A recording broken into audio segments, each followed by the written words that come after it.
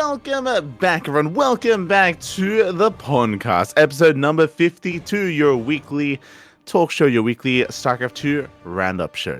I'm, of course, host VIP. With you, I'm joined by these amazing topics that we have ahead of us, the people in chat, and by our lovely producer as well, Koopa Kuro, aka 16 Swords and Seki. Make sure that everything runs smoothly as possible, nothing does catch fires. We have a lot to go over this week. This is the week of interviews, of content as well. There is just so much to divulge into, whether it's interviews via people in the community, from players. On top of that, we do have new events announced already, new major offline events, and also some PTR announcements and some balance changes in regards to StarCraft Evolution. There's a lot to get into. Let's jump on in. Let's jump on into our first segment here in regards to content. Jumping on in, Stars Agora. Of course, Stars Agora did conclude a couple of weeks ago at this point, was a major event that did happen in Bulgaria. But something interesting here and something that I want to promote is their YouTube channel, because they've been uploading not just VODs of the tournament, but also they've been uploading their own small interview segments.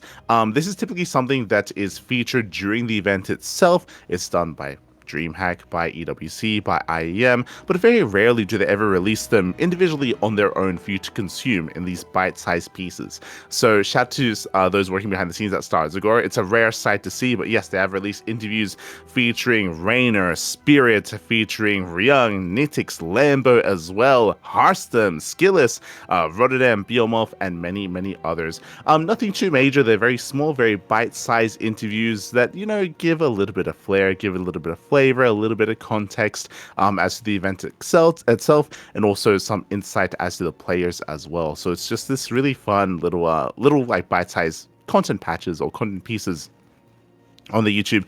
If you missed out on them live during the event itself, then you can of course consume them on their own. So I do recommend it. It is a lot of fun. In regards to the content, or in regards to the interviews themselves, they were, I think one of the more interesting things here that we were able to hear, one, apparently Hearthstone, I didn't know this as someone from Australia. Apparently Bulgarian tomatoes are a thing. Maybe Kura can chime in a little bit, and he really likes them. I do not know about Bulgaria specifically, but I've been to Hungary, and I can confirm that their tomatoes are better just because it's a warmer country, so they just mature better, you know. Yeah. But apparently that's apparently there's something with Bulgarian tomatoes, and Hearthstone really likes them, and that was the first thing he got when he got to Bulgaria. So that's I just took a big bite out of the tomato.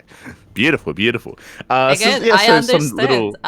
There was a time in Hungary when I was eating just tomatoes and cheese, and that was it. That was the diet. There you go. So like these little, again, like fun little trivia pieces, thoughts about the players themselves regarding Stars Agora. We'll get into it a little bit more in regards to some of the Bassus content, which is also related to Stars Agora. I found it interesting hearing from Rotterdam. I do appreciate that he was a little bit more candid with some of the questions that was asked to Rotterdam. I think he was asked like, what is it that like excites you about the event? And he even spoke about how like the game itself, StarCraft, doesn't really excite him too much anymore, but something that he is very dedicated to, and something that that he's passionate about, that he wants to follow, of course, is the storyline of the players. And I feel like a lot of people can definitely relate to that, especially older school viewers of StarCraft, people that maybe saw the beginning of Clem, you know, rising through the ranks and growing as a person, growing as a player, growing as a you know, entity in the scene. Raynor, Cyril as well, all these other players.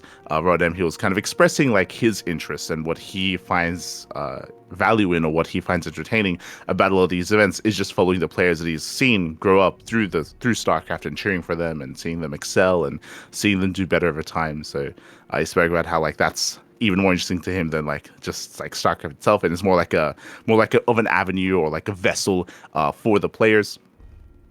Which was really interesting to hear from his perspective. They also spoke about a fun fact. Spirit doing Spirit things. Spirit's interview was the shortest. It was a minute long, and I think it was like a couple of seconds worth of answers as well. It was God damn it, Spirit. So that was also. My real question is, did he smile? No, God no. What are you? You're crazy. Yeah. So if you have a couple of seconds of your time, check out Spirit's interview, because you get it, bam, just like that, and it's over. So you get God God damn it. God damn it. It was also really fun hearing from Rainer. Rainer, he was very, very much so casual when it comes to his interview.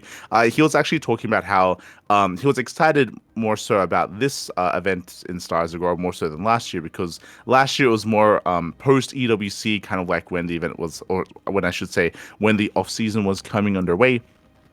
I remember players were spending less time practicing and improving, but right now we're in the lead up to EWC, right? We're leading up to that big event in Riyadh, and because of that, everyone right now is practicing, everyone is improving, everyone is in peak condition, and he referenced this to be more like a warm up, more like almost like a precursor to EWC to kind of gauge everyone's skills and kind of get an idea of where everyone is at currently leading into the World Finals. So yeah, it was definitely an interesting perspective that he had as a player. They also spoke about how there's a lot less pressure on certain players, just because coming into Stars Agora, I mean, remember, this was post qualifiers, it was post to regional qualifiers. A lot of players already qualified for the event, so they didn't have to worry about EWC, whereas other players had to worry. Other players, you know, maybe their last chance would be the global qualifier, as this was pre-global qualifier, or I mean, that would be their last chance, essentially, or Stars Agora, of course. So that's where that kind of came into play as well.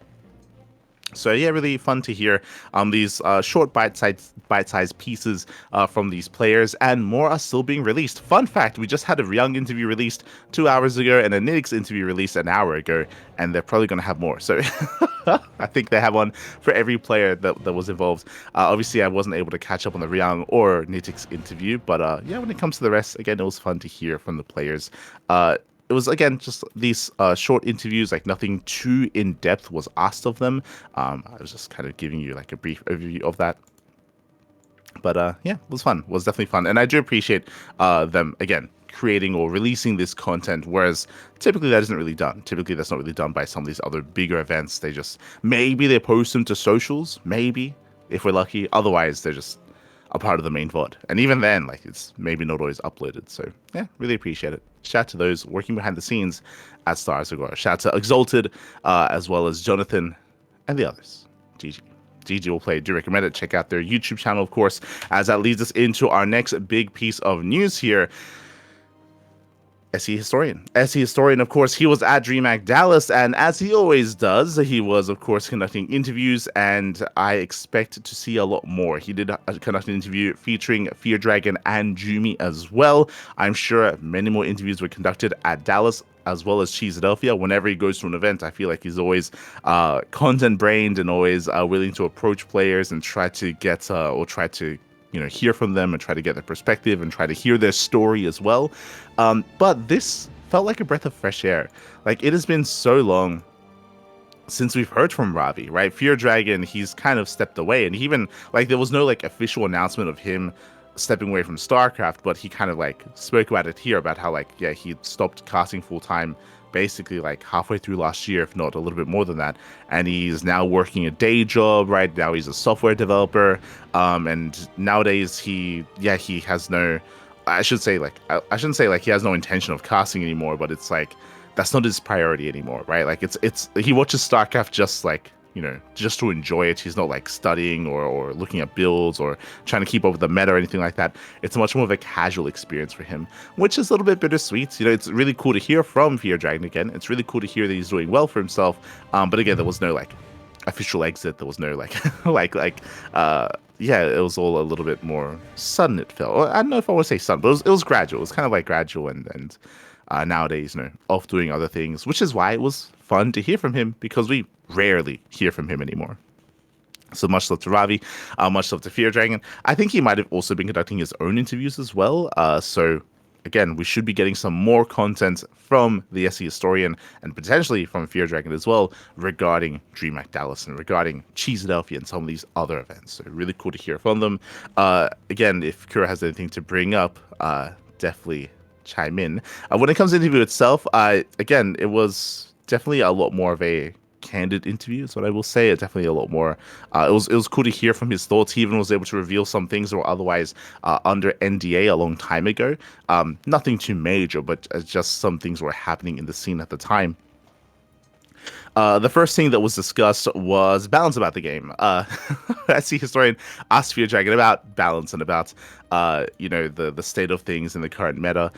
This is something that feardragon has already spoken about before, so we kind of knew what the answer would be, but I guess he reiterates here as well, is that feardragon, he never really concerned himself with balance. It was never something that he had ever like really strong thoughts on, I should say. He understood the importance of it, but he always, left it to other people, and it's something that he would always like, StarCraft would always be something that he would enjoy, and for him it'd always be like a problem to solve, not something to try to fix with like patches or something like that, at least from his perspective, and that he'd leave, other like finer details in regards to changes to units and changes to balance to other people.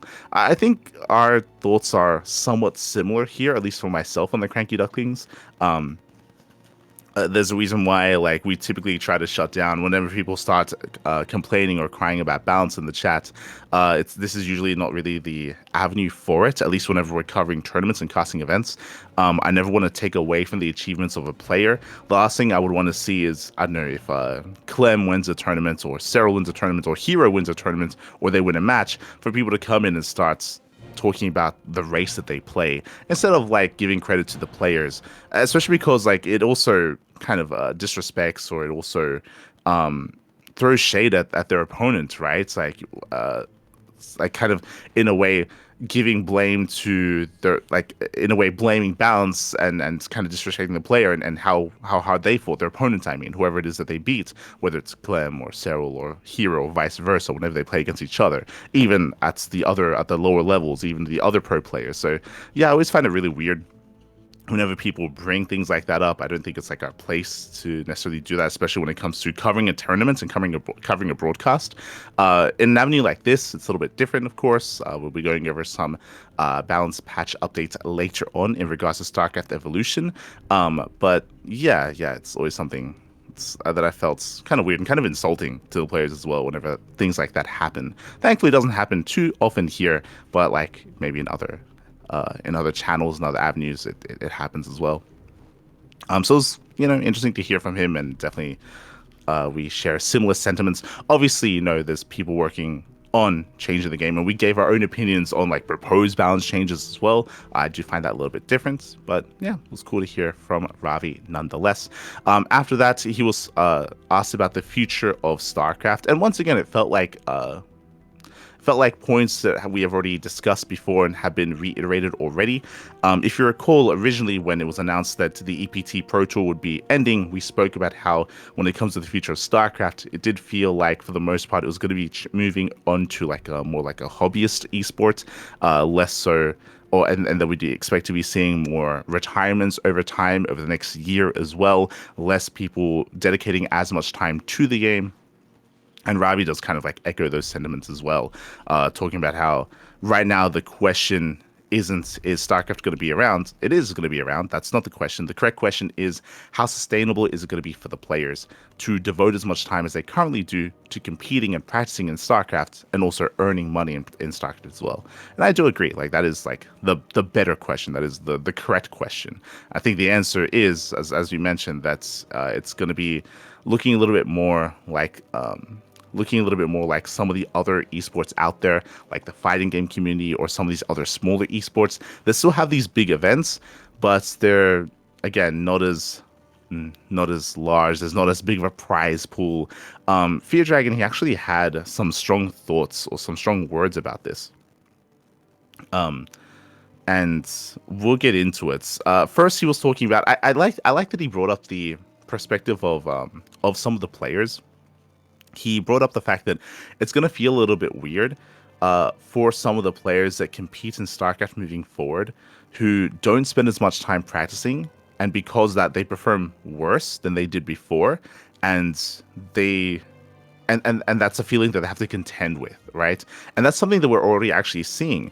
If you remember, we got an interview regarding Classic. I think Classic, the GSL Meisenhower interview. He said something very similar, where he spoke about how like, yeah, now like he's getting older, and it's a weird feeling when he practices harder than before to get to a level where he was previously, like previously in his career, like working harder to get to the same place to where he once was, and like that's kind of like a weird feeling that he has as a player, and it doesn't feel too good, like especially knowing that he at one point was better in his career. And that's something that you have to try to overcome. It's definitely something that maybe a lot of players are going to struggle with, right? The idea of maybe again like spending less time practicing, less time competing, and then you show up to a tournament and then you start to perform worse than you used to, or worse than you know that you can, and that's just something that you have to deal with if you're spending less time devoted to the game, right? But still opting to compete nonetheless. So yeah, that's definitely something like a perspective that we didn't really think about in regards to what players are going to have to go through, like mentally, I mean, in regards to competing.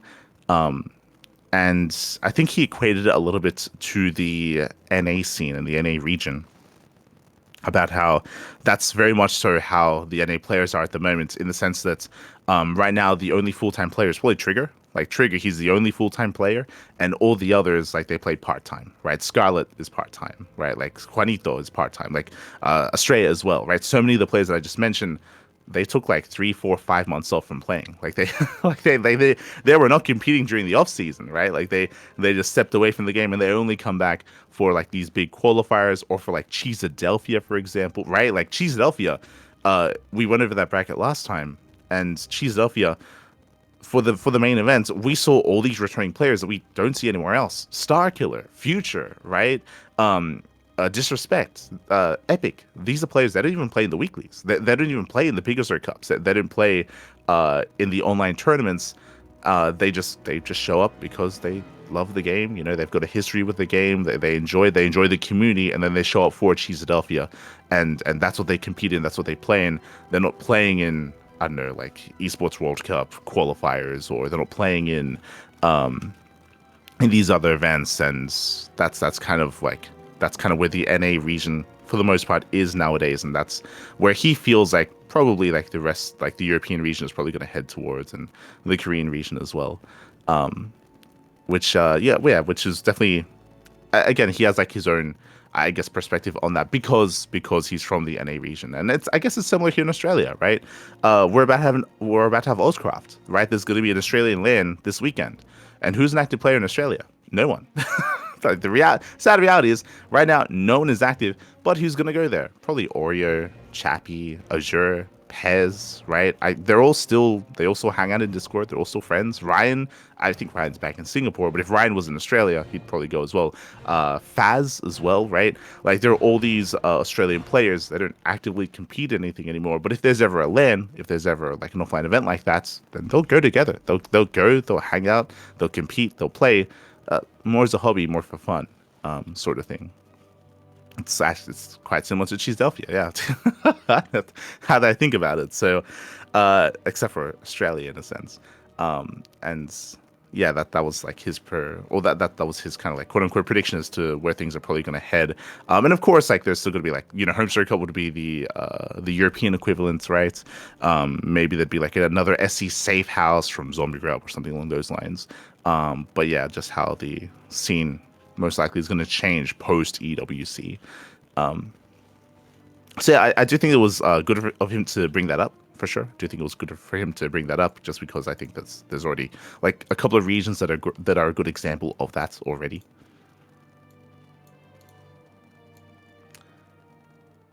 OSCraft is, yeah. Yes, I will not be as bad at OSCraft, unfortunately. Same week. It's this weekend, which is already Home Story Cup, right?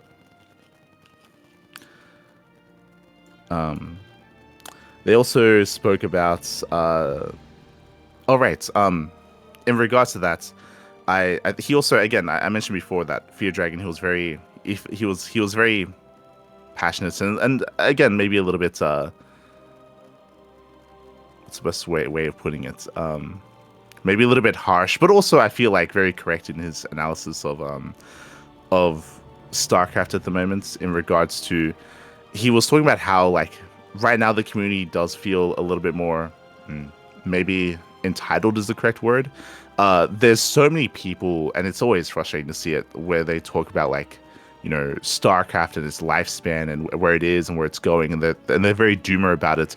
But then you look over at these other esports scenes and they put in so much more work for so much less. I think specifically is how he was referencing it, talking about the fighting game community, how a lot of the pro players in the fighting game community, they pay to play in tournaments. They play to pay in tournaments. They travel great distances to even have practice partners to compete, to practice, and they do it part-time as well, but they devote so much of their time, so much of their energy, and so much of their own resources and own money to compete as well. And StarCraft has not necessarily been grown in such a way to expect that or to be able to deal with that kind of situation or that kind of scenario. Specifically, what it's referring to is that for the entirety of the lifespan of StarCraft, for better or for worse, there has always been like a big circuit to prop it up in regards to WCS, in regards to more modernly EPT as well. Like there was always like a big organization, whether it's Blizzard, whether it's ESL, whether it's EWC, to kind of like prop StarCraft up when it comes to regional tournaments and these big events as well. And because of that, that has kind of hurt and hindered grassroots events from really growing and fostering, right? Because everyone's expecting more and playing in these big tournaments, whereas suddenly it's almost like I think the way that they phrase it is like the esports bubble like bursting sort of thing, right? Where suddenly if all that gets taken away, suddenly there's like very little infrastructure left over, right? Like it's like, damn, if you get rid of EPT, right, IMs and DreamHacks and EWCs, like there's not much left behind for us to build upon. And for better or for worse, like not many people were, or I would say for worse, not many people were kind of like building up for that kind of scenario, for that kind of situation, for that kind of environment. And because of that, it's might be a little bit difficult for a lot of StarCraft fans to like be accepting of that and be able to take that and make something of it. That's also why we kind of like express so much importance, or we try to put so much importance on events like RSL, right? On events like the Revival StarCraft League, on all these other crowdfunding tournaments as well. And I think it's a really good thing that we will be having all of these online events continuing post EWC. But when it comes to offline events, it does feel like Cheeseadelphia, for example, or Ozcraft, for example, it feels like they would have benefited so much more if they were a more regular events ahead of time, right? Ozcraft, this is the first Ozcraft in what, 3 years, 4 years, right? So like the idea of the Australian community coming together on a regular basis, on an annual basis, to come together for an event, it's not like a habit. It's not expected. It's not something that has been building up. And because of that, the Australian scene, I would say, is a little more fragmented. Cheeseadelphia is similar. Cheeseadelphia, they've been running events for a long time, of course, that is true. But I don't know if there's really been that much importance placed on Cheeseadelphia for people to attend and people to go to, right? It's like the size of attendance from Cheeseadelphia compared to like a DreamHack from StarCraft fans. I don't know if it's really comparable. I don't even know if many NA people, I mean, if you remember when we were casting Cheeseadelphia, there were a lot of people in the Americas that were like, oh, didn't even know this was happening. Didn't know this was going on. It feels like there should be a lot more pushing events like this. And there needs to be, I would say, more pushing events like this, and more promotion around this from those community members in the Americas, from people like Zombie Grub or people like Berry Crunch or some of these other like or feardragon or Tempo or some of these other kind of like big faces in NA to prop it up and to make it as big as Home Story Cup, because right now it isn't, unfortunately. Like the attendance has been getting better and the player base has been getting bigger as well when it comes to something like Cheeseadelphia. But I do think that again, for StarCraft to continue in NA, like an event like that, I feel like it's really important to kind of get behind and push as well. I would say the same for Ozcraft. It is a bit of a shame that it's clashing with Home Story Cup, but I'll be honest, I don't see like Pig talking about Ozcraft or propping it up or promoting it, when I feel like that's what we should be doing, right? For an events like that as well, to work together and to grow that event and to make it a more regular occurrence, to start to grow like a more grassroots local community for our region, right? For our region, similar to Home Story Cup. Like for Europe, I think that they're not completely set, but like they've successfully done that with Home Story Cup, and I feel like for the other regions, that needs to be done as well. Let's not even talk about Korea. Like, I, when it comes to Korea, Pappy. But yeah, it's definitely something that I feel like is important that Fear Dragon brought up, and definitely something important to think about and to take in and to work on as well. I mean, for community members, for viewers, for all alike. So, I would also like to add, I think that was kind of part of what he said, where like a lot of people are like, oh, I'm just waiting for X to do something. I'm just waiting for this yeah, organization to do something. I'm just waiting for those people to do something instead of people themselves doing the thing. yeah, yeah, for sure. Or I think what's worse is that when it happens, like no one does anything about it, right? Like I think that's maybe the worst part about it. I like what I just mentioned, right? Like shout out to Joe. He's putting in the work to run Cheeseadelphia, but it also feels like a lot of the community isn't really getting behind Cheeseadelphia the way that they should. Like the NA community, for example, I mean. Or for OSCraft as well. Like the events are happening, but I feel like there needs to be some more cooperation and some more organization in regards to propping it up, to support it, to promote it, to make sure that it does as well as it can, because I feel like it's that much more important. I feel, so that's definitely something, and that's something that they didn't even talk about during this interview. But I feel like it's something that should have been brought up.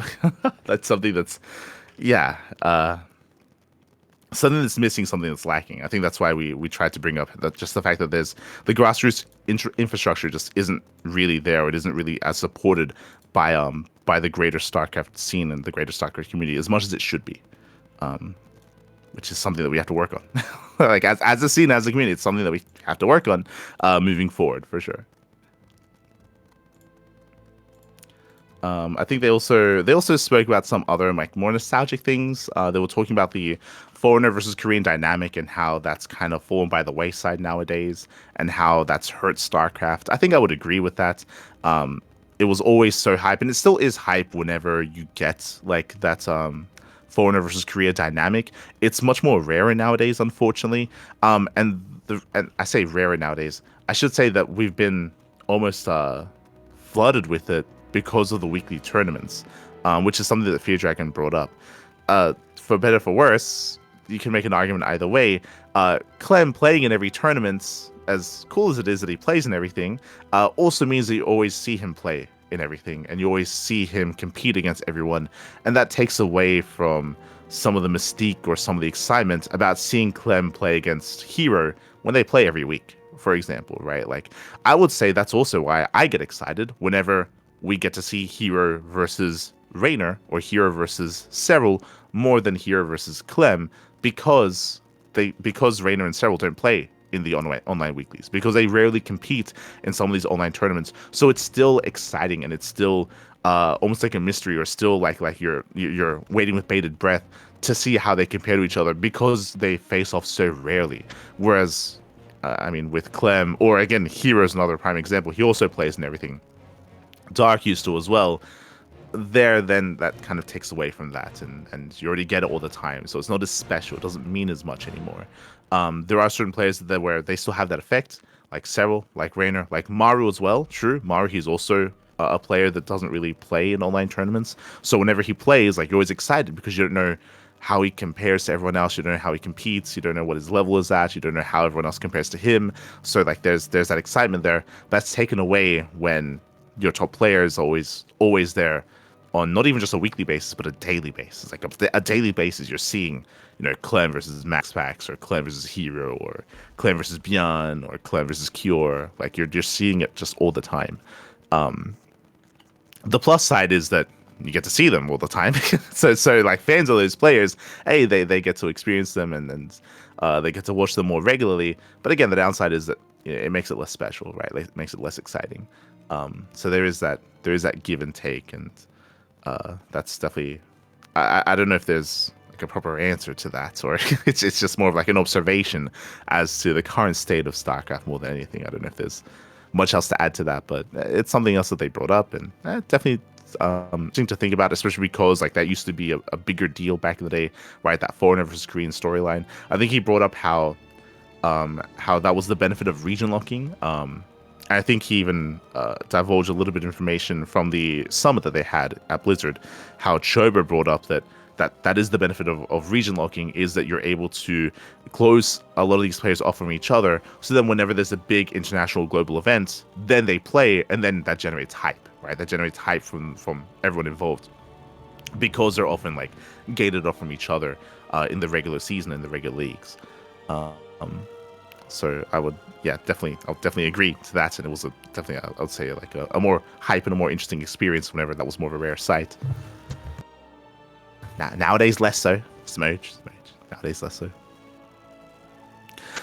They also spoke about the RTS like genre, the RTS titles. They briefly spoke about Battle Aces, about Stormgate as well, about definitely criticisms levied to kind of their success, their failings, and like how difficult it is, of course, to make a new RTS, and expectations as well. Yeah, once again, like I don't know if anything new was kind of added to the conversation there, but it's Ravi, at least himself, I think he touched on something that was a little bit more interesting, which is the kind of people that enjoy StarCraft, and how the people that enjoy StarCraft aren't necessarily, I mean, this is already talked about, right? That there are a lot of people that are StarCraft fans, but there are a lot of people, those same people aren't necessarily RTS fans. And just because a new RTS comes out doesn't necessarily mean that it's going to be what fans of StarCraft want or enjoy, which is definitely true. Yeah, it's an interesting problem to have here. I think he spoke about how currently, like, if there were to be a new big successful RTS, it would have to be different to StarCraft, because right now the player base, the viewer base, the interest in StarCraft isn't big enough to sustain a new release AAA game. If there were to be a new release AAA RTS, a successful one, it would have to, be different and new and innovative in some way to join a bigger crowd to be successful. Like a new up-to-date like StarCraft isn't going to be as viable, like monetarily, I should say, or it's just not going to be as worth it to make from a game development company. It's hard to justify something like that, which can be a hard pill to swallow for sure, or hard pill to hear. Hearing that, like, if we were like the game that you would want maybe isn't as viable, and like compromise would have to be made, or just some other kind of game would have to be made that hopefully like ticks the boxes that you enjoy about StarCraft enough to make it successful, to draw in your crowd, to draw in Age of Empires, to draw in the Warcraft crowd, and all the others. And Stormgate was meant to be that, and there was a lot of hype around that.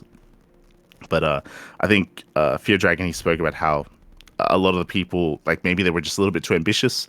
A lot of the people working at Storm, or for Stormgate at Frost Giant, maybe they were like a little bit too used to being in a bigger team with bigger resources at Blizzard, for example, where it's just a different environment, and you can set different expectations, and then they were hit with the reality that it's a smaller studio, funding is limited, and because of that, like it's harder to otherwise achieve certain goals that you set for yourself, and that might be like an issue that they ran into. I think he spoke from his own experience, being a part of. I think he spoke about being a part of Twitch when they were acquired by Amazon, and how that experience kind of like opened his eyes a little bit when it comes to like restructuring of an organization. I think that was more in regards to Microsoft, talking about Microsoft acquiring Blizzard, and how some people were holding out hope that maybe because of that, Microsoft would reallocate resources to some of the other games, and there's a high chance of that happening. But the reality is that would probably happen like in like 10 years or something, or like 5 to 10 years, which I think a lot of us expected, that like nothing would really come of it for at least a couple of years. But like it's not something to like hold your hopes out for or anything like that. So yeah, it was definitely nice to hear from that at least.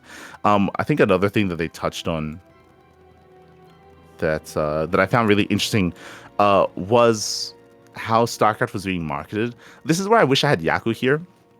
I highly recommend checking out some of our breakdowns of the GLHF interviews, especially the Korean ones, talking about the early days of Brood War, and specifically the dynamic between Blizzard and Kespa coming into StarCraft. I think that something to me that was made clear, and to Yaku as well, regarding the GLHF interviews, was everything wrong that happened in the lead up to the StarCraft 2 release in Korea. Not just in Korea, but all around it as well. Talking about just the failings of certain companies or certain just some things that just didn't go well, which like hurt the scene overall, and how just it feels like the stars aligned to like in a way make sure that StarCraft would fail in regards to like certain content creators leaving the scene, like Husky and HD StarCraft, in regards to the relationship between Blizzard and Kespa, in regards to, I want to say there were some other big ones. The relationship in regards, in regards to the game releasing at the dawn of free to play, right? Where StarCraft 2 released where as like a more like old school like expansion based game setup, or monetization setup, I should say. Whereas, you know, that's also right when League of Legends, Dota, and these other games came out as free to play, which are more accessible, which are more easier to get into, and more beginner friendly, and to get into a wider audience, and and how they had to make that switch to free to play, and how that was like an awkward transition. There's just so much that went wrong. But Fear Dragon, he touched on another aspect of that as well, more from an insider perspective, because apparently he was a part of the summits when this was taking place, talking about how the game was promoted and how the game was sold. Talking about how Blizzard, they very much so were trying to market the game as like a hardcore 1v1 kind of experience, and how he was against the idea of them doing it. They did it in the end, but he was against it because there's just so much of the scene and so much of the StarCraft viewer base and player base and fan base that aren't really interested in that sort of thing, and that's kind of like stigmatizing, or kind of like pushing all those fans to the wayside. I would imagine that this summit probably took place before co-op came out and before numbers were revealed. We speak about this all the time because this is public. But the most popular game mode in StarCraft was never multiplayer. Especially when Legacy released, it was co-op. Like, co-op was the most popular game mode in StarCraft, right? Like, it also made the most money as well because of co-op commanders, and it was the most successful. I would also add on like more the community side of things that we also have a pretty decent like modding scene in StarCraft as well. There are a lot of mods coming out constantly. Mm-hmm. Yeah, like the arcade, the mods, the arcade. A lot of people that are really into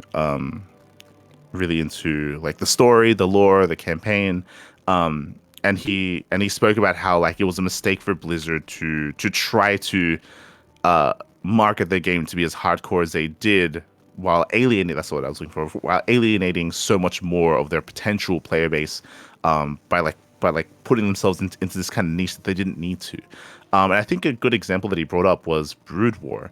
Like, he spoke about how so many people played and loved and got into Brood War when they were younger, originally before StarCraft 2, but it was never because it was a hard game. Like, that's not why people loved and enjoyed Brood War. Not at all. Like, the esports thing was very much so a Korean thing. People outside of Korea didn't know about it. They didn't know about this esports that was like, you know, this esports wave in Korea, and this hyper competitive 1v1. That's not why people got into Brood War. That's not why people liked the game or loved the game. They liked it for other reasons, right? They enjoyed it for the setting, for the lore, for the campaign, for the story that was being told, for the unit interactions of the game itself, not because of this hardcore 1v1 like aspect, not at all. And Brood War was successful as a result of that in its own way, at least back in the day. And for them to like market StarCraft 2 to be that hardcore 1v1 esport, which was very much so the case from the beginning, that we found out through the GLH interviews as well, about how like that was their goal, that's what they wanted, like that's kind of like the angle that they took to begin with when marketing StarCraft 2, how that was a big misstep, and that was a big misplay, and it was also something that kind of hurt the potential audience that StarCraft could have gotten and could have held on to moving forward, especially because that was kind of like the trajectory that they took the game in as well. I found that interesting to think about, just because it's something that probably we hadn't thought of. But it also like, I feel like that kind of perspective, and especially the insider information from the summit as well, could be valuable to someone like Zombie Grub putting together like the GLHF like documentary series and talking about StarCraft 2, if she were to go into StarCraft 2 into more detail. But like, it's definitely it's something that they discussed, and probably something I would agree with as well. Definitely something interesting to think about. I say it's interesting to think about. Like, it's already it's come and gone. Like like it's too late to do anything about it, unfortunately. More or less, more so, I think it's like good to learn from these mistakes, and these are good lessons to learn from for upcoming RTS titles and other games on the horizon as well. It's a shame that that's kind of what we take from that, but I guess it's good to like to know. To know at least what to think about some of these things. It's interesting at least to talk about, to think about, and to bring up as well. It's something that I definitely wasn't thinking of at the time, but yeah. So I do appreciate that Ravi spoke about it. To appreciate it alongside SE historian as well. Do appreciate it. See in the chat, just looked it up. Occurrences of Clem versus Hero in 2025, 40 times. We're currently in week 29. Yeah, I mean, and we've casted most of those times as well. But like because of that, I would agree that like it's less exciting now whenever they play, because now it's expected. Like whenever we cast a Wardy TV Monday, it's like, yeah, it's probably gonna be Hero and Clem. it's probably gonna happen, and it's cool. Like I appreciate it. I love it. Otherwise, I wouldn't cast it every day on a daily basis. But I would understand a more casual audience thinking less of it, right? Or not caring as much, and not be willing to watch, or not be too interested to watch Hero versus Clem for the 44th or for the 45th time, right? Like, it's yeah, it's definitely an issue or a problem. At least I would say. But yeah, I do recommend checking out the interview, just because so much more was spoken about. I just kind of went through some of the highlights, some of the things that I found more interesting. They kind of spoke about, more feardragon and more what he's been doing outside of StarCraft. They spoke about his introduction to StarCraft and how he got into StarCraft for the first time, and how he got into Brood War, and how he got into SE2. Like there's like a lot that they kind of got into themselves, and because I do recommend it. Do recommend checking out the interview itself. There's definitely a lot there, and I think more importantly, I find it exciting to know that there are more interviews to come. I kind of spoke about it at the beginning, but the StarCraft historian, he was there at DreamHack Dallas.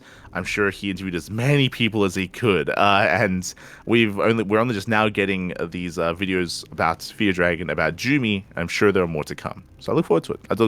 I do think that the SE historian is a really good interviewer as well. So I appreciate the content that he makes, and I look forward to more of these discussions and more of these interviews. Look forward to it. So shout out to the SE historian. Unless Kura has anything else you want to add regarding the feardragon interview? No, not really. I feel like you said pretty much what I would want to say. Also, viewers, whoever watches this, whether in a VOD or on live or whatever, your contribution to the scene matters. Because I often see that, like, the mindset, like, oh, I have 3 followers, it doesn't matter if I like share the news with anyone. It does matter, because if even one person spots it and they're like, oh, you know what, I want to go to this event, or like, oh, I want to like watch this event, that already helps. So I just want to say that, like, no matter how much you feel like you're a nobody, like, you can still contribute to the scene. You don't have to actively like be the one organizing the event, but you can still contribute to like events organized by others. Yeah. I think an example of that is Reddit and Twitter. I'll be honest. This is me venting my frustrations. Fun fact: whenever a GLHF interview is conducted, and it might be the case for some of these interviews as well, Zombie would not post them to Reddit. I think with the expectation that someone else would, and I'd often wait a couple of days, sometimes a week, and they would not be posted, and people would not know about it. And as if you check my Reddit history, like I was the one that posted a bunch of them because no one else was. I'm like, yeah. I'm like, guys, like what's happening right now? Yeah, with Reddit specifically, it's a bit tricky because they had like these promotional rules and stuff. So like the creators themselves don't really want to do it because of that. But like, yeah, like somebody could. Right? Yeah, exactly. That's what I'm getting at. Is it doesn't have to be Zombie Grub, because as you said, because of the Reddit rules, as a content creator, you can't post your own content, or it's like discouraged to post your own content. So you have to rely on someone else posting it. And I'm like, is no one else gonna do it? Like, what's going on? So like, it would often be like a couple of days later, where I would have to post it instead. Same with, I would imagine, a lot of these interviews. I wouldn't be surprised if, I think the Fear Dragon one is on Reddit. I don't know if the Jumy one's on Reddit. I don't know if the Stars Segura interviews are on Reddit. I don't know if we're about to get into some Basilisk and Shopify interviews. I don't know if they're on Reddit. But like, very often they're not posted. And because that, people don't watch it, people don't know about it, people don't share it. Same with on Twitter as well, right? On Twitter, even like a retweet, a like does boost it, something like that as well. Like it doesn't, like it's, and that's not even a big thing to do. Yeah, because like the algorithm, right? Liking a video on YouTube, you go full content creator, like, subscribe, or post a comment. But like, unironically, that does actually like boost the algorithm. That does make the video more accessible, more viewed by more people as well. Like, it's like little things like that help. Then the algorithm knows that people like it, so like it will recommend it more often to other people who may also like it. Yeah, like little things like that actually help. And I think it's very normal for people to just consume and not to do things like that, for sure. But like, I don't know, I feel like right now we're in a time where I think things like that are more important for StarCraft, just because we're, again, moving on into this era where we're going to have less support from some of these bigger names and big organizations, and have to try and rally together ourselves, right? So yeah, that all helps. It all does help. So for sure, I'll definitely echo those sentiments. As we get into our next big interview, I just mentioned him, Jumy. Shout out to Jumy. Yes, the Jumy. Oh my god. I did want to mention something. OSC Story has been calling him Jumy. And I wonder if that's the correct pronunciation, because he doesn't correct him. So maybe that's how it's supposed to be pronounced. He did say Jumy. Yes, he did say Jumy. And I think he did. I think he himself says it like that as well. But I wasn't sure if that's like, like an accent thing or something. But no, they consistently say Jumy. Yeah, I'll message him. I'll let him know that he's saying it incorrectly. Good. I was expecting you to make sure. I'll let him know. But yes. So shout out to Jumy. Jumy just had his interview with the SE historian as well. As we mentioned, SE historian, he was actually McDallas, so I'm sure there were many interviews conducted. So this is, again, the second of many more, I hope and I assume. But yeah, shout out to Jumy. Jumy, he opened up a little bit, and he hasn't gone in. I don't think he's ever gone into detail as of it, in regards to his own medical issues. I know that I think he's been a little bit more reserved in actually vocalizing specifically what it is. But he has mentioned it in the past, in the sense that because of certain medical issues, it's definitely stopped him from competing or from playing, from taking part in certain events, and he goes into it a little bit deeper. He doesn't specify, so I wouldn't probe that.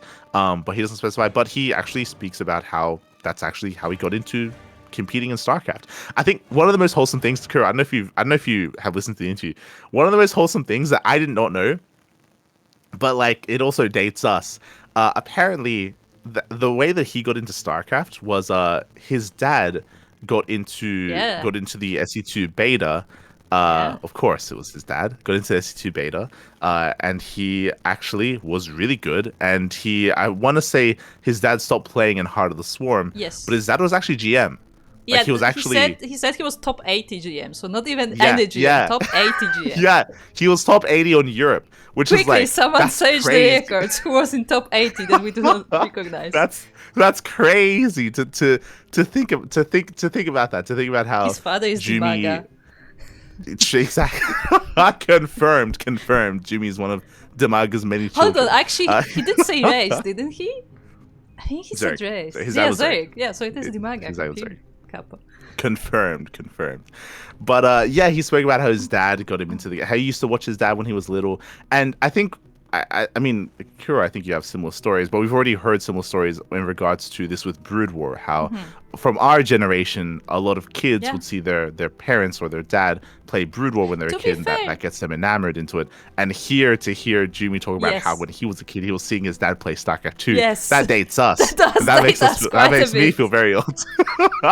Yeah, the moment he said it, it's like, that my dad played, he was like, like, oh, I see his dad is like probably not much older than me, I guess. Yeah, that's crazy to think about. That's crazy to think about.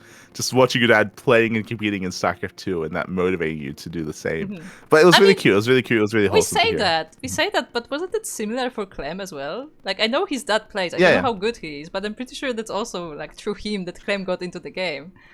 It's a little bit different because I'm pretty sure his dad was more of a casual player. To Yeah, yeah, hear yeah, yeah, Jumy's dad yeah. to be GM, like that's like damn, like Yeah, that's pretty that's good. impressive. What I love about that is that he can literally like play the ladder as a kid, be beaten, and say like, "Hey, my dad's gonna beat you up." Yeah, Or my dad is gonna come and something beat you like, up. my And my then his dad dad is shows up and beats top them up. 50 GM, top 50 GM. Okay, he's gonna clown all over you. Oh my god.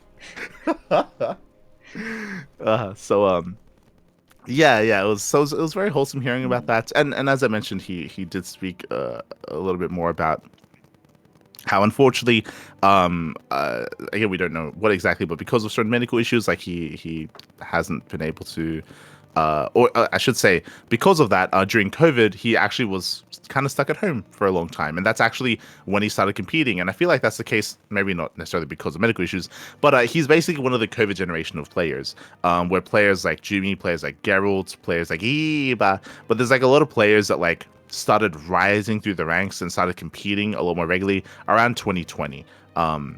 Baby Marine, like Mixu, Fiant, like there's a lot of these players like from around the COVID era of StarCraft. Because of COVID, they did spend more time competing, more time playing, and they started rising up and becoming like the next generation of pro player. Jumy is one of them, so it was really cool to hear his story. It'd be nice to hear from some of the others as well, so I'm waiting for them as well, from the side of SE Historian. But yeah, it's really cool to hear from him, and he specifically did, reference back to the COVID era of StarCraft, how that's when, because he was stuck at home, he had time to compete and to play, so he just started playing StarCraft, and he had no intention of going pro, he had no intention of getting good, he just did. I think he said, like, he accidentally got good at the game. It's like, so he started competing. I actually kind of relate He's to that, where people are asking you like, yeah, so how did you get into like the tournament? Or is this like I'm just kind of here. Things just happen. Mhm. Like I didn't like actively go into this. Yeah. So he spoke about that as well and his rise in recent times. This was one of his first events as well. He spoke about how he went to DreamHack Valencia, so it's not his first big offline event, but this was his biggest offline event. And because he's a younger player, because he's a little bit less experienced in that kind of setting, like that also did kind of hurt him in his play. You can have a look at his results at Wikipedia in regards to DreamHack Dallas, but he definitely did underperform, I would say, and he feels like he did as well. Like just not used to playing on a stage, not used to playing in front of people and not having the same regular setup that you have at home. So that really did hurt him in a way. I found it interesting when he spoke about his kind of like mental state. We'll get into this in regards to some of the other players later on in the other interviews. But he spoke about how that's like a big part of how well he can perform is like his mood and right like and like how he feels like coming into a tournament as well. He spoke about how unfortunately because of the medical issues that he's had, like there are times where he's lost games because of that as well, or he hasn't been able to practice, he hasn't been able to be in shape or be in form for certain big online events because of that. So there's that's also kind of been plaguing him and hurting him, and it definitely can be a frustrating thing for him to deal with. So that's something that he's been trying to overcome, or I guess trying to accept. Is that there are certain things that are out of his control that can sometimes influence or affect how he plays. So my heart does go out to Jumy. Like he's a really hard worker. He competes a lot. He plays a lot, but there are sometimes other things that to influence like his state of play. I think he spoke about how I reached out to him just before this podcast because he spoke about how last year during the off season, like for whatever reason, he spoke about he decided to just play in as much as he could, play in every single online tournament that he could. I think he said that he played like 500 games in the month of December. And how like he was grinding hard and getting really good results, and he has. Like if you've been watching Jumy over the past 6 months, like he's been getting some very good results, and has definitely risen through the ranks of the European region in what feels like a short amount of time. Like it's really cool to see him competing and improving the way that he has. And shout out to Jumy, he's going to be playing this weekend at Home Story Cup as well. But I reached out to him because a question that was never asked was why? Like why here? Why now? Why did he decide to do that? So I did reach out to him and ask him, and for whatever reason, like he said that he just wanted to prove it to himself, maybe to prove it to other people as well, that like he could improve, he could do better. I think he spoke as well that during winter, like he does like going outside. He does like, you know, spending time there, touching grass, if you will. But during the winter, like especially because of you know, his medical issues, like he can't really do much. He's kind of like stuck at home for the most part. So I guess it kind of lined up. But he was stuck at home during winter anyway last year, and so he just doubled down. He just committed as hard as possible. He wanted to prove to himself, to prove to others, and he excelled as a result. Like he improved so much in such a short period of time. So it's really cool to see. Really, I would say even motivating to see as well. He even name dropped us in the SE Historian interview. He said the CranKy Duckling tournament. Notice. Yeah. And when he responded to me, he said that there was like a turtle tussle that I think he had won. And after that happened, he got more motivated to play in more tournaments and to play in as much as he can. Like he got hyped from that, and I was like, let's go. So that means we succeeded. I mean, that's basically the reason why we're there, right? True. That's the reason why we run tournaments for sure. So yeah, it feels good. Feels good to hear from Jumy, and again he name dropped us, which I appreciate for sure. So much love to Jumy. Quickly checking here other things he spoke about. So I'm looking at my notes, and it says that his dad was top 80 GM. Crazy. All right, I didn't mention, but apparently Jumy got StarCraft 2 for his birthday as well. Like his dad got him StarCraft 2 for his birthday, which was again really cute to hear. Really cute. We need do we need to like drag his dad out of retirement and like do a show match or something with him? We'll do a father-son show match. Yeah, give him like a week to prepare to like get his muscle memory back and see how they fare. Yes, let's go. Beautiful. Yeah, it was also interesting to hear him talk about certain events. Like, it also like dated us a little bit. Like, I think the SE historian asked him like, "Oh, like how does it feel like being on the same team as SOS?" And he's like, "I mean, like when SOS was in his prime, like I was like 10 years old. Like I just." I would say that was a very honest answer where he was like, you know, he could have said like, "Oh, like just such a legend," but he said honestly like at the time where SOS was at his peak, like he wasn't really like into the scene. So it makes sense. So it doesn't mean so it doesn't mean as much to him because there's no context there because he wasn't around for that sort of thing, which does make sense. And it also, it's like, yeah, true. Like what, you know, SOS, what did he win IM Katowice? That was like what, 2013, 2014? 2014. Like I remember that specifically. Beginning. It's been 10 years. Yeah, beginning of 2014. Over 10 years. Yeah. It's been over 10 years since SOS won IM Katowice. That's crazy. It's crazy. So yeah. Evo wasn't even born, you know, like back then. Like that's crazy. Hi.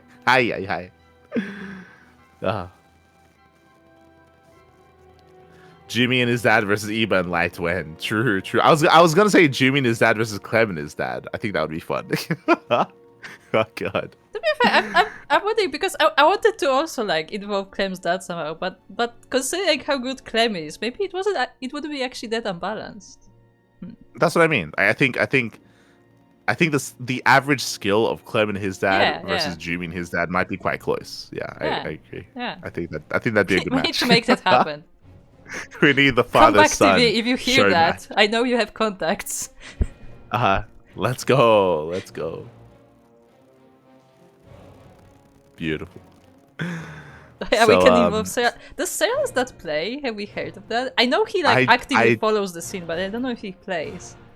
I don't know if he plays. Same with Raynor's dad. I also know that Raynor's dad like follows the scene, but I don't think he plays himself. Yeah, unless he started after. Because I know that for Raynor, I think he spoke about how his brother got him into it. So it's a little bit different. I don't remember if it was his brother. No, for Raynor, no, because his brother is Babymar. I don't think they have another one. And Babymar is younger. No, are they three brothers? I honestly don't know. But I'm pretty sure, from what I remember, that the way Raynor got into StarCraft was that one day his dad took him to the store to buy a game, and he just picked one because he liked the cover, and that was it. I think that was the story for Raynor.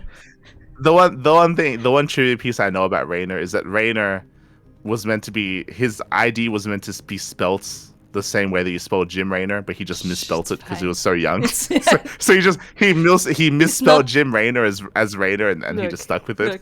Look, he's not the only one who did it as a child, right? True. But that's the one true piece that I know about Raynor. I God damn it. Also, Yaku is bringing up that we could get Sarah's brother, but I feel like I wonder if that would be fair, because Sarah's brother was actually competing. He was actually in tournaments. Yeah, it will be fair. It'll be fine. But yeah. Regardless, it was a wholesome interview. I do recommend checking it out. And again, much love to Jumy. We're a little bit biased because Jumy, he did name drop us for sure. But do recommend it. And shout out to SE Historian for conducting said interview as well. And again, I do look forward to seeing more from SE Historian and more from the interviews conducted at DreamHack Dallas. I'm sure there's plenty of them. Sure, there's plenty of them. As that leads us into our next set of interviews here. That leads us into the Basilisk Boy interviews. This was quite fun, actually. So the first interview here, apparently we missed it because this was posted a month ago. But this was actually an interview that was conducted during Star Zagora. So they were all together for Star Zagora. So this was taking place in Bulgaria. It was filmed in Bulgaria. So they kind of made reference to that as well. This content piece was three keys in 3 days. This was right after Trigger, Serral, and Raynor all qualified for Esports World Cup through the online regionals. So there was a nice little interview that they had together here, and honestly, it was a lot of fun. I think it really show off the personality of the players quite a bit, specifically Raynor and Serral. Like it's especially if you've watched Serral from the beginning and you've seen how, like, Serral, he was almost, if not as bad as Spirit, like in the beginning, right? Like where Serral, he was very emotionless and barely said anything. For a long time, it was an achievement to get Serral to smile. Exactly, right? He's, over the past like however many years, like Serral has grown and Spirit has stayed stagnant. But like here, like you get to see Serral, he's very much out of his shell. He's making jokes as well. He's poking fun, like seeing. I do really love the Serral and Raynor dynamic, and I do recommend this interview just to see them interact. Unfortunately, Trigger, he does feel like he's a little bit of the odd one out, like, because he's very reserved. He's also, I will say I don't think he's as bad as Spirit, but he's in that trajectory where he's like. I will disagree. Because the thing about Trigger is that he's very stoic, like in his expression, but the things he say can be very spicy. Like that's the difference. Where like Spirit is just that, but Trigger has the memes in him. He just doesn't express himself as actively. That's what I would say. Like there's like sir, if you know anything about the CranKy Duckling store, we have the y-axis, okay, we have the x-axis, right, in regards to like Protoss play, right, with Rain on one end, you got Zest, and then you got Patience, okay. This is similar, where maybe on one end of the spectrum you have Spirit, who's like the most we're ragging on Spirit so much this podcast. We have the most bland personality. Spirit, on the other side, Spirit you have like Stefano. Innovation cosplay. He is. So on one extreme you have Spears, on the other extreme you have like Stefano, for example, or like MC, right, as like the most like bombastic personality, or like Dragon, like 69ing, right? Maybe that's the most extreme. I don't know. But you have the two extremes.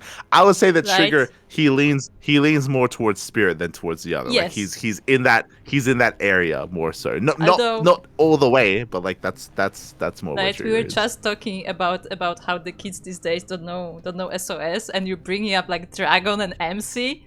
They've never even heard those names. Yo, Dragon, I would say that Dragon is more modern because I'm pretty sure I saw Dragon streaming this year, by the way. I'm pretty sure he streamed at the start of the year. He's still streaming, I'm pretty sure. Every time he's not banned anyway. But like exactly. I don't think like the kids these days # like know who that is. True, know true. the When I say meme. Dragon 69, they do not They understand. do not understand. Oh, no. It's Don't like, worry about it. Don't grandpa, worry. stop. You don't have to worry about. Don't look it up. It's fine. It's fine. Do not look it up. But yeah. So I will say that I feel like, and shout out to Roddy. Like I feel like Rotterdam, he does his best to like prompt Trigger and to like direct questions to him to get him a little bit more involved in like in the conversation that's happening. And again, as you mentioned, like Trigger, he can be quite spicy himself in some of the things that he says. So much love to Trigger for sure. But for the most part, like it's fun to see like Rainer and Cyril bantering as much as they do. I think Rainer, there was a line because they spoke about their performances in the qualifiers for EWC, and Cyril was saying like, oh no, yeah, I had a pretty easy time, and Rainer was like, it was pretty tough, like I don't think I played well against Cyril, and Cyril's like, I don't think you ever played good against me. Like I was like, damn. Specifically, Rainer said that like if he played well, he would take Cyril easy. And Cyril's like, well, Yeah, I don't know, I've never seen you play well. Yeah, like that was like a sick burn there. I was like, damn, oh my god. But like, yeah, there's a lot of banter. There's a lot of banter between Cyril and Rainer, which I find a lot of fun. Especially because like that it's like friendly banter as well. Like they're teammates, they're good friends. So like there's no like malice or anything between them. But like the banter is definitely there, and it's it's a lot of fun. It's a lot of fun seeing them interact. When it comes to some of the substance of the interview, Cyril, he did say that he felt like he had the hardest time against Cristiano during the qualifier, which I found very interesting. I mean, I do think the Cristiano versus Cyril matches were very intense, and there were definitely good moments for Cristiano as well. And I think Cyril, he also gave props to that. Meanwhile, because they were at Stars Agora, this is where they emphasize something that I mentioned previously regarding the interviews at Stars Agora. But here they emphasize how it did feel bad knowing that they are already in EWC and they're playing against players that are fighting for that spot at Stars Agora, and it feels bad to knock them down. They were referencing players like Lambo, players like Showtime, players like Spirit, Piotr as well. How like it definitely, there's less weight on their shoulders because they already qualified, but they know that this tournament means even more to some of the other players that are there, and it feels bad to beat them. Like obviously they're still going to play their best, and obviously they're still going to like, go at it their hardest, but they know that there's that extra weight on some of the other players' shoulders, and that's definitely something that they're aware of, and something that is kind of sad about it. I think they even spoke about how at the venue where they practice, there's a limited amount of PCs there, and when some of the players that have yet to qualify for EWC arrived, like they gave up their PCs to let them practice and let them get ready, because like again, like they know that it means more to them, right? So that was like an extra layer of tension at Stars Agora for those players. And of course, after the fact, we know that Showtime, he was the person that performed well enough to make it to EWC through Stars Agora. So congratulations to Showtime. But yeah, it was definitely interesting to hear from the players that that's also something that we're thinking about. Like they're also thinking about how it affected some of the other players there, some of their other friends, more importantly, right? Like they're all good friends with Spirit, with Showtime, with Lambo. That's the other interesting thing about StarCraft and the StarCraft scene and the StarCraft community is that, everyone's more or less on good terms, and there are a lot of like friendships among them as well. And it can always be heartbreaking to have that kind of dynamic, but also still be in a competitive 1v1 environment, right? So yeah, do check it out. It's not too long. It's 7.5 minutes of an interview, and yeah, I do recommend it in regards to seeing the players interact with each other, but also hearing like their own perspective as well in regards to Stars Agora, in regards to that event. So I do recommend it. Meanwhile, that leads us into our next pieces of Basilisk footage here, or Basilisk content.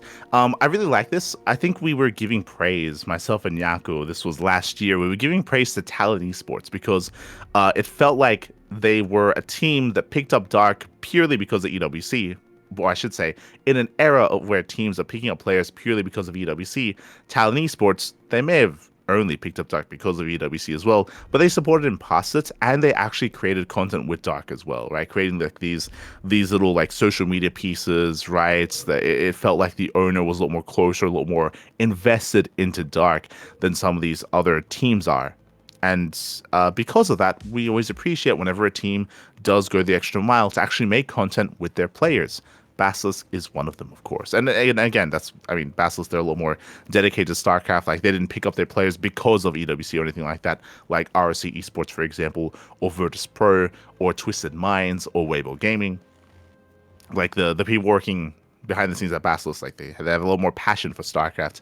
And because of that, they're making these Road to EWC short like pieces. It's nothing too major. There's 2 of them so far. They're both like a minute, if not less than a minute long. So they're very short, bite-sized, but they're meant to, give you a little bit of hype, a little bit of insight, a piece of the players leading up to the Esports World Cup, which is really cool. Like, I do really appreciate it. I wish more teams did this. I wish more teams did this. So I definitely a little love to those for Basilisk. The first one that they released here was actually a bit of a way to hype up Trigger, which I also appreciate as well. I mentioned how Trigger, he's a little more reserved, he's less bombastic, he's that's the way that I would put it.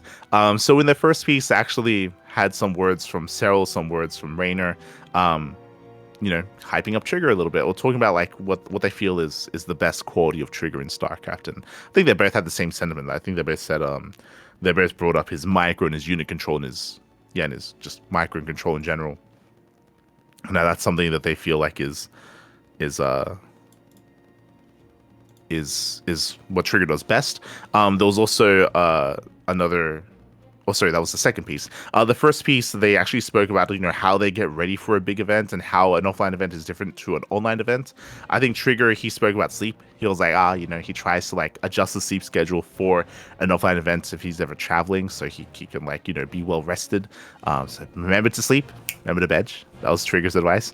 Raynor, he said that in the lead up to tournaments. I just want to say that that kind of plays into the narrative we made for Trigger, where he makes Clem go to bed and he's the mom of the house. Yes. Go to bed, or you'll regret it.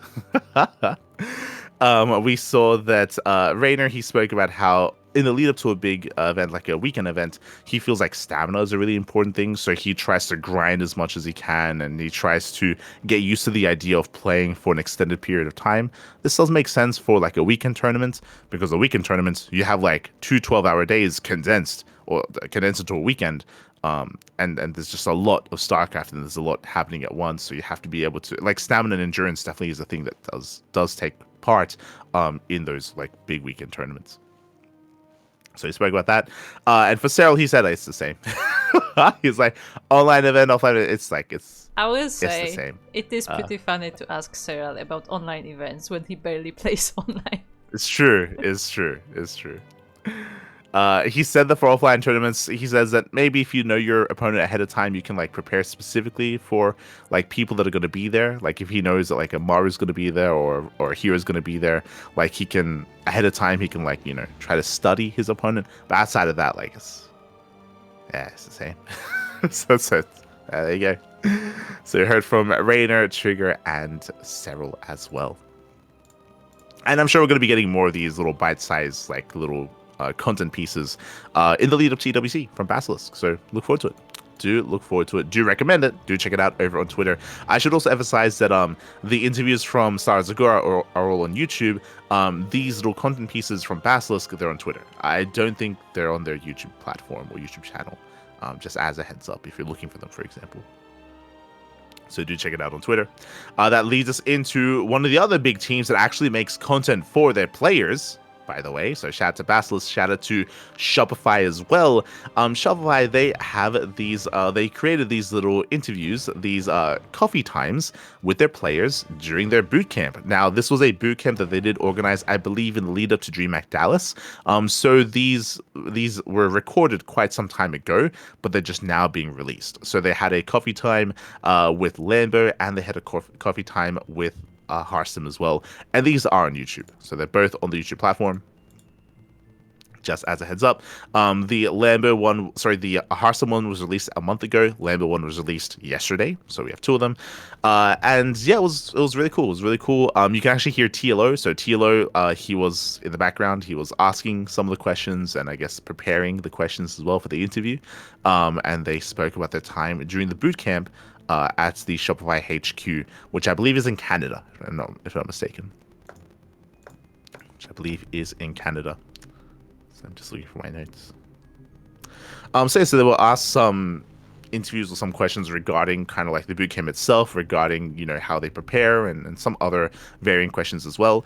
From the side of Hearthstone, he actually started off speaking about how he does prefer practicing in Canada, in America, the latter at least, for one reason. He is actually a morning person, and he actually, I mean, we all know this, of course, but he actually was throwing shade at a lot of the European pros because he spoke about how a lot of the EU players, they're all degens and they wake up at, you know, midday, 1 p.m., 2 p.m., 3 p.m.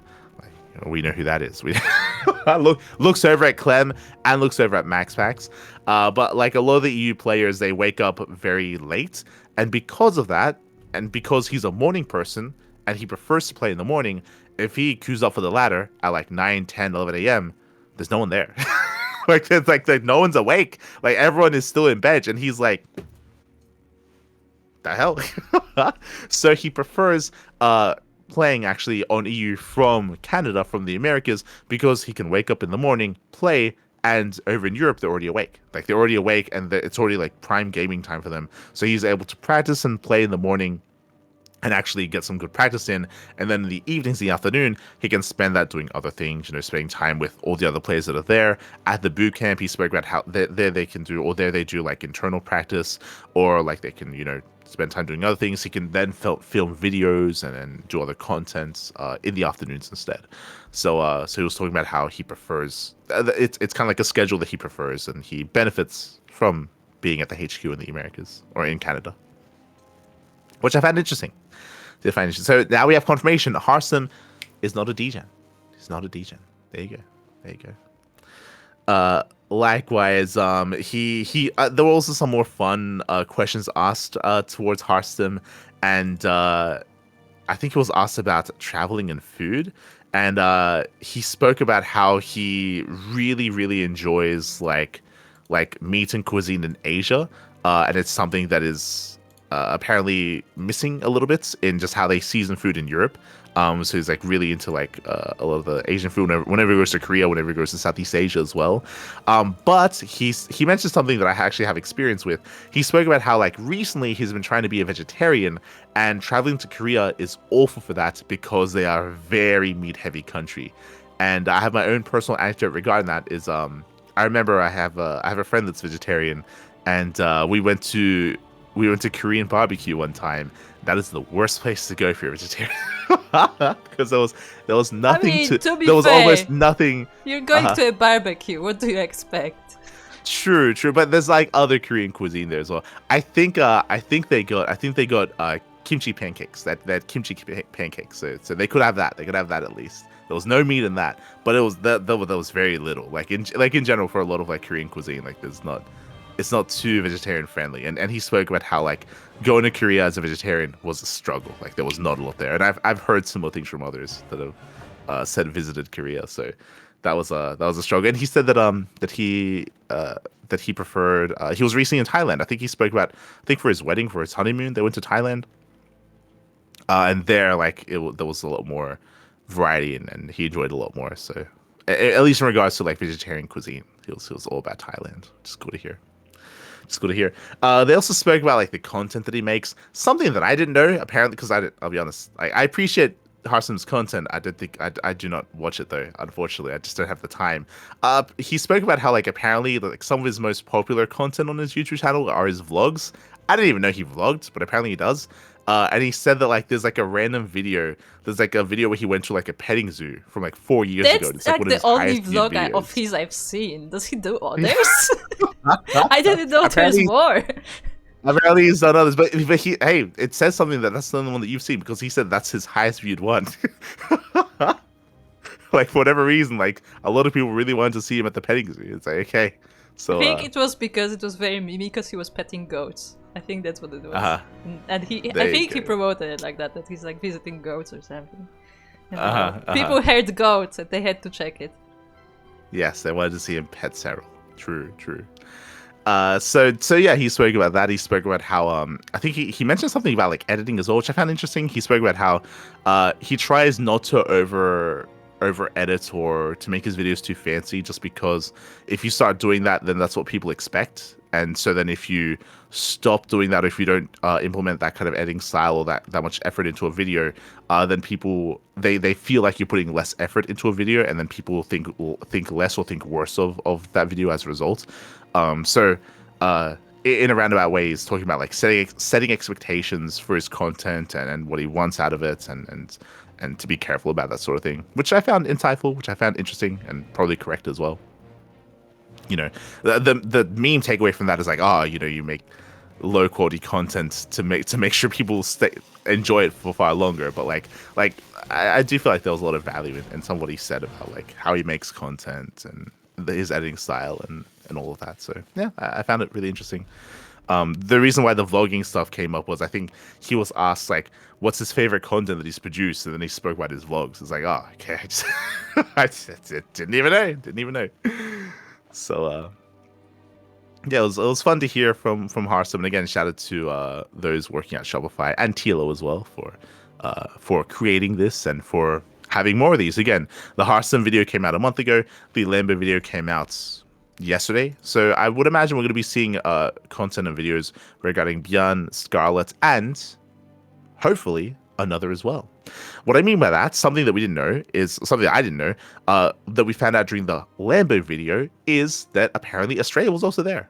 Australia, Max Angel, he was also there, which also I think explains a little bit more as to Australia's current skill level. Like Australia, he's been finding a lot more success recently. Of course, Australia, he recently did qualify for EWC through the global qualifiers. We'll be getting into that later. But yeah, I think Astray has been impressing a lot of people recently, and apparently he was boot camping with the Shopify boys. So there you go. So it's really cool to hear that apparently he was with them. I know that he's not a part of the team, but if he was there, I hope that they make something with him. I hope that they take advantage of that, and that they at least have an interview and hopefully make some content with him as well. Obviously, as a guest, you know, he's not a part of the team, but it would be nice if they did something with that. I would hope so. I would hope so. When it comes to Lambo, he had some other interesting questions as well. He was asked, like, you know, if he were to do something other than competing in StarCraft, what would he do? His answer was to coach. To coach. He, of course, we all know, it's infamously or famously known that he coached Raynor, of course, to win IEM Katowice. And apparently he also coached him to win Gamers 8 as well.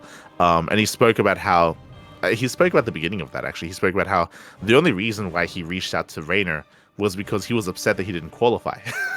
Apparently, like, because Lambo is obviously a competitor, he failed to qualify for IEM Katowice, and he was really frustrated and upset because he had prepared a bunch of builds for it, and now was kind of like a bunch of work put to waste.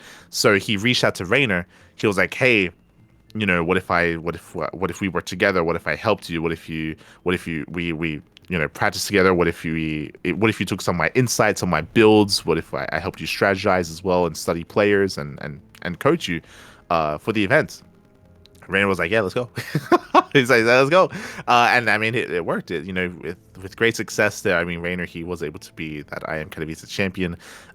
He actually mentioned how for Gamers 8, it was the opposite, where Raynor reached out to him. Apparently, likewise, though, Lambo also failed to qualify for Gamers 8, so he was not going to be a part of that tournament. But Raynor, he reached out to him, and he's like, I think his phrasing was, "Hey, let's run it back," and he's like, "Yeah, let's go."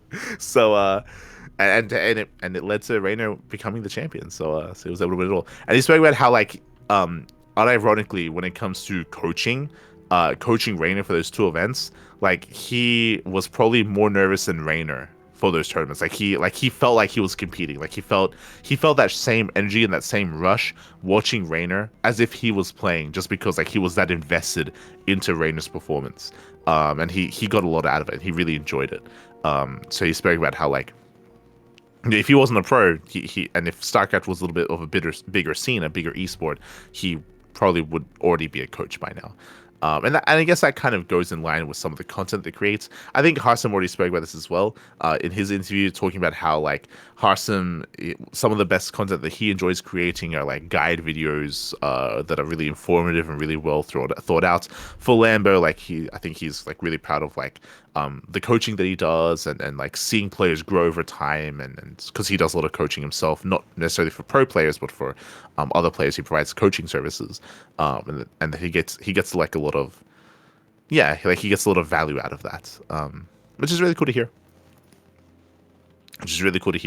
I think they also spoke about how like when you're coaching someone, like how does it feel like to compete in an environment where you're friends and you're practicing with other people that you're competing against. And I think he spoke about how like for the most part, like especially amongst the Europeans, like they're all friends anyway. Like they're all good friends. Like there's no malintent sort of stuff. They don't necessarily like if they do customs with each other.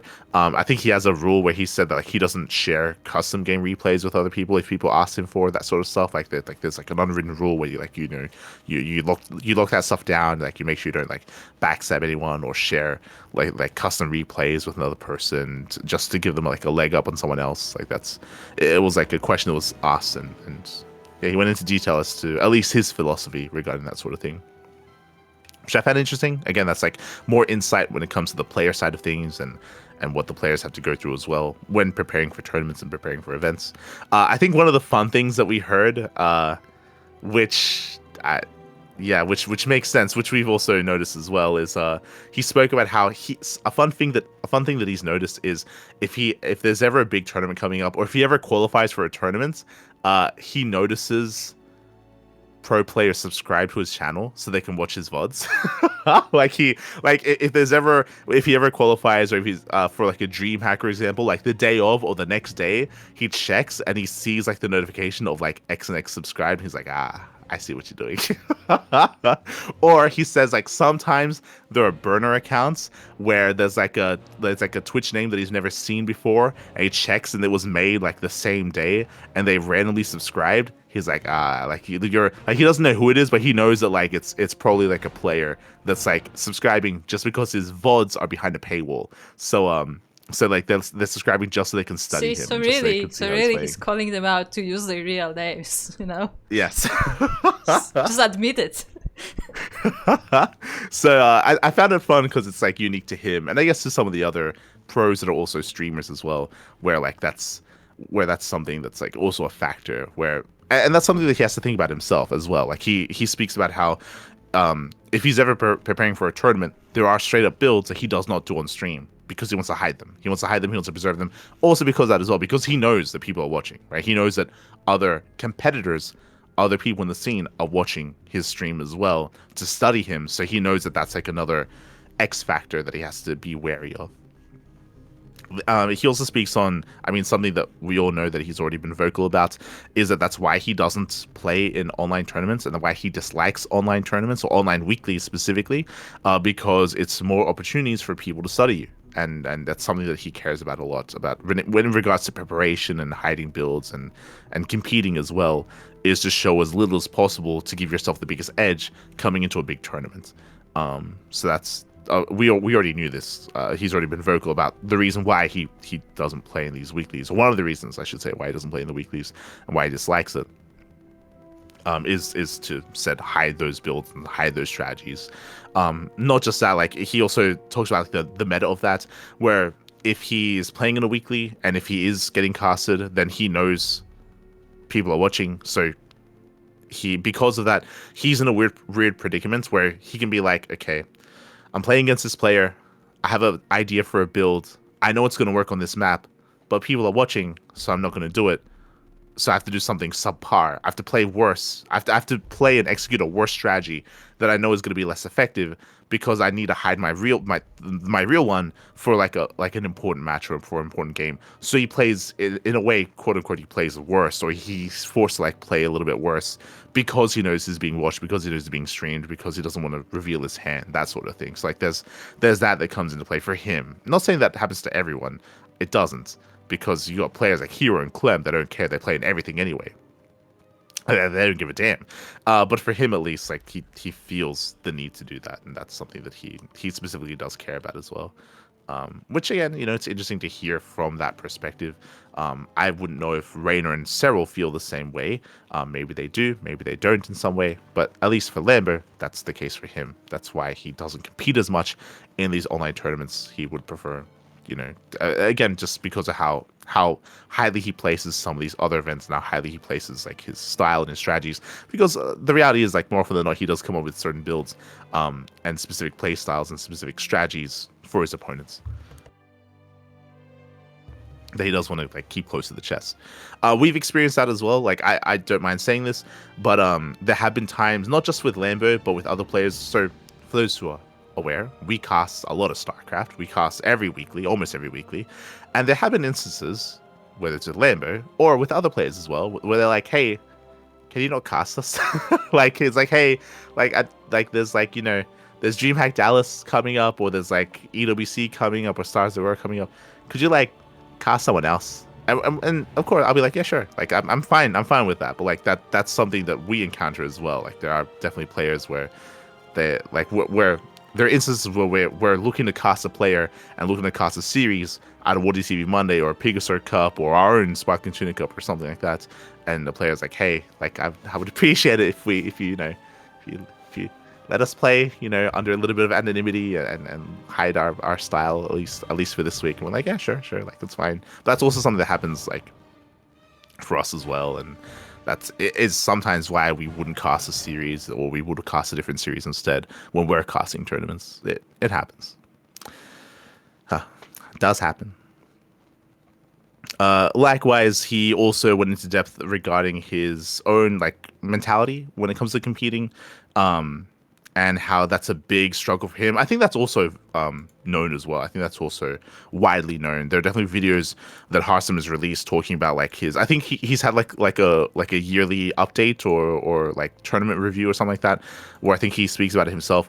Where something that he struggles with as a competitor is that sometimes if he plays a match and if he loses it, or even if he wins, but if he makes a bunch of mistakes that he knows he shouldn't, or he knows that he could have improved on, he could have done better, he has a really hard time moving on from that. So when he's competing, like again, if he were to like lose like in game 2 or in game 1, it's a loss that like is in the back of his mind, or sometimes at the forefront of his mind more than it should be, and it causes him to lose focus, right?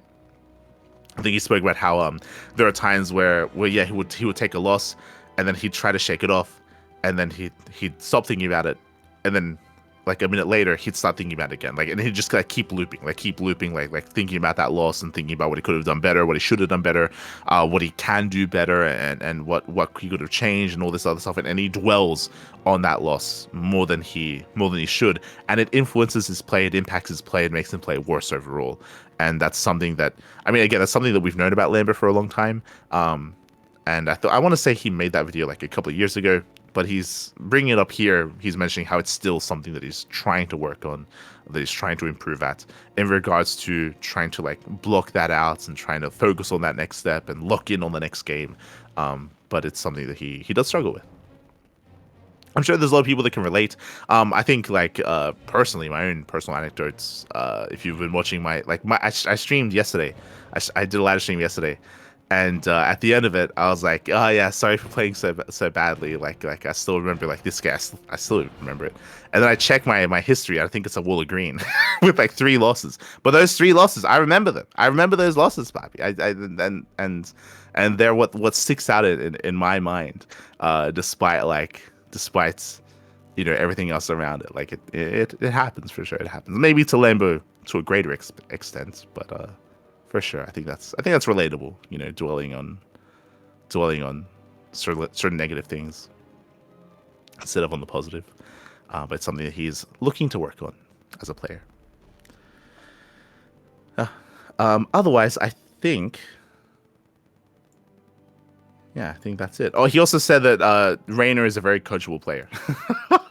He was giving him a lot of praise, saying that like if he tells him to do something, he listens. It's like let's go.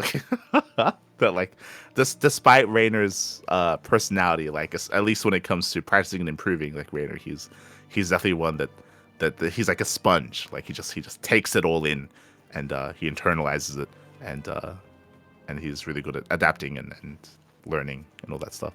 This is cool to hear.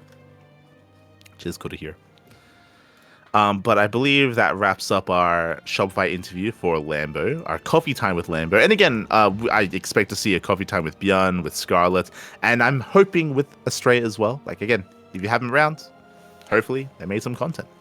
Otherwise, that leads us into our next bit of news. That leads us into a recent announcement here, the Fusion Esports League. That is an offline event that's going to be happening in Krakow or in Krakow. Depending on how you want to pronounce it. But apparently a big event happening in Poland. This came out of left field for me. Apparently there were murmurings and rumors about this for quite some time. I was not privy to that. But yeah, it looks like there's a big event happening, of course, featuring some of the local talent and some international players as well. $8,000 prize pool. Really cool to hear. I'm a little bit surprised that it's not actually organized by those that house, but I do notice that there are some actual sponsors that are shared with the House Galactic Battle sponsors as well. So I'm sure there is some that collaboration is involved. So I think it may be like a either you know like a shared endeavor or just similar group of people just working with a different like sponsor and stuff. Yeah, exactly. That may just be it. It could literally be the same organizing team. It's just not at the house like bar, so it's I will say though on Wikipedia, which is the most official source of info, because that was actually made by Kashim, who's the admin of this, by the way, so shout outs to Kashim. As organizer, they do list Geralt specifically. So fun fact. Let's go. Yeah, that's crazy. Geralt. Oh my god. So yeah, when it comes to the event, it looks like there's a lot of layers to this. So when it comes to the main event, I'm gonna give you a quick rundown of how this works. So there will be a separate Polish championship. There is, I believe, one qualifier for Polish championship, and then there's an online Polish championship. There's an online tournament that goes for like 3 days or something like that. And okay, let me check that. But like I think like the top 2 or something advances to the actual offline event. So like there's like some players advance from the Polish qualifiers, like this specifically Polish event, and apart from that, like separate from the Polish championship, there are 3 qualifiers for the offline event itself, and those are open to everyone. Yes. So specifically it's one player from the Polish Championship. So the champion of the Polish Championship, he is going to be invited to the FEL, to the Fusion Esports League Cracov tournament. And then we have 5 players from the qualifiers. As you mentioned, there are 3 open qualifiers. They're open to all, from my understanding. Because they're called open qualifiers. They are open to everybody, but keep in mind that you are qualifying for an offline event in Poland, in Krakow or Kraków. And the organizers do not pay for travel or anything like that. So like you get there on your own, but you qualify for the event. Yeah, so it's similar to Star Zagora, if you recall. Star Zagora also did not pay for travel costs. So for this event as well, so qualify at your own risk. But yes, they're going to be open qualifiers, so there are going to be 5 slots available there. There are going to be 2 Polish invites, so I'm sure that will be released after the Polish Championship, and maybe even after the open qualifiers, because there's a chance that, of course, we have Polish players making it through the open qualifiers as well. But then there are going to be some Polish invites and then global invites as well. Whether or not Koreans will be invited, hard to say. Whether or not travel is going to be provided to the invites, that's also hard to say as well. But regardless, it is going to be a big event happening over in Poland. And it's really exciting stuff here. This is going to be taking place, at least the big, international FEL Cracov tournament is going to be taking place in the end of July. Hold on. Curious here. It's right after EWC. Curious. I was about to say, how does that line up with the Esports World Cup? It's right after. Because EWC is during the week, it's not on the weekend, and that is on the weekend after EWC. Okay. That's gonna be an interesting one because you say weekend. It's literally it's on one day, correct? The event is a 1 day event. Yeah, I believe that's Sunday, 27th. So it's 2 days after EWC. Yes. So that is gonna limit the availability of players, I would imagine. Like I don't know if many players are gonna want to compete in EWC and then fly to Poland 2 days later or even 1 day later. Like that is a I tight mean, schedule. yeah, Uh, I guess. Yeah, that Look, is that is a very tight schedule. So that is going to be a factor for a lot of these players. So if you see some players not participate in the qualifiers, that might be a reason as to why. I think another good example of that is Home Story Cup. We'll get into that, but we were discussing it even a couple days ago, talking about certain players that most likely won't be at Home Story Cup because of EWC, and we now have confirmed players, and that's probably a factor there as well. So yeah, it's definitely that is going to be a factor, but regardless, it's going to be a big event nonetheless. And as I'm sure you're getting to, Kuro, I'm sure there are some players that are willing to do both anyway. I'm sure there's some oh no, players yeah. that are willing to compete in both, regardless of how much time they have to And travel. I Like the was grind is real. I was also gonna say that like I don't know for EWC specifically because obviously like I don't know what the organization is like there, but I know that there are players who if like they're out of the tournament they just leave, like they don't want to stay until the end of the event. Like it depends on the players, like it's very much a personal thing, but there are some that like as soon as they're out of the tournament they're just gone. They like rebook their flights and they want to go home as soon as possible, so they may just choose to go to another tournament. Yeah, infamously that happened to Solar. That was that was last year at DreamHack. I think it was DreamHack Dallas last year, where Solar he got knocked out in the open stage. So as soon as he got knocked out of the tournament, he just rebooked his flight, flew back home just in time to play in I think it was in the What TV Monday or Lima League, but just in time to play an online tournament. So Solar he was the only one playing because he was the only one that actually rebooked his flight, made it back home in time. Everyone else was still traveling. I think so. I say Open Cup. I'm pretty sure it was an ESL Open Cup because this is back during the EPT Pro Tour. So he flew back in time to compete in ESL Open Cup Asia, and he won because there were no other Koreans playing because everyone else was traveling. So there you go. So as you said, there are some players that do that as well and rebook. So regardless, it is exciting to see another big event. I would say. My biggest issue, the scheduling. Not the biggest fan of the fact that it is so close to EWC. Like this is such a condensed period in StarCraft. GSL Season 1, GSL Season 2, DreamHack Dallas, Stars, Agora, RSL, Ozcraft, Home Story Cup, the EWC, Epic Land. It's all bam, like in 2 months.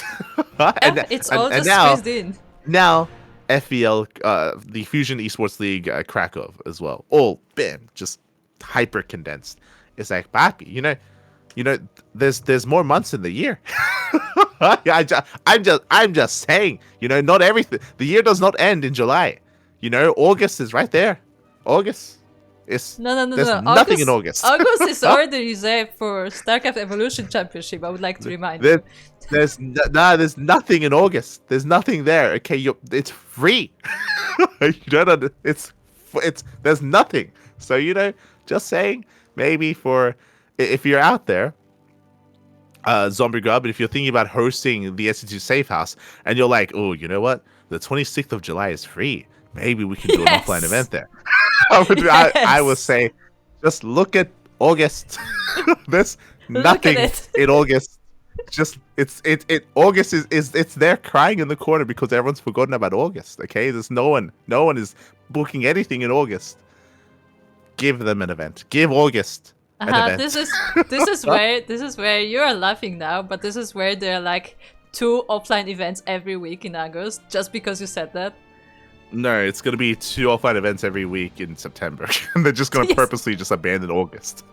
It's like they're like, yeah, there's just no room in the schedule. We just had to book everything in September. Like, what do you mean? August is it's right there. Just saying. So that's my big criticism regarding the Fusion Esports League. At this point, I think it's too late to try to reschedule or rebook or anything. It's locked in. But yeah, it's shaking my head. Feels August, man. Yeah.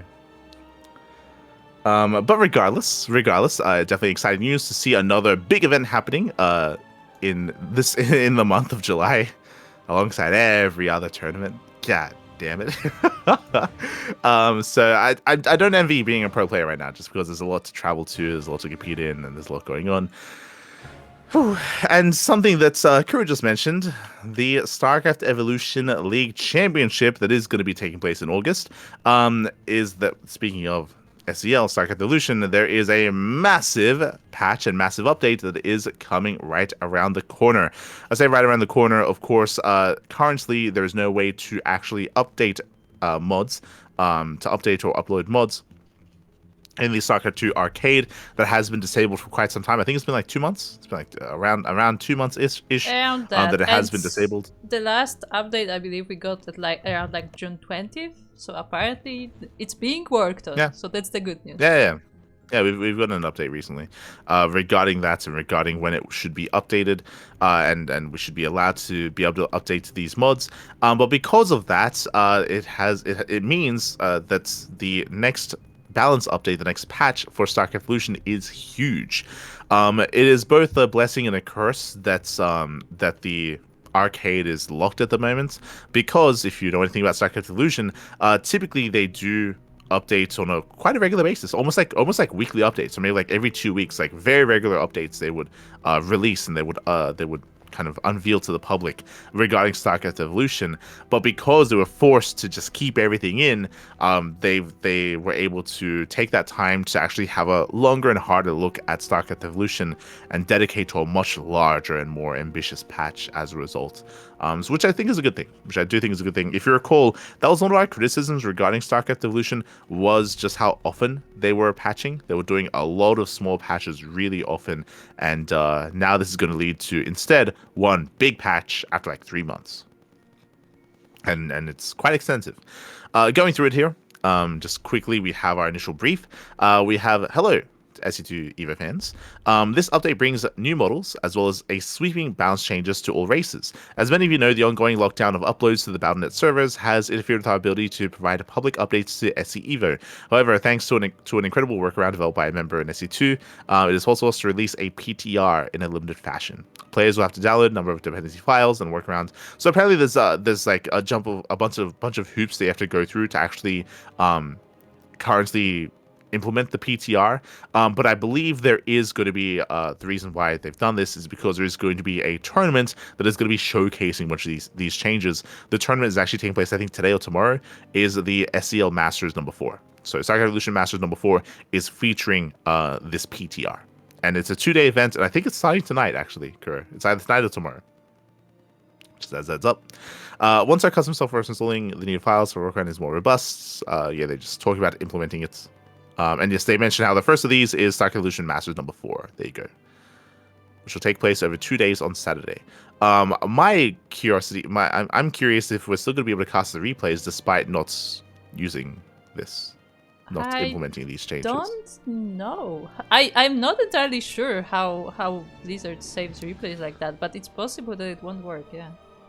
Yeah, that's my only concern, is that because we usually cast these via replays, whether or not we'll even be able to cast them via replays, because of the workaround that they're trying to implement, or that they used to implement. But scrolling down, we can get into the patch itself. Okay. From the beginning. As mentioned earlier, mod uploads were disabled by Blizzard for 2 months leading up to this release. While that disruption was frustrating, it gave us a rare opportunity to pause and reflect on the current state of the game. We have used it to our advantage. What you're about to see is a result of over 2,000 drafts, extensive review, countless hours of combing through replays and tournament broadcasts, and consultation with some of the most skilled and knowledgeable individuals in our community. Due to the ongoing embargo on uploads to the Battle.net servers, it is not feasible for us to distribute the 1.16 PTR at scale. While we strive to share the PTR to as many top players as possible, this ultimately means less playtesting data than we would otherwise have. Although we understand some of our fans would thus prefer a more conservative patch, we are maintaining our vision here. Lastly, please note this is a PTR release, emphasis on test. So again, subject to change is maybe what we should be saying here. Subject to change. depending on how things do unfold in regards to the PTR tournaments. Now, first things first here, apparently we do have new models. Always exciting, always exciting. We have a new model for the Academy, a new model for the Gateway, and a new model for the Pylon as well. I found it interesting just because I believe we already had custom models for the Pylon and for the Academy, but looks like they're updating it a little bit further. They're polishing it up and releasing new models. For those, all right, I should also emphasize this from the beginning. Welcome to StarCraft Evolution. For those that are maybe just now tuning in, StarCraft Evolution is a mod in StarCraft 2 which does pit together Brood War and StarCraft 2 against each other in a 1v1 format. We've been covering this game mod for, what, 8 months? Around 8 or 9 months at this point. So there's plenty of VODs on our YouTube channel if you're interested in regarding to tournaments that feature this mod.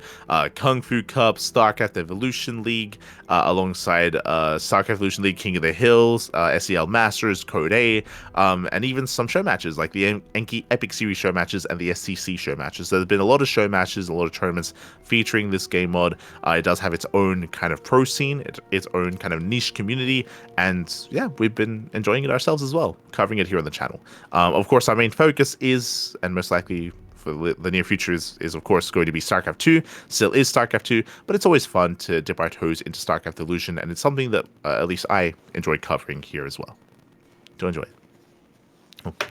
But we do have, again, new kind of models here for some of these buildings. Right, the reason why I said that is because even though there are some shared buildings between StarCraft Evolution races and SE2 races, despite that, they want to do as much as they can to distinguish them from each other. So there are custom models for the Zealot, for the Brood War Zealot, compared to the regular Zealot, the High Templar, obviously the Dragoon, but more importantly, the Marine, the Zergling, the Hydra. So even though some of these units that I just mentioned, like the Marine, Zergling, Hydra, they're shared between modes, they're very different units, so they are given their own different textures and skins and models to reflect that, to accurately ensure that one is not like the other. And they're doing that with buildings as well, which is really cool. So the Brood War Assimilator, for example, is different than the SE2 Assimilator visually. I mean, likewise with the Extractors, likewise with now the Gateways and the Pylons as well. Which I think is really important, just to, like, again, distinguish between the two. Again, Brood War Protoss, not the same as SE2 Protoss. Brood War Zerg, not the same as SE2 Zerg either. But a shout out to Leaf. Apparently Leaf made the model sculpt for the Academy, the new Academy. So big shout out to Leaf. Likewise, we did have Rob, who made the model for the Gateway. And looks like Rob also made the model. No, sorry. And Alt Jr. made the model for the Pylon. Likewise, we had the textures by Old Junior on the Gateway, and we had the textures by Rob on the Pylon. So interesting, they went back and forth. So Rob and Old Junior. So much love to the two that worked on the Gateway and the Pylon. And again, shout out to Leaf as well for working on the Academy. It's going down. Now we have, again, we're digging into the changes to the balance. Okay. A superficial glance at the balance statistics of SEvo suggests that it is not in a bad state. Pick rates and win rates for Brood War and SE2 are fairly even overall. However, those who have been paying close attention to the contents of these matches can tell you a very different story. We will give our own, or I'll give my own kind of opinion or analysis on what is going to be stated here once we go through it. Historically, many patches in StarCraft Evolution have often followed this pattern. A brutal race has weak scouting or defense in the early game. Instead of directly addressing weak early game, patches instead buffed degenerate rushes, counter aggression, or mid and late game. I will say that this is one of the big issues. I say issues. Something that I've noticed, because I did kind of glance over this brief or glance over these patch notes, is whoever wrote this is very opinionated about certain things. That is, that bleeds through into their writing, and it's questionable, is what I will say. I will say that I would hope that their own opinions on things and their own perspective on things hopefully don't. I would say they most likely do not influence the balance of the game or decisions made in regards to balance changes. But it does bleed through some of this writing. It's not very neutral. It's not very professional. But it's something that I noticed. An example of that is calling rushes degenerate rushes, but sure. Yeah, okay. Initially, win rates seemed even, but the actual state of each matchup was a coin flip, where StarCraft 2 races were favored in the early game, but brutal races became advantaged as the game progressed. Since this design resulted in inconsistent player and tournament results, buff to Brood War could not only be unfocused, but also far too extreme. Eventually, players optimized early game aggression for SC2 races and rushing into late game tech for brutal races, and it often turned out that outside of a few sharp timing attacks, the brutal race was guaranteed to proceed to assembling their late game army and win. This creates a scenario where generally the SC2 player must all in, and the brutal player has no choice but to simply hope the SC2 player's execution is poor. Interesting. So what I will say in regards to this, it's hard for me to say the validity of that conclusion. I will say that yes, it is very common for SC2 players all-inning in StarCraft Evolution, and I do think is a problem for sure. I think the issue there has been identified, and I think that is correct. Whether that is because brutal races are so good in the late game and they're favored in the late game, that is hard for me to confirm, just because I've already said this, a lot of StarCraft Evolution games end early. It's a little bit rarer to see late game. I think personally that might be why I actually enjoy the island maps more, because they're island maps. We actually get to see a lot more late game because it forces longer games in StarCraft Evolution between these races. But that's because all-ins are so common. But I would say it goes both ways as well. Like, we've seen a lot of brutal all-ins, we've seen a lot of SC2 all-ins as well. But I do agree that it is an issue. It's an issue that I've raised as well. I think I spoke about it to Avex. About like the rise in all-ins. And I think Avex even explained as well that it is something that the team is aware of. And the team is working on. Of course, many problems with brutal races exist aside from this, but in combination with the overall hesitation to nerf the brutal races following last year's strategic Murloc King Cup, it is clear why the balance of brutal races has trended towards being too strong. There's a prevailing sentiment among some of our players that the brutal races should naturally be favored in the late game. Naturally, if mid and late game are to be balanced, in the light of these two races' superior mobility and objective control mechanics, then the brutal races must compensate with superiority in direct combat. However, we can see that this can be expressed in an unhealthy way, especially if certain tech is overly buffed in the name of diversity of play, e.g. fleet beacon upgrades and the carrier. So as they're kind of stating here, apparently because they had buffed certain aspects of brutal races so much, like it kind of incentivized more all-ins to be more prevalent. Again, I don't know if that's the reason why all-ins were prevalent. I would say that might be part of the reason, but I don't, like, for example, I don't think that's the reason why the 3x stim timing was as prevalent as it was. I think it's just a build that was effective and ended the game early, and people just preferred to do that, right? To just commit to these all-ins and to commit to these timings because how successful it was. Obviously, that's been nerfed, but still, it's prevalent, I would say. But yeah, I don't know necessarily if it's because of like the strength of a certain race later on in the game, or just the ease of said all-in early on instead. But regardless, I say that tentatively just because I would trust their overall conclusion, just because they have a lot more data than I do, right? They have a lot more data in regards to more games and more replays available as well. Like we probably cast every StarCraft Illusion match, their competitive match, but they've got like access to like information in regards to the ladder. I'm sure they also have access to the CIS tournaments. I would hope so, because there's been a lot of CIS tournaments that also feature StarCraft Evolution. So I'm sure they have a lot more to kind of like sift through in regards to like how they arrive to these conclusions, for sure. Brood War Terran. Terran is easily the most dominant of the brutal races right now, spoiled for options in how to control the game. Once again, interesting verbiage. Stimpack timings have a low skill floor and almost unlimited skill ceiling, creating problems in the early game, particularly for SC2 Zerg, despite repeated nerfs to bioplay. This is in regards to what I just mentioned, referring to 3-Rex stim timings and how prevalent they have been and still are. It remains a looming threat. 2 factory Vulture openers are commonplace. That is also true. I think we speak about this all the time when covering Terran matchups, but double factory Vulture opener. I mean, those are the two builds that Beyond knows.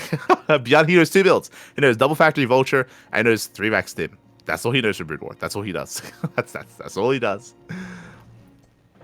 Mech play overall is overwhelmingly strong. Although mech armies must be built behind an aggressive opener, almost no SC2 army composition can attack a maxed out mech army. Goliaths have too much HP and range, so they easily dispatch air forces, which are meant to be the counters to a mech player. In addition, they serve as great meat shields for siege tanks, which annihilate ground foes with their overbuffed attack rate.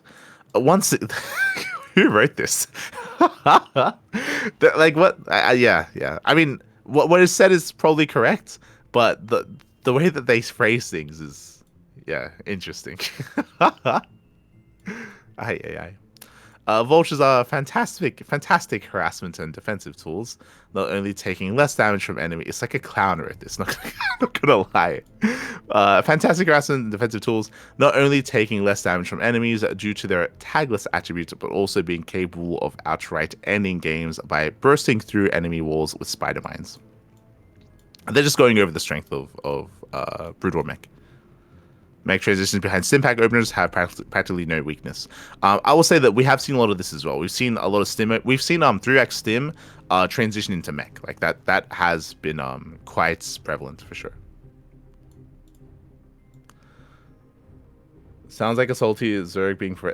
I mean, you say that. I'm pretty sure the person that wrote this is Terran, but like as I mentioned, like I'm pretty sure they're just, it's written in a very opinionated way, which is kind of weird. It's just weird to read patch notes that are like that, is what I will say. This is not to say that everything in Terran Arsenal is strong. However, ghosts have practically disappeared due to lockdown's increased energy costs of 100. Science vessels are rarely used for EMP shockwave.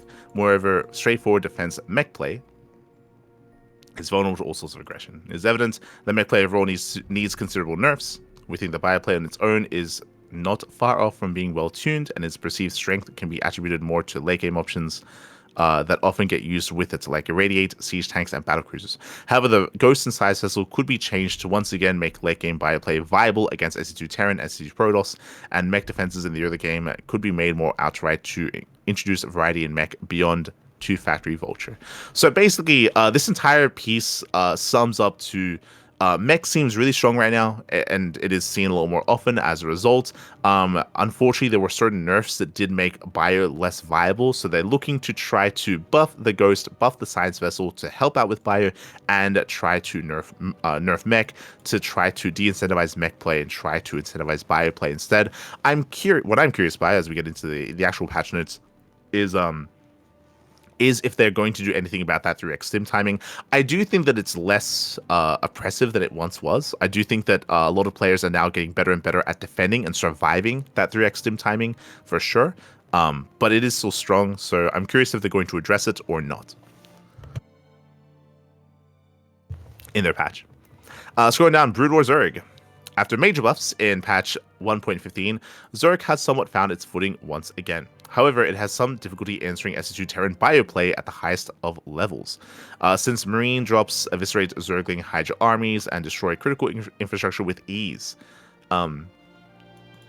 Interesting. Once again with the verbiage. Meanwhile, SC2 Protoss, which lacks the ability to exert continuous pressure, has no means to penetrate Brood War Zerg defenses. Since acquiring both Lurker Aspect and Spire Tech blindly is cheap, and Brood War Zerg can quickly and cheaply produce the correct response. Worst of all, the over... I can't. It's, yeah. Worst of all, the overbuffed Zergling has completely thrown Brood War Zerg versus S2 Zerg matchup out of balance. Optimal Brood War Zerg play against S2 Zerg is shockingly straightforward. 12 pool with 2 drones, 12 pool, spawning pool with 2 drones pooled. Okay. Now, what I will say is that we have heard this. Specifically, this is a 12 pool spine rush, or I should say 12 pool sunken rush. I believe this was addressed previously, but I believe it is still a build that is prevalent. The way that they make this sound is that it sounds like the way that they make it seem is that they make it sound like this is seen all the time. We have seen it specifically between like Wayne and 3 Point, for example. We've seen a lot of Wayne versus 3 Point, and we have seen this build pop up quite a bit between them. I don't know how widespread this is, but it does happen for sure. SE2 Zerg must open with a hatchery first in order to compensate with Brutal Zerg economically, but a hatchery first instantly loses to a Sunken Colony Rush. It is so clearly unanswerable that many Brutal Zergs have a tactic agreement to avoid using this build in the matchup. From my understanding, this is true, as in I have seen a lot of, it's a little more common to open up pool first from the SE2 side of things because of the prevalence of this build, for sure. I am aware of that. The answer is clear. The Zergling power must be taken from it and redistributed to units that allow Brutal Zerg to endure in the early game and mid game against SE2 Terran. At the same time, Brutal Zerg tech branches need to be made more distinct from each other in much the way that Protoss tech branches are. So Brutal players must emphasize scouting and well in preparing the correct defenses in advance. Again, like I feel like I agree with the overall sentiment, for sure. The overall sentiment. Okay, we'll get through one more. The Brutal Protoss. The Protoss metagame has devolved. I feel like you need a proper outfit to read the rest of this. Oh no. No, but once again, like the Protoss metagame, it's devolved. They've all turned into apes. Like what are we talking about right now? Like how are we describing what's happening? That's the thing. That's the thing. That like the data itself, the information itself is not necessarily bad. Like that's the thing. Yeah. It's just that the writing of this is very peculiar. There's so much. There's just oozing with like Reddit opinion in how they describe certain ththings. But once again, as I'm saying, like I'm pretty sure like the data behind it is sound and the reasoning is sound. Or maybe not the reasoning. I'm just assuming the reasoning is sound. But the way that it's written is just I feel like this. We need Yaku to like proofread whatever is written here to like to go through it or something. God. Sorry, I stopped before I got ahead of myself. I said the proto metagame has devolved into the same few degenerate builds. Like, what is this? That's not the language you use in an official patch note. No, it's not. Who's writing this? Who is writing this? Who's proofreading this? Honestly, I feel like a teenager would, like a 15-year-old would write that. I was gonna say that earlier. It feels like a child wrote this. I can't handle it. God damn it. Zealot Dragoon pressures are simple yet over-centralizing, particularly against SE2 Terran, limiting viable openers. Top Protoss players have recognized and exploited over-buffed Fleet Beacon tech as they skip the robotic support bay and temple archives and jump straight to massing carriers and corsairs, which spawn with the energy to immediately cast a disruption web after the Argus Jewel research is completed. The overbuffed corsairs, clearly they're overbuffed. It's like we're making so many assumptions about things here in this writing. Like I can't. Blast enemies out of the skies. Blast them, mate. And Destruction Web invalidates ground armies as they clump tightly in the SE2 game's engine. It's the engine's fault as well. Ah, God. Everybody's catching stray at this point. God.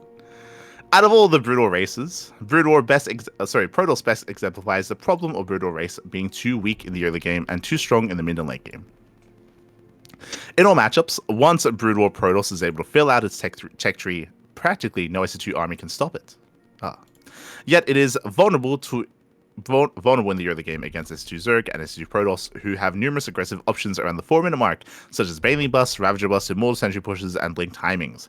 Even knowing that such builds will arrive, the Brutal Protoss outright lacks the tools to defend. Consider Baneling and Ravager. Do we need to do this? Okay, we're about to go in depth with a certain build. Okay, consider Baneling Ravager Bus as a case study. These can be done behind 16 hatchery, 18 extractor, 17 pool openers, so a scouting probe cannot tell the difference between a Baneling/Ravager bus and an ordinary macro play.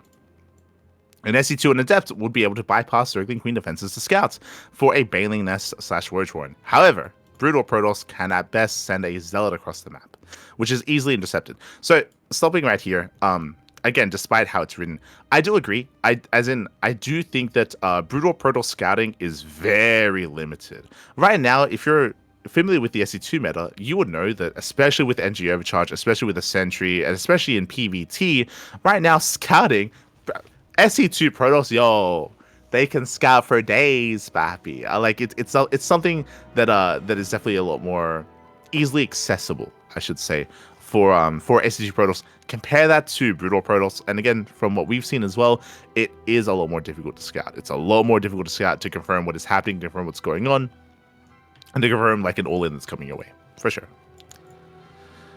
Then the Baliness / Roach Warren can be complete by 320, and the Zerg attack commences at 340, sooner than advanced tech like Dark Templar and Reavers could be prepared to deal with them. Photon cannons lack longevity since shield batteries cannot restore their plasma shields.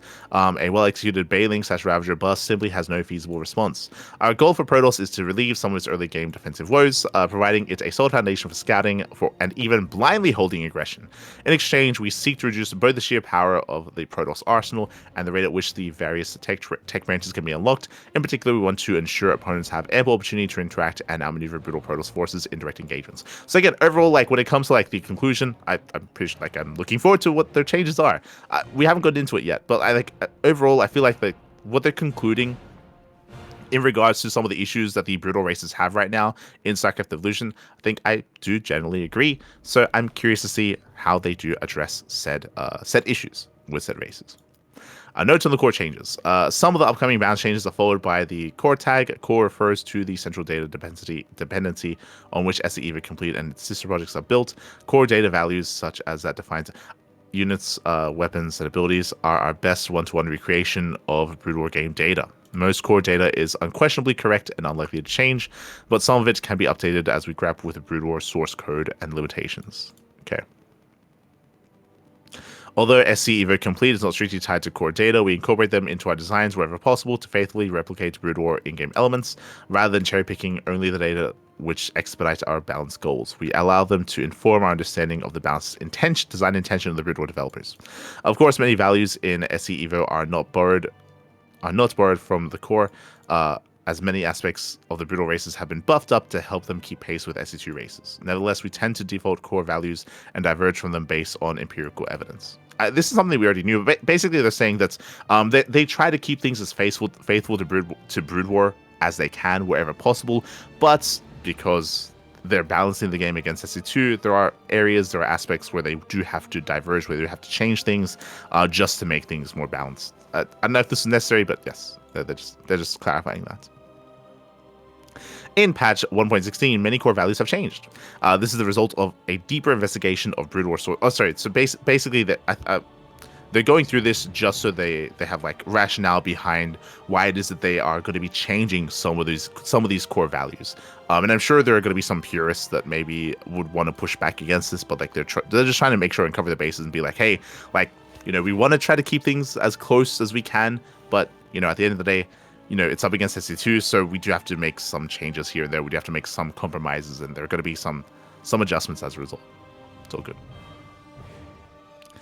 Particularly as to the correct sizes and implementations of abilities, we are borrowing most of these values as we are confident they fix numerous design issues, or at least do not make things worse. Okay, general changes. Let's go. We're jumping in. This is going to be an interesting one. When two players, so right now, currently in the game, whenever there's a 4-player spawn map, if 2 players load in, they're given pings, eliminating one possible spawn location. So 4-player spawn maps, in a way, kind of become 3-player spawn maps in regards to where players are spawning and how your scouting operates as well. But it looks like they're going to be making a change to that. When 2 players have adjacent, so specifically, when 2 players have adjacent spawns on a 4-player spawn map, this means close spawns next to each other, not diagonal, not cross spawn. Okay, so specifically, when 2 players have adjacent spawns on a 4-player spawn map, the 2 players are no longer guaranteed to receive a ping at the cross spawn and one randomly selected adjacent spawn. Okay, so it's no longer guaranteed. Instead, there's a 50% chance that they will both get pinged at both adjacent spawns. Okay. Okay. 50% chance. Interesting. I don't know why they're not just guaranteeing that, but okay. But okay, so basically in a 4-player spawn map, if your opponent spawns next to you, there's a 50% chance that you'll be notified of that fact, that they're next to you in some way. Whether it's whether they're vertically or horizontally next to you. That's, I mean, you have to scout yourself. But basically, there's a 50% chance that that you're gonna get pinged that they are not diagonally across from you. Okay, interesting. So they are going to be adjusting how the pings work and adjusting how it is possible to scale the possibilities of scouting your opponents and helping with that. So this will add a little bit of more RNG factor, but ideally does overall benefit you when it comes to scouting early rushes, just because specifically this is going to eliminate the further scouts, so you have a faster chance of scouting your opponents if the ping goes off, because it's 50%. Which is okay. Let's go. Likewise, concussive shell weapon damage ratio versus armored, from 37.5% down to 25%. Specifically, vultures. Vultures are too effective in combat against armored units like stalkers and cyclones. This will prevent large-scale numbers of the chief vulture from easily overwhelming them. So this is specifically going to be targeting the vulture strength against Protoss, and I suppose against mech as well in TVT. So vultures are going to be doing less damage, which I think is fine. Vultures, I feel like a lot of their utility is not supposed to come from their armor attack, from their auto attacks. A lot of their effectiveness, a lot of their utility should be coming from the spider mines that they provide, from their scouting, and from their harassment capabilities. I feel like that should be more or less their role, more so than just like fighting straight up like that. So that is something that they're going to be addressing. Each point of shield's armor now probably reduces damage from each hit of a concussive or explosive attack by 0.75% damage instead of 1% damage. Okay. SC Evo implements a similar armor damage reduction formula as Brood War, where in exchange for taking less damage from concussive/explosive attacks, tagless and armored/tagless and light units also reduce incoming damage by less than 1 damage per point of armor per hit. Okay. So armored units reduce incoming damage from concussive attacks by 0.25 damage per 1 point of armor. Okay, so they're basically going to be adjusting concussive or explosive damage for a lot of different tags of units. Interesting. Tagless units reduce incoming damage from concussive attacks by 0.5 damage per 1 point of armor. And likewise, explosive 0.75% from 1 point of armor. And light units reduce incoming damage from explosive attacks by 0.625 damage per 1 point of armor. Okay. However, until now, plasma shields have always reduced damage by 1 full point per armor level, regardless of attack type. This change makes damage reduction on shields armor consistent. So apparently these values were not actually applying to shields. Now they will be. Okay. Interesting. Attacks that kill their targets no longer send a notification. Core. This change implements notification behavior from Brood War. It has big implications, particularly on worker harass. Yeah, wait, what? This is crazy. Hold on. like up until now, these have been, I mean, at least the previous one was just like number adjustments. Hold on. Attacks that kill their target no longer send notifications. That's crazy. Okay. This change implements notification behavior from Brood War. Big implications, particularly for worker harassments. Players who do not scout well or do not pay attention to their minimap may quickly find themselves the victim of Tark, Templar, Liberators, or other units with high damage per hit. Okay, hold on. This is like, okay.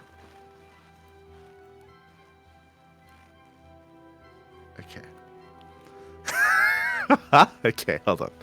This is in direct contrast to SE2.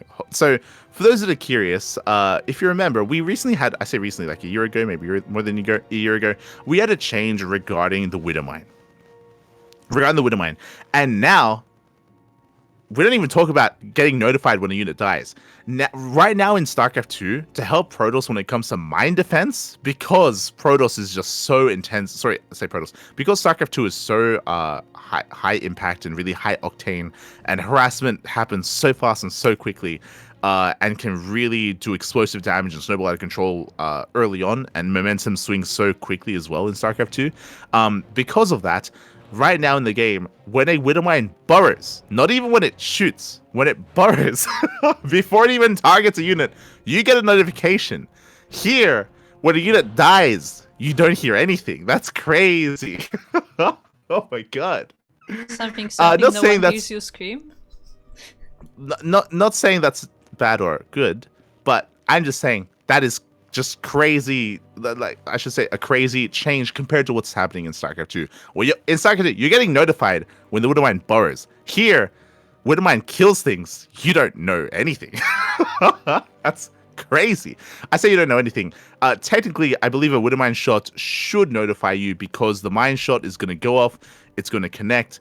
It's going to kill the first unit it hits, but it's going to do damage, a radius amount of damage. And for the units that it doesn't kill, it'll notify you from that damage that's happening, right? From that mine shot. But interesting. That's crazy. That is crazy. This already is just a huge change. Okay. Good to know. Worker change. SV, drone, and probe decreased movement and acceleration for all three. For all three, baseline, all decreased. They will have decreased movement and acceleration. Quickly going over this. This is to make it so that workers mine a little bit less effectively from the Brood War side. So this change reduces the effective mineral mining advantage per worker from 6% to 5% compared to StarCraft 2 workers. I think a lot of people have been asking about this in regards to macro mechanics. Just because in StarCraft 2 you have Chrono Boost, you have Mules, and you have Injects, of course. So because of that, because of those macro mechanics, StarCraft 2 worker production should be faster than that of Brood War worker production. To compensate, Brood War workers are actually faster at mining, so they're able to mine more comparatively to SE2 workers. But that is going to be slightly nerfed here. Slightly. From 6% to 5%. More, I should say. Oh. It's going down. Terrain changes. Missile turret. Increase armor from 0 to 1. Okay, turrets are going to be more robust. This change maintains parity with the base armor of other structures. Cool. SEV, decrease attack range. Okay, I believe this is to keep it in line with the drone and the probe, right? In patch 1.6, the drone and probe had their attack range reduced from 1 to 0.5 to prevent them from being overwhelmingly stronger in worker pool cheeses and worker pool aggression. However, the SEV, whose range was proportional to the drone and probe range and reflected their range difference in Brood War, did not have its range reduced. So now they're just keeping it in line with other units. Cool. Scroll down. Barracks. Okay. Barracks, decrease build time from 67 to 65 seconds. Okay, so it is now faster to build. Now requires a depot instead of a CC to be built. Interesting. In line with our goal of nerfing... the verbiage continues. Say it. In line. Say it. In line. In line with our goal of nerfing degenerate rushes this patch. Not rushes, by the way. We like rushes, but degenerate rushes specifically. What qualifies as a degenerate rush, by the way? Correct. What qualifies? What's the difference between a rush and a degenerate rush? We have to ask the author of this article because what makes it degenerate? What makes it degenerate, Kuro? Tell me. When it's at 4 a.m. That's degenerate. True. Yes, the degen rushes happen at 4 a.m. Max packs. God damn. That is the correct answer. That's the correct answer. We are examining the infamous proxy racks depot BBS build or BBS build. This change, obviously, this makes it so you have to make winding it back. Specifically, this is a pretty big change as well.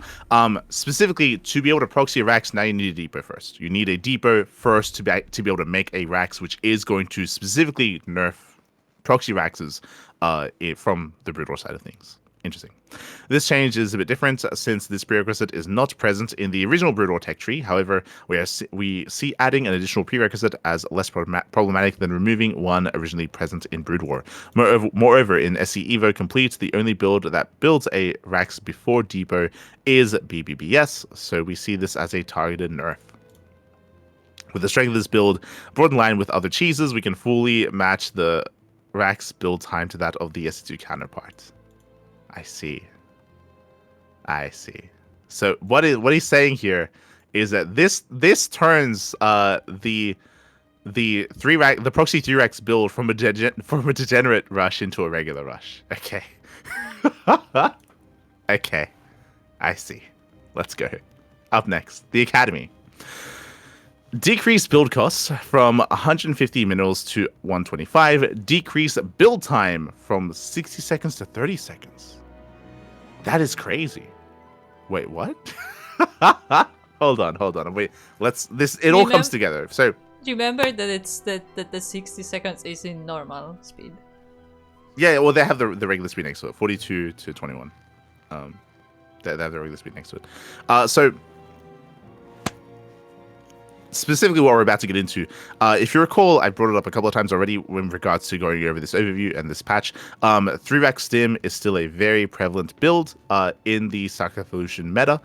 In, I want to say, all three matchups. I will say that players have gotten better at defending and shutting it down in recent times, but it seems like this is going to be their next and new approach regarding that build.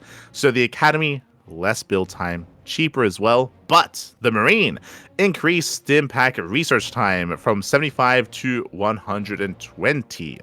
So they have increased the build time of specifically research, and they've also increased the U238 shells research time as well from 100 to 110 in SC2 times.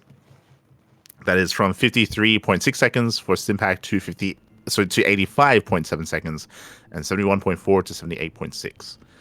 Okay, so they've increased the build time or research time for the Marine upgrades. Firebats increased stim pack research time. It's the same thing. It just also affects the Firebat. Okay, so the same change. It's stim change. Scrolling down, the comstat station is a set true. Okay, yes, true. Okay. I like this. So. Sorry, what did you say? No, wasn't there a match where Spirit would refuse to beat the comstat stations? Yes, we're buffing Spirit right now. Let's go. So for those that are curious, and they're about to get into it, to be able to scan in Brood War, you need a comstat station, which is an add-on on the CC. You need this add-on to be able to scan. The problem is that to make that add-on, you need an academy. And specifically for mech players, we have seen instances where they never get the academy, they never get scans, and specifically undetectable units can mess them up because they have no ability to scan. We've seen instances where DT just end the game, where Dark Templar just end the game, or other borrowed units can be a really big factor as well, specifically though DT, Dark Templar.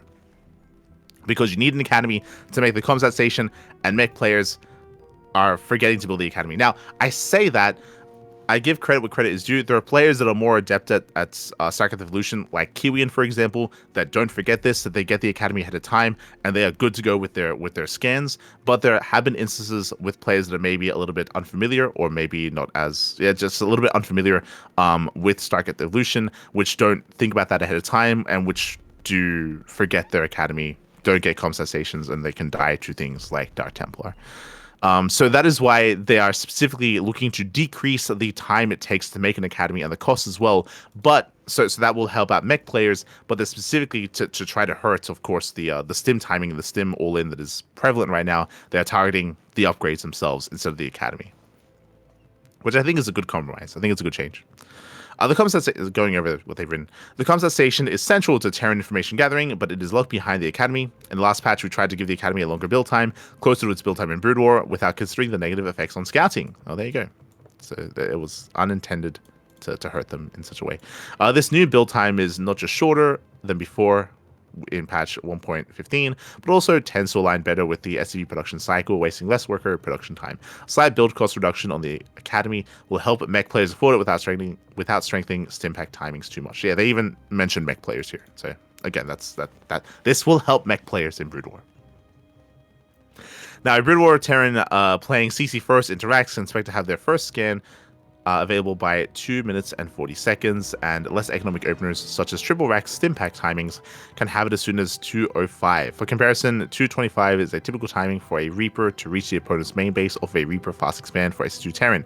The increased research time of stim and U238 shells compensate for the combined effects of faster backs and academy build time, as well as delay buyers' problematic power spikes in the early and mid game.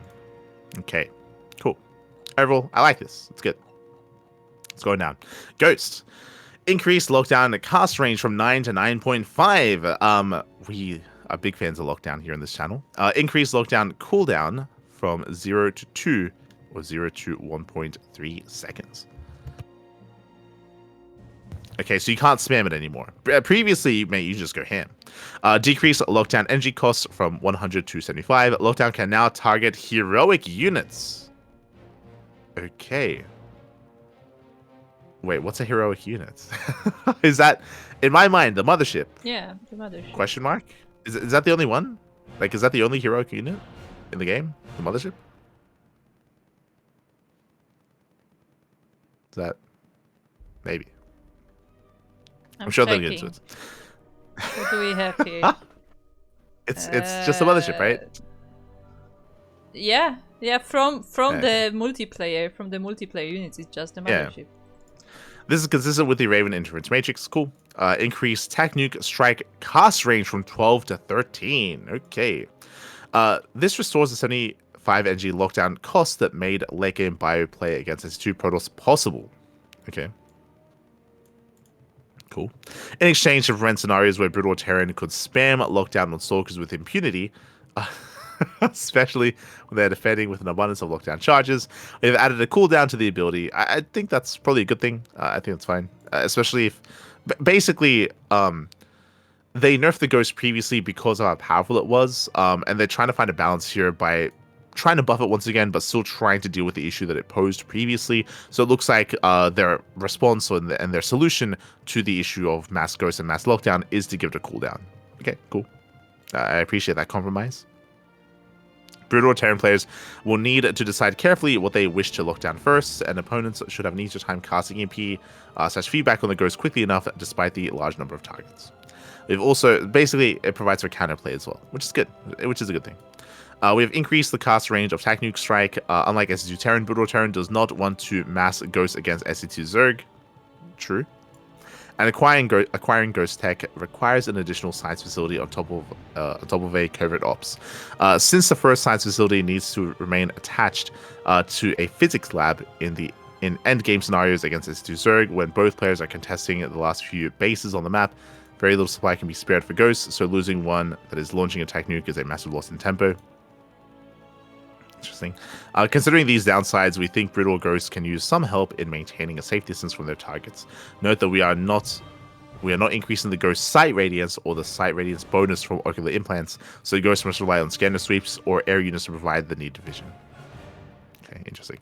I don't know if I have as much to say or as much to say in regards to the validity of the statement of regarding like how many ghosts you want against late game Zerg in TVZ. I mentioned before that in general, like we just haven't seen much late game regarding StarCraft Evolution. So I would say, at least for me personally, what I have to say on that is very limited when it comes to the amount of games that we've seen actually in that situation, in that scenario. So I'll take them at their word for that. Meanwhile, Armory decreased build time from 50 to 35. Okay, so it's faster to build. Decreased vehicle plating research cost from 175 to 175 to 150 150, and decreased vehicle plating level 2 research cost from 250 250 to 200 200. Okay, so decreased build time for the Armory, and of course, and also cheaper upgrades as well for mech upgrades. A reduction in Armory build time hastens the timing in which Goliaths can be produced. True, this is also another prerequisite. We have seen, once again though, for certain players that have a really hard time, or that maybe miss a scout, trying to reactively make Goliaths against Mutaplay, for example, can be really difficult for a Brood War Terran player, because they need, especially if they're playing mech, because they need the Armory to make Goliaths. Not just, it's mainly against Muta, is what I will say. What I will say though is that players like we have casted players that will blindly actually get the Armory ahead of time and make a couple of Goliaths a little bit earlier, if that scenario were to occur, if they fail to scout. So we have seen players already kind of adjust to this, but I do understand that this is still like an issue, and you probably, and it's quite, it's still quite unforgiving. So they're still going to allow Terran players to more reactively just more reactively try to get the Armory and try to get into Goliaths if they fail to scout the Spire. In my mind, that's what this is for. But let's go through it. All right, or so I say mute to play for Stargate pressure as well. Sure. A typical Stargate opener in SC Protoss versus Brutal Terran will finish the Stargate at 2:55.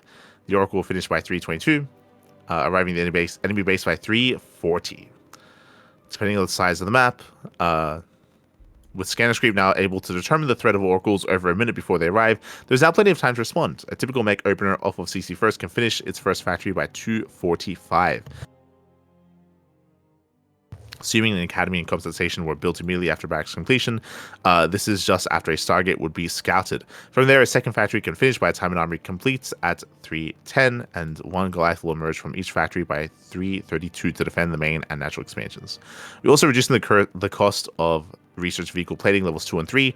Until now, mech players could succeed by only researching vehicle weapons and vehicle plating upgrades. Since we are nerfing mechs substantially this patch, mech players will now need a more varied army composition. This means they will need Wraiths and Valkyries instead of just Goliaths to deal with air units. We are mitigating the cost of also needing to research ship weapons and ship plating with this change. Okay.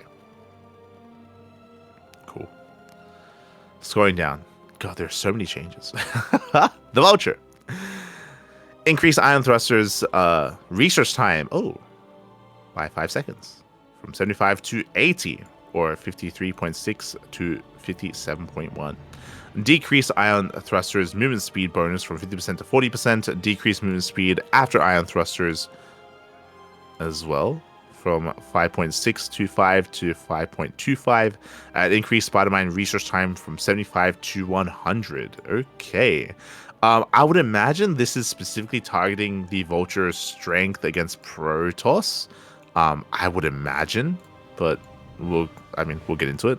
Spider-Mine, increase Spider-Mine activation range from 2.75 to 3. That is interesting. So they're going to be increasing, or they're going to be buffing the activation range. Decrease Spider-Mine AoE damage radius. Okay, so they're going to be decreasing its effective radius from 1.5 to 1.25, 2.3 to 1.8, and 3.1 to 2.5. Okay, in regards to 100% zone, 50%, 25%. Vultures have 3 main problems. They are much too fast. Catching them is impossible. It's impossible. And they rotate around the map very quickly in general. True.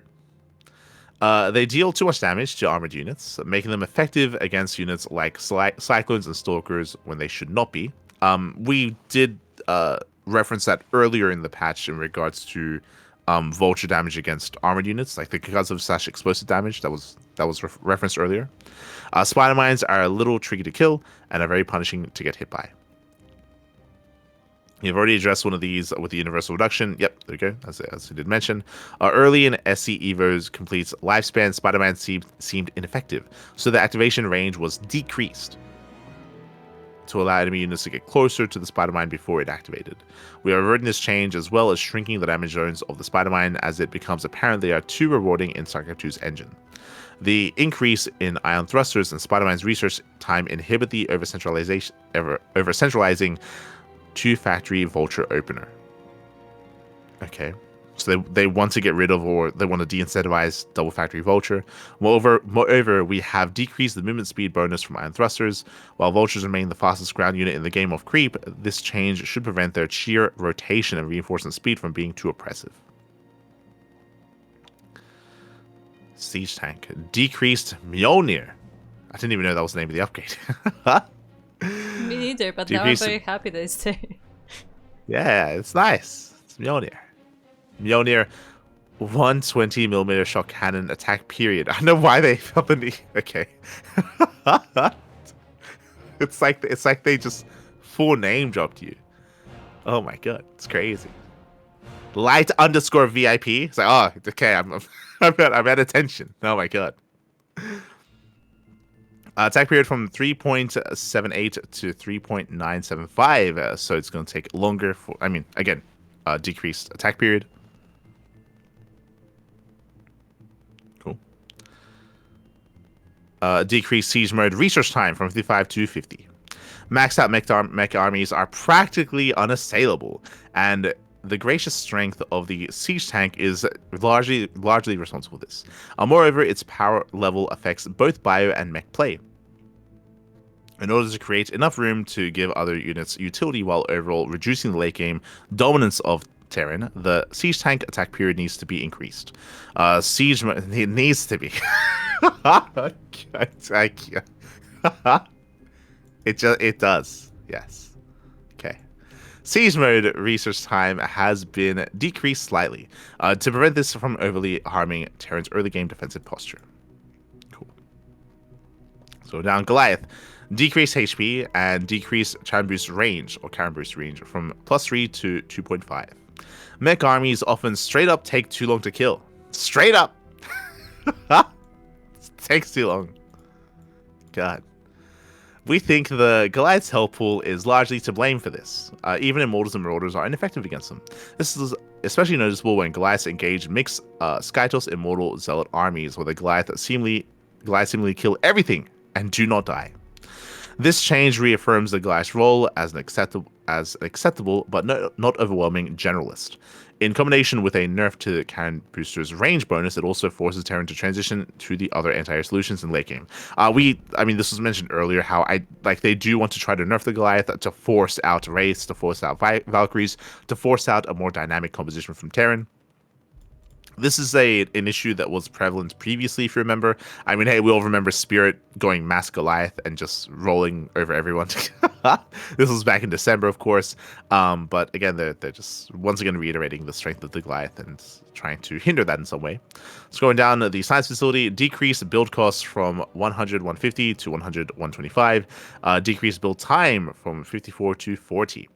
Science facility locks 3 key units behind it: Vessel, Battlecruiser, and Ghost. A slight build time gas cost reduction align the science facility's build and cost time, along with those of its add-ons, with those of the S2 Ghost Academy and Fusion Core. They also make it easier for Terran to acquire level 2 and level 3 upgrades. Cool. So faster tech, faster upgrades. As a result of this, slightly. Wraith, increase burst lasers attack damage from 10 to 14, decreased range from 5 to 4.5, interesting, increase cloaking field research time to 80, from 80 to 110. Okay. Increase cloak build time or research time, decrease range, increase damage. Mech play is currently one-dimensional.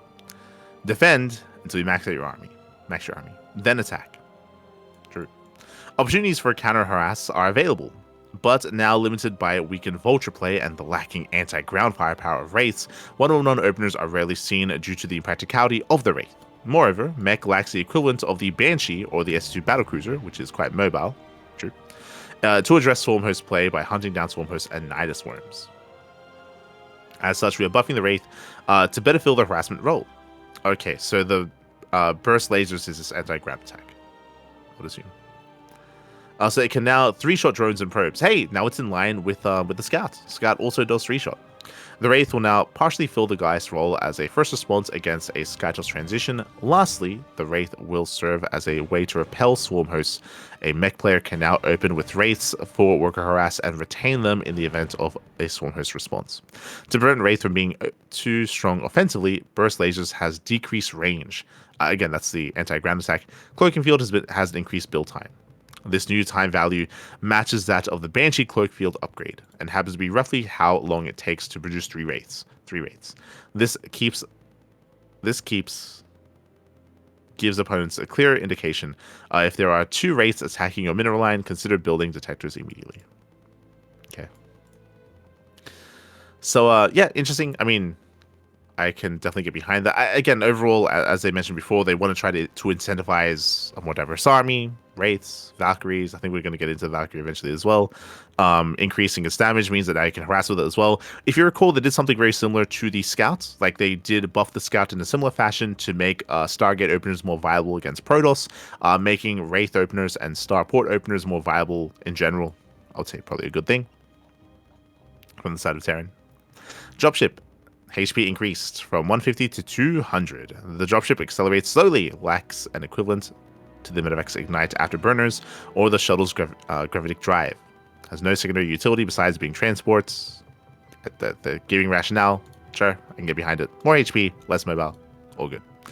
Valkyrie, increase attack arc slope from 11.25 degrees to 45 degrees. I need to know what this means.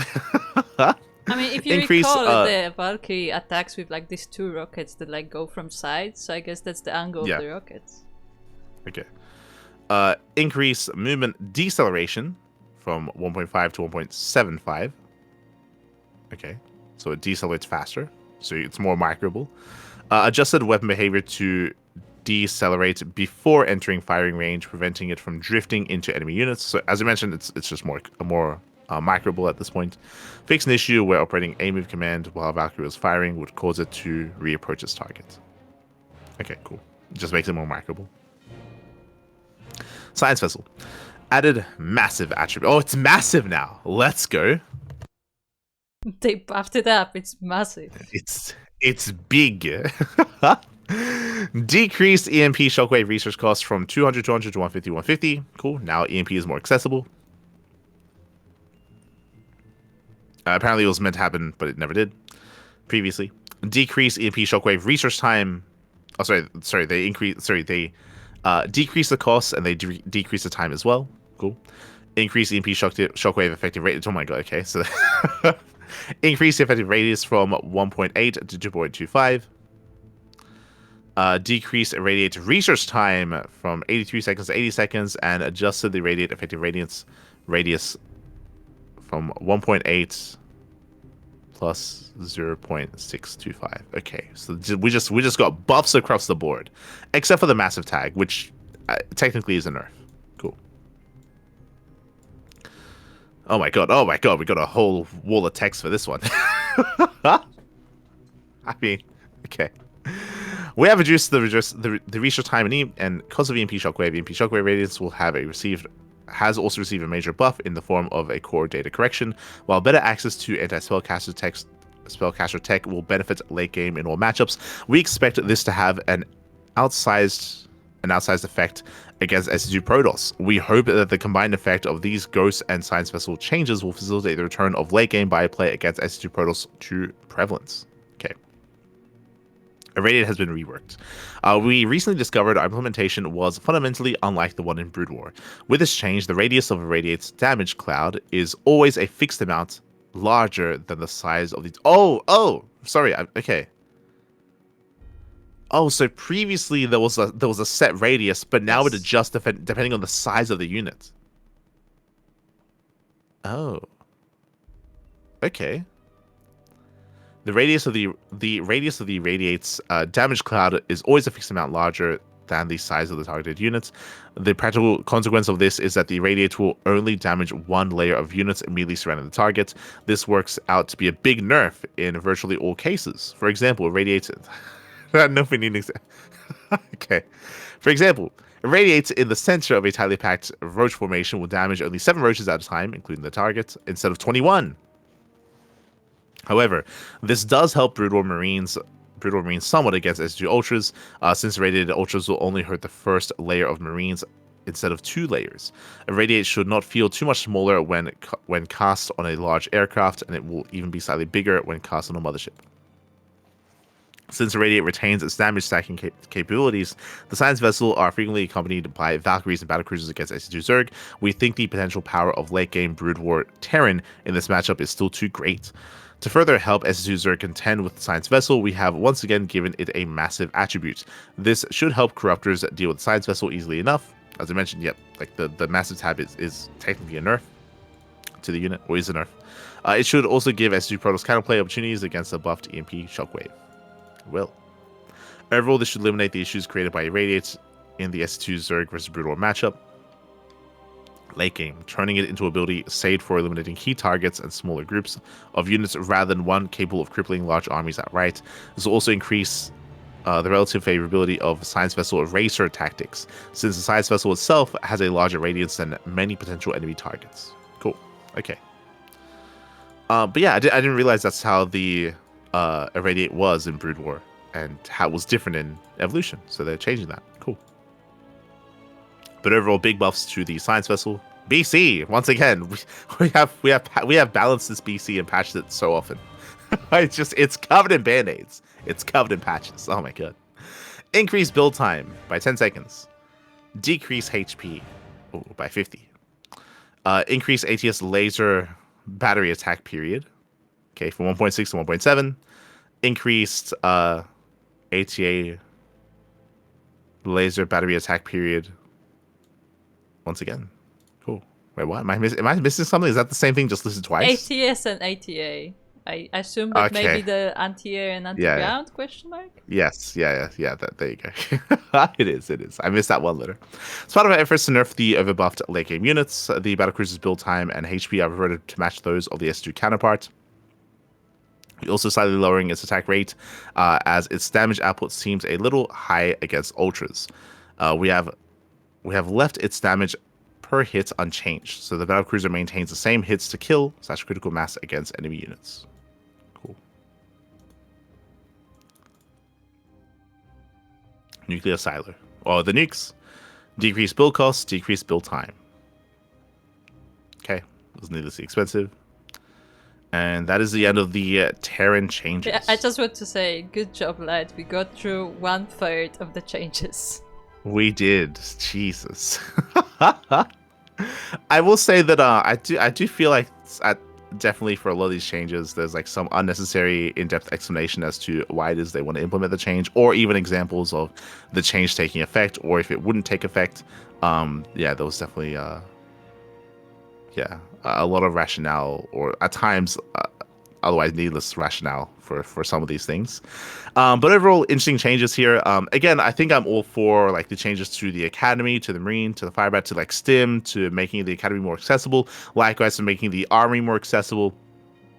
Likewise, adjusting lockdown. I do agree. Like, I'm very fond of seeing Ghost and late game bio against Protoss. I do look forward to seeing more of that again. Yeah, overall, I think a lot of these changes are positive. I think so far the biggest change that's crazy in my mind is still, remember, we just went through a wall of text. Remember, before all of this, they want to trick you by swarming you with all of this. What did we start with? If you recall, attacks that kill their targets no longer notify you. Like, that is still the biggest change out of all of this. It's bigger than all of this. It's crazy. It's crazy. It's still crazy. Aye. And I guess the 50-50 like ping as well. Like, that's also huge. Scoring down, Zerg changes. Increase HP. So Hatchery now has more HP. Cool. Spawning Pool, increase HP. Lair, increase HP. Ultra Cavern, increase HP. Oh, yo, everything's just buffed up with health. We have observed that Brood War Zerg structures are quite fragile overall, especially to SSU bio drops. There are many games where marine drop eviscerates the spawning pool or other central tech structures. To make this more difficult, we are increasing the HP of these structures to match their SSU counterparts. This is basically a way to, I mean, we speak about this all the time. StarCraft 2 races are just in general a little more mobile. So what I would say, my explanation to this would be, because they're so mobile, because they are outmaneuvering Zerg armies, now it's going to be a little bit less punishing. Now you have more time to react and to respond, to save some of these units, save some of these buildings, to preserve them against drop play, whether it's against bio drops, whether against War Prism, Zealot Harass, for example, or other forms of aggression. Now you have more time to respond, to protect, and to buy time to preserve this. Cool. Scrolling down, Creep Colony. Decrease build cost from 50 to 50. Increase build time and increase armor as well. I'm sure there's going to be an addressment here regarding the colony rush. I'm sure. I mean, that's part of it, is increased build time. Like the build time is huge in regards to that. Spore colony. Increased morph cost for a spore. Decrease morph time. I think this is also like a good way to try not to punish players that are trying to reactively make spores to defend against harassment. So decrease build time, I'm all for. Increase armor, just like previously. Adjusted attack damage from 20 to 15 plus 5 versus mechanical. So this is going to be a nerf versus biological, a nerf for mutaplay, I would assume, for ZVZ, and I guess other situations. Increased attack range from 8 to 8.5. Sunken Colony, increase morph cost, probably a good thing. Increase HP by 25. Decrease attack period from 2.1 to 2. Okay. These changes rework the Creep Colony and its morphs to be more useful. They also revert earlier nerfs that weaken Zerg's early and mid-game defense, especially against SC2 Terran. The armor increases on the Creep and Spore Colonies maintain consistency with other structures. Cool. They add on. It's particularly helpful against Marines.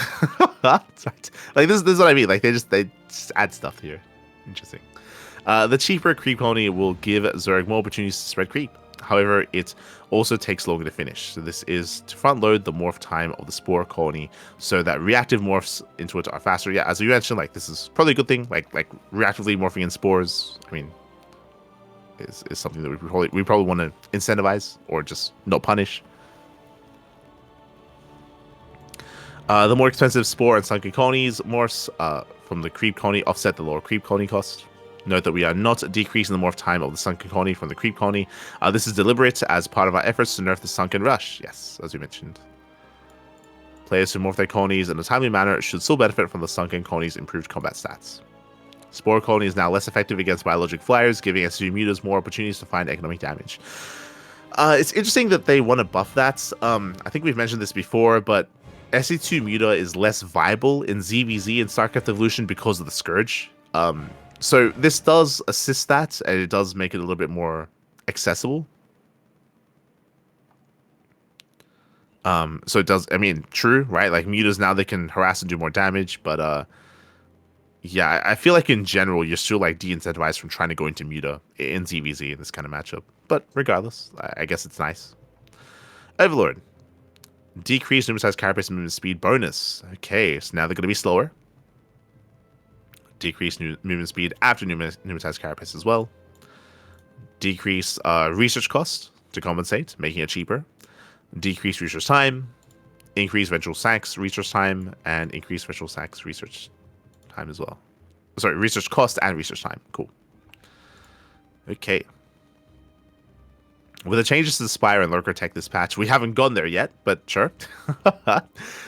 These two branches will be mutually exclusive in the early mid-game, so it is more important than ever for Brood War Zerg to know which option they should choose. Ordinarily, this would be done with pneumatized carapace researched. However, since Brood War Zerg cannot research this before morphing to lair, unlike SC2 Zerg, they must sacrifice more economic development in the early game to do so. To lessen this burden and make pneumatized carapace a viable scouting option, we are reducing its research cost. Cool. The Ventral Sacs timing is one of the more low-key power spikes of Brood War Zerg, but it is a powerful one nonetheless. Since Brood War Zerg does not have the APM overhead of Inject Larva that SC2 Zerg has, Brood War Zerg players are free to focus solely on controlling their army and setting up drops all over the map. Moreover, since Brood War Overlords do not need to be individually morphed in, there is no visual distinction between Overlords containing units and those without. When used with Defilers, this leads to frustrating guessing games where a group of Overlords is approaching and the defending SC2 player must spend the DPS killing Overlords. Yeah, we get it. To delay the timing at which Brood War Zerg can exert pressure from many different directions, Vengeful Sax research is now more expensive. Moreover, can now give more leeway to SC2 players when defending against the Fire Lords. Pneumatized Carapace movement speed bonus has also been reduced. Cool. I do agree. We've seen this as well when it comes to just Drop Lord play in general. Like, it is a really strong power spike for Brood War Zerg. And I guess one that needs to be addressed. Okay. Zergling. Increase attack period to 0.57 to 0.6. Cool. Now there's more time in between attacks. Increase attack period after Adrenal Glands as well. I feel like we addressed this last patch. Since it is the first combative unit produced by Brood War Zerg against SC2 Zerg, the overbuffed Brood War Zergling made the matchup extremely unfavored for SC2 Zerg. No amount of careful control and drone pooling could allow SC2 Zerg to defend with acceptable losses. Restoring balance to this matchup requires a Zergling nerf to give SC2 Zerg breathing room in the early game. Rather than fully reverting the nerf to Adrenal Glands to maintain attack period partially after Adrenal Glands, we are nerfing the post-Adrenal Glands attack period. We have observed that Brood War Zerglings are too strong in the late game in all matchups and would like to create opportunities to buff other Brood War Zerg late game units. Cool. So just they're nerfing the Zergling. They're nerfing the Zergling. and buffing everything else. Increase movement speed of the Hydra, decrease muscular augments movement speed bonus from 50% to 51. Cool, and increase Bruce Spine research costs. Okay. I'm not... Lurker. Adjust morph cost from 5100 to 7575. Adjust Lurker total cost from 125 to 150 decrease HP by 5. Interesting. Increase subterranean spine splash damage radius from 0.6 to 0.68. And increase Lurker aspect research cost from 150 to 200. Okay.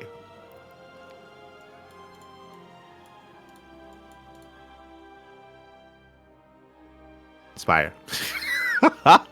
Yeah, we gotta move on. Okay, I get the gist. Spire.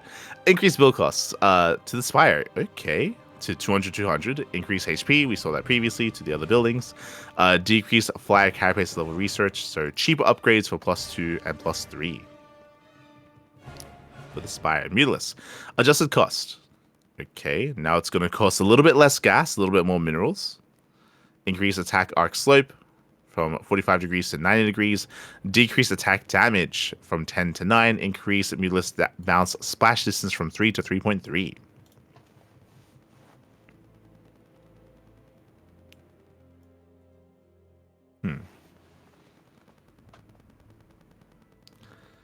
This I want to read. Mutilus can find decent damage with their initial timings, but their usefulness quickly falls off in the late game. I don't know if that's a bad thing. We'd like for them to feel better as a reinforcement and tech switch option in longer games as they are in Brood War. This cost adjustment helps to achieve that.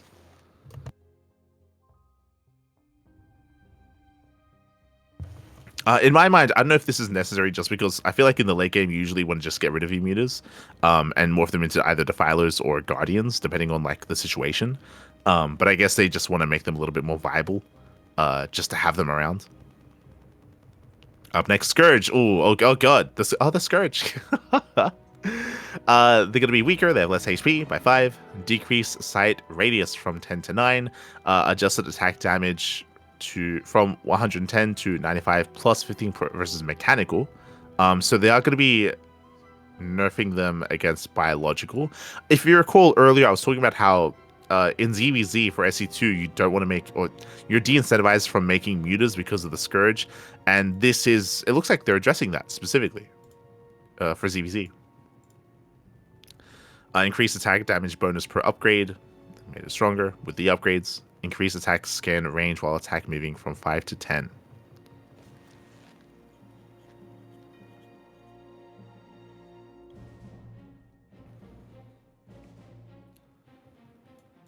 And yeah, the specifically, this is almost exclusively like a ZVZ. Well, they're addressing a lot in ZVZ here. They're talking about how like typically you'd make Corruptors against Scourge, but Scourge are still just really efficient even against Corruptors. So this is going to make Corruptors more of a viable option against Scourge. Specifically for ZVZ. Okay, cool. HP reduction also has positive effects in the SE2 Protoss matchup. Colossi have been rendered obsolete. This is also true. But I think they still count as mechanical, by the way. But they're pointing out that because of this, Storm and Stalkers are now more viable when it comes to protecting your Colossus against Scourge. I don't know if that's going to be enough to incentivize players to make Colossus against Brutal Zerg. Like, yes, now you can shut down Scourge a little bit more effectively, but like their power against the Colossus is still there. So I don't know if we're going to see an upswing in Colossus in that matchup, but sure.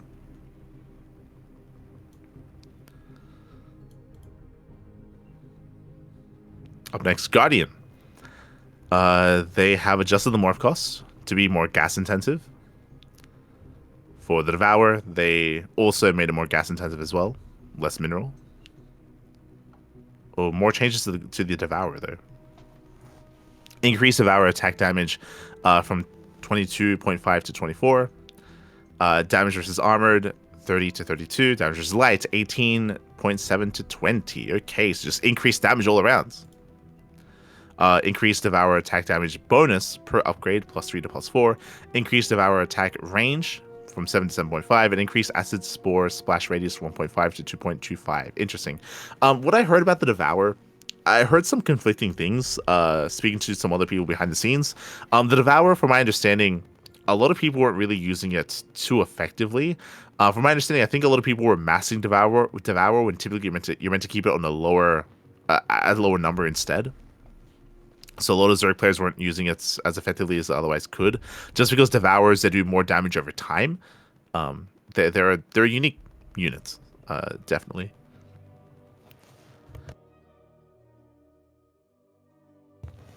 And I guess they're just going to be buffing it to try to compensate. The Devour is clearly intended to fill a supportive role. And of course, its most distinguishing trait is its ability to apply acidic spores, which does increase. Basically, from my understanding, acidic spore is like a debuff that it applies to the target that makes it so it takes increased damage over time. From my understanding. However, a limited number of units in the Zerg arsenal have a weapon capable of targeting air units: Spore Colonies, Hydras, Mutas, Scourge, Devours. However, Spore Colonies are immobile, and all the rest except for the Devourer melt into splash damage. Acid Spores also slows the attack period of its targets, but trying to apply these to Interceptors is tricky, as the center of mass cannot be directly targeted. And applying acidic spores directly to carriers does not affect their damage output since Interceptors are already released. Overall, it seems that an expensive and exclusively air-to-air unit like the Devourer that cannot be morphed into a different unit or attack structures like the Disruptor can has some difficulty finding practical use solely as a debuffer. True. So they're addressing that. It's going down. Oh, the infested CC. Let's go. Increase HP. And now it's biological. Okay. Sure. Queen. Decreased infest command center channeling time from 8 to 3.75. Oh my god. It's crazy. Queen now enters the target command center during the infest. Oh. The Queen now enters the target command center during the infest command center channeling period. Okay. Decreased parasite cost range from 12 to 10. Parasite is pretty good, so they're going to be nerfing Parasite. Parasite no longer displays a visual indicator on the unit model. Instead, the Parasite debuff is displayed when selecting the units. Oh wait, no, sorry, I was thinking of the other one. Sorry, yes.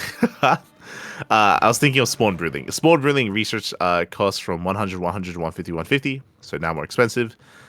Increased Spawn Brooding research time as well. Spawn Brooding now channeled if the Queen dies. Is now channeled, sorry, cancelled if the Queen dies before the projectile reaches the target. Okay, cool. For those who are curious, Parasite is like the Oracle Revelation. It's about scouting. It's like giving vision. But once again, they want to try to like incentivize infesting command centers. I think we've seen it once recently on Abyssal Reef. Oh god, during a Kung Fu Cup, but it didn't finish. Like the infested command center did not complete, unfortunately. But we almost saw it. During a Kung Fu Cup. I have a question though. Is that something that happens in like Brood War Pro matches? I'm sure it has, but I can't imagine it's common. I don't watch enough Brood War to comment on that. I'm sure it's one of those things where whenever it happens, it's hype as hell. But I'm sure it's also a rare sight. Defiler. Oh my god. Decrease consume range from 0.5 to 0.1. Cool. Decrease consume cost time as well. Decrease consume cost outro time. Consume no longer stuns its targets. Consume no longer targets lava eggs. Decrease dark swarm effective radius from 3.7 to 2.8. Okay, so they're going to be reducing the radius of dark swarm. Increase plague research time. Decrease plague research time. Oh wait, sorry. Increase plague research costs and then decreases time. Increase plague damage per tick from 0.9 to 3.95. Increase plague tick period from 0.1 to 0.5. Increase HP threshold for plague from 1 to 3.9. Plague total damage from 281 to 295. Okay, sorry, 96.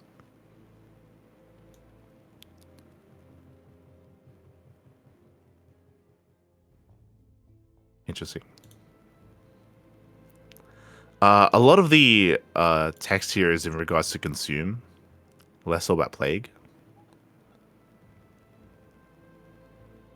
But it does feel like they increased plague quite a bit, which is crazy. They didn't really comment too much on it.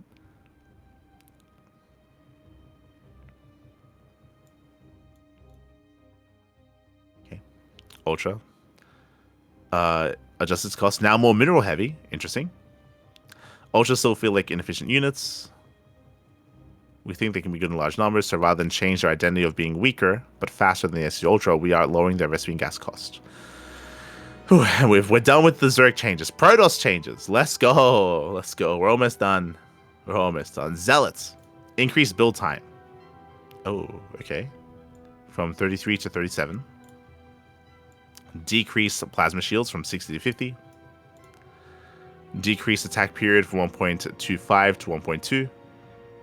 And leg enhancements movement speed bonus from 1.4 to 1.5. Okay. This I want to read. In patch 1.7, the Zealot build time was reduced to strengthen early game Protoss aggression. This was clearly a mistake. It was clearly a mistake, by the way. Since it was enabled, degenerate rush. Why are we back? Why are we back to why did I decide to start reading again? And this is the first thing I read. God damn it. You thought you were safe at the moment you're back to reading. Oh my god. God, it's just so degenerate. It's just so degenerate. I can't believe it. Can't believe it, mate. Oh my god. As a part of our stance to weaken similar rushes overall, the Zealot build time has been reverted to its old value. Moreover, its plasma shields have been reduced to 50. This means its total vitals are now low enough they can be one-shot by Widow Mines, giving SSU Terrans an easy time at taking frontal engagements in a matchup where they struggle to do so. To ensure the Zealot's overall power is not badly hurt against S2 Zerg or S2 Protoss, we have increased attack speed to match the S2 Zealot and increase the movement speed bonus from leg enhancements as well. Due to the combination of Widow Mines and Guns of Shell and kiting, ideally this is going to be less of an impact against SC2 Terran and more so against Zerg and Protoss. Cool. Dragoon. Decrease cargo size from 4 to 2. That's a big change, actually. That's huge.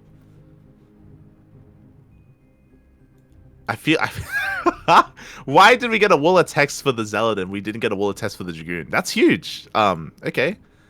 Dragoons, historically, you could only fit 2 within the shuttle, but now you can fit more. You can fit 4. It's crazy.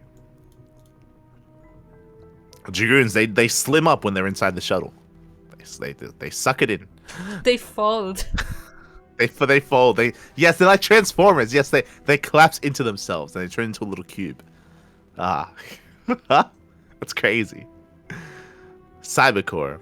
Increase HP, increase shields. Shield battery, increase restoration range. This is good just because in general the shield battery in Brood War is a little bit is weaker. Does give it more capabilities. Going down. They pull their legs in. Maybe it's just cold in the shuttles. yes, they pull it in, baby. They pull it in. Robo facility. Decrease build cost 150, 100 to 125 to 70. Okay. So it's going to be cheaper. Robos are cheaper. Decreased build time as well. Damn. Bay has been increased to compensate. So faster robos. I would imagine this is to also help give you access to the observatory. Yep, and there you go. There you see it. This is actually within line to the change to the academy and the army earlier, and to the spore as well. Like in general, reacting to harassment, reacting to indivisible units, it feels like they've buffed that and they've allowed you to not be punished as much for harassment in invisible units. This goes in line with that as well. In regards to the robo and in regards to the observatory as well. So cheap observatory and decreased build time. Right, of course, the bay, though, is increased. I believe that will be nerfing Reaver drops. Observer, increased build time, though. So I guess they compensate with that, I guess.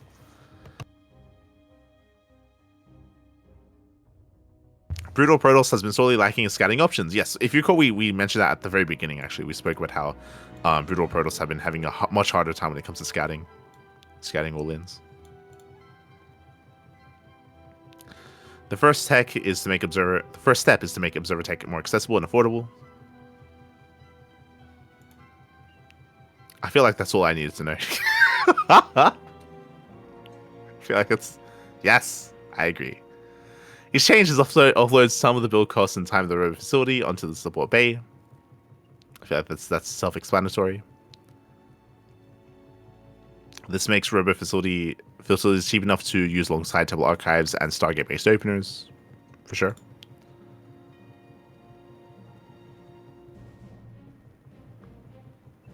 Alright, moving on. Shuttle. Decrease build time of the shuttle. Oh my god. Increase HP as well. Increase plasma shields. Increase movement acceleration. Increase movement deceleration. Decrease load range. From 2.5 to 1. Okay, so we are buffing the hell out of the shuttle. Gonna be faster, more microable, more HP, more shields. Let's go. Optimal Protoss play is highly dependent on the shuttle, especially with Reavers. True. The loss of a shuttle, especially carrying Reavers, can spoil the end of the game. Also true. At the same time, we think that the current pickup range creates a low skill ceiling, and we do not think the shuttle should be a clone of the Warp Prism. You know what? I don't think I agree with that for the most part. As in, for those that are curious, there was a change done a couple of months ago at the start of the year, where they increased the shuttle pickup range. It is not as large as the Prism, nowhere near. It's not as large as the Prism, but they did decide to increase the pickup range of the shuttle to allow for more micro, more control, and to allow you to actually, you know, maneuver around a little bit better, a little bit easier. It looks like they're reverting that change. They're reverting it down to 1, which is gonna make pickup micro a lot more tighter, a lot more unforgiving. I don't know if that's a good thing, but that's what they're doing. And I guess to compensate, now the shuttle's gonna be faster and more robust. Sure. So they're going to be changing their approach to the shuttle. To remedy, they're mentioning it here. To remedy this, we are reverting the pickup range of the shuttle to 1. The same as other transports. We are also increasing its vitals and acceleration. Skilled players should still be able to get good value out of the new shuttle and use the extra HP to pull off risky maneuvers not possible before. Interesting. Yeah, I would say it's interesting just because I don't know if I can say as strong of a statement as saying that the skill ceiling was too low because of the pickup range. I don't know if I can say that with confidence, but sure. Okay, I'll take your word for it. The Reaver. Increased plasma shields from 70 to 90. Increased armor from 0 to 1. Increased movement speed. Yo, Jesus. That Reaver's going to be zooming from 1 to 1.4. So increase shields, armor, and speed for the Reaver. Increase attack damage bonus from 55 to 60 versus shields.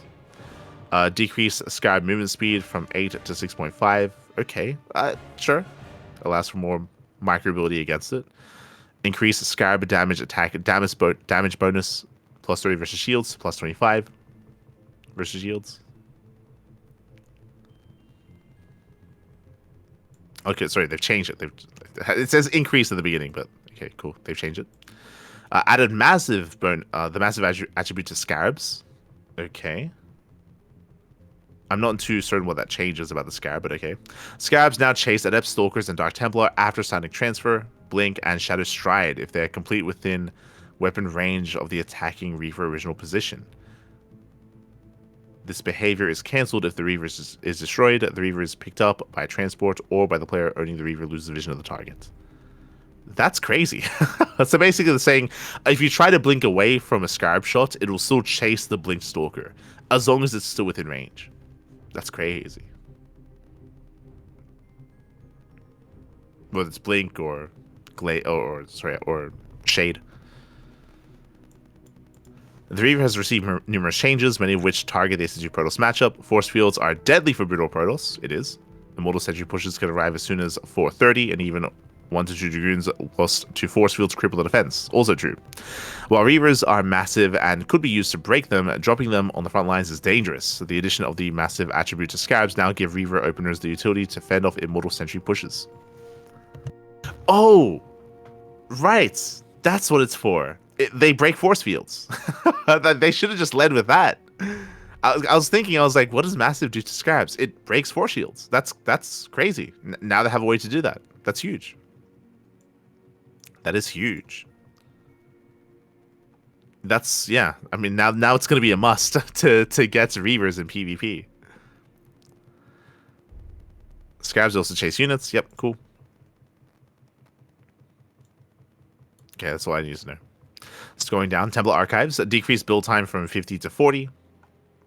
High Templar. Decreased hallucination research time. I mean, it's almost never used. I'll be honest. Hallucination is almost never used. So they're going to be buffing it.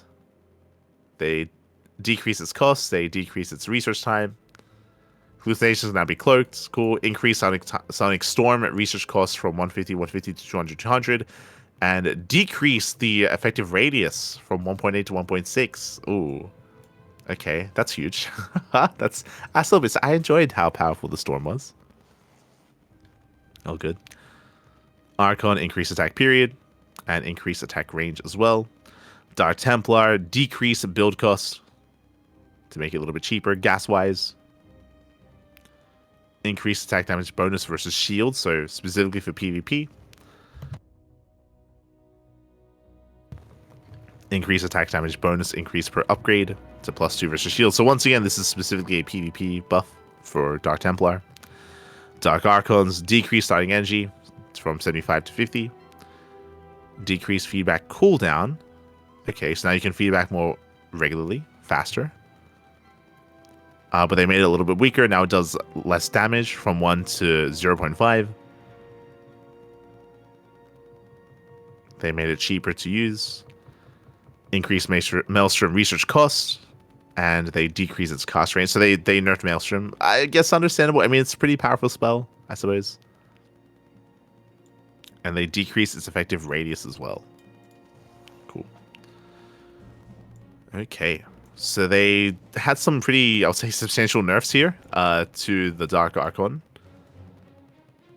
They're trying to incentivize more hallucinations with the High Templar. Scrolling down.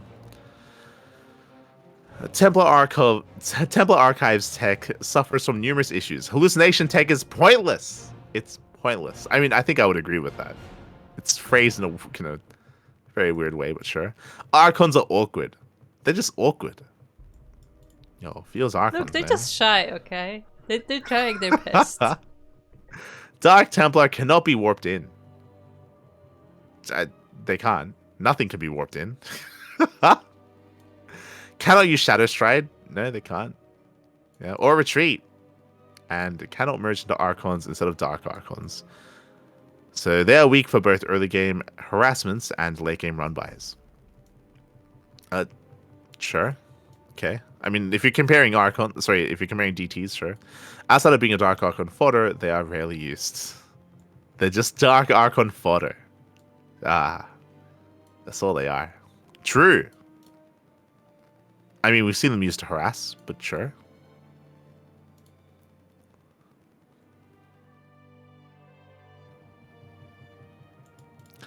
Dark Archons do not fill their anti-air spellcaster role well because 200 gas is simply too much to spend on 1 to 2 uses of feedback. These changes revitalize Dark Templar Archives tech, giving it a couple of exciting new roles and making it viable as an opener. The true oh my god, we got like 2 pages. What are we talking about here? What are we bringing up? It's crazy. The true enabler of the Templar Archives as an opening tech choice is the Dark Templar. The Dark Templar now costs only 125 to 75 instead of 1. Okay, yes. Combination with a reduction in Templar Archives build time, standard 2 gates or gate Nexus core openers can afford several Dark Templar by 345. We mentioned this earlier. For whatever reason, every now and then we go like into the nitty gritty in regards to timings and tech. Okay. Dark Templar now fills role as a fast option to blindly defend many different aggressive builds because Brutal Protoss simply cannot scout them in advance and react accordingly. Okay. Interesting. It's interesting that that's their approach they're taking. Like the idea here being that scouting is difficult, so they want to help at least some blind responses to certain forms of aggression. Okay. This has earth-shaking! It's earth-shattering implications for S2 Zerg and S2 Protoss matchups. It's crazy. Can you believe it, Kuro? Can you believe It's it? air shaky, do you understand? Oh god. Let's go. As mentioned previously, the earliest Baleen bust and Ravager bust can arrive at the Brutal Protoss Natural Wall by 340, so Dark Temple will arrive by 345, allowing a blind defense while still giving the opponents a fair window of opportunity to try to breach the wall. One base 4-gate Blink builds, which invests all their credit boosts into Blink research, typically cut the Robo facility and finish Blink research at 420. Nice. Builds like this, which outright cut detection, are no longer possible. Immortal Sentry pushes must now wait for an additional observer production cycle before they can move out. Even then, there are big opportunities for Dark Temple to find game-ending economic damage. Dark Temple provide... Okay. Slow down. Dark Archon is now 250, 150, thanks to the cheaper Dark Templar. And this will make Maelstrom and Feedback more accessible. To offset this, Maelstrom research cost has been increased, Maelstrom duration and cast range has been reduced, and Dark Archon start with only 50 energy, the same as all the other spellcasters. In particular, the old cast range of 10 didn't allow for the opponent to respond with their own EMP or feedback. Over the cooldown and energy cost of feedback have been halved. We think this is a fair trade-off considering the supply and efficiency of Dark Templar and their size, making them more vulnerable to EMP/feedback, and they still have to wait an entire cooldown to feedback to 2 targets, unlike a pair of SC2 High Templar. Okay. Cool. Lastly, the High Templar now has a real use for hallucination. The new hallucination research costs now only 50/50 and complete in 30 seconds or 21 seconds. If one researches hallucination and queues one High Templar and Dark Templar simultaneously, both Templar and hallucination complete at the same time. The High Templar can hallucinate the Dark Templar. What? Okay. These hallucinations can be cloaked like the real Dark Templar, giving them unparalleled utility as scouts or pseudo force fields. That's interesting. That's cool. So you can hallucinate a DT and it'll be invisible. So you can have invisible scouts early on. Okay. Reduction in radius of Maelstrom and Sonic Aftermath. Sorry, Sonic Storm. Match our core Sonic values. Aftermath, that's a callback. That's a callback. If you know, you know. We're done. Moving on. Stargate, increased build cost. Okay, cool. Fleet Beacon, increased build costs as well. Increased build time. I think they made reference to nerfing late game Protoss. I believe this is kind of in line with that. Scouts! Oh my god, they did a lot to the Scouts. Increased build cost from 200 100 to 275 125. Decreased build time. Decreased movement speed. Decreased antimatter missiles attack period from 1.3 to 1.3. Let's go. 1.37 to 1.31. Adjusted dual photon blasters attack damage from 10 plus 1 to 9 plus 1 times 2. Oh my god. Wait, what? It's crazy. Adjusted dual photon blasters attack damage bonus plus 5 versus light to plus 3 versus armor. Okay. Decreased dual photon blasters attack range from 5 to 4.5. Increase gravitic thrusters research cost. Increase research time. Increase movement speed bonus. Okay, that's quite a lot. This rework of the Scout started with us going back to the drawing board and examining its Brood War stats. The build cost of 275, 125 is not all that bad. Void Ray has a very similar costs, and in a previous patch, when it had a faster build time, the Void Ray used to have a much more prominent role in the Protoss arsenal, especially against Zerg. However, the Scout's original 50 seconds build time is completely unusable. Unusable. I mean, we have seen an uptick in Scout openers, but sure. It's unusable, though. It's crazy. We have chosen to instead adjust the current build time to 49/35 seconds. Scout returns to its pre-patch 1.7 speed, which is the same speed as the Worker. At this speed, it is no longer capable of chasing Cyclones or fleeing from Stimpack Marines on open ground. These changes enable us to give the Scout a much more powerful anti-ground weapon. This weapon two-shots Zerglings and Banelings and can kill a Ravager in 8 shots, since a Gate Nexus core into Stargate build can now complete one Scout by 3.25 or 3 minutes and 25 seconds. And Baneling Ravager all-ins tend to arrive at 340. Okay, so this is pretty important. So there's a lot of text here. when it comes to scout openers and Stargate openers, they're quite weak. They're very weak against all-ins. That's the biggest downside of them. And they've been trying to address this in regards to making it more viable, making it more safe. What they're referencing here is that they have had a lot of nerfs here to the scout in terms of its mobility, but they are increasing its anti-ground attack quite heavily here. So now it is more viable to open up Stargate, open up Scout, and defend against these all-ins with a Scout opener. It's something they've been trying to address over time, and looks like they're taking a stronger stance here, which I think is a good thing. Just to add more variety, I would say one of the big issues when it comes to Brutal Protoss in SE Evo is its limited builds and limited openers. It does feel like there are only two. You can open up Charge, or you can open up Reaver. It does feel still very difficult to open up Stargate, so it looks like this is going to be addressing that, to try to make Stargate openers more viable, to have just more options early on for Protoss, which again is I think is a good thing, just because it feels quite limited right now when it comes to Brutal Protoss openers. Cool. That's all we need to know. Jesus. The Scout's weapon remains strong enough to harass workers, and +1 air weapons even creates a critical breakpoint where 2 Scouts will one-shot a drone. Okay. That's with +1. Cool. Scrolling down. Corsair. Added always a threat to attackers flag. Okay. I think that probably increases its priority. Decreased starting energy. That's going to help when it comes to disruption web.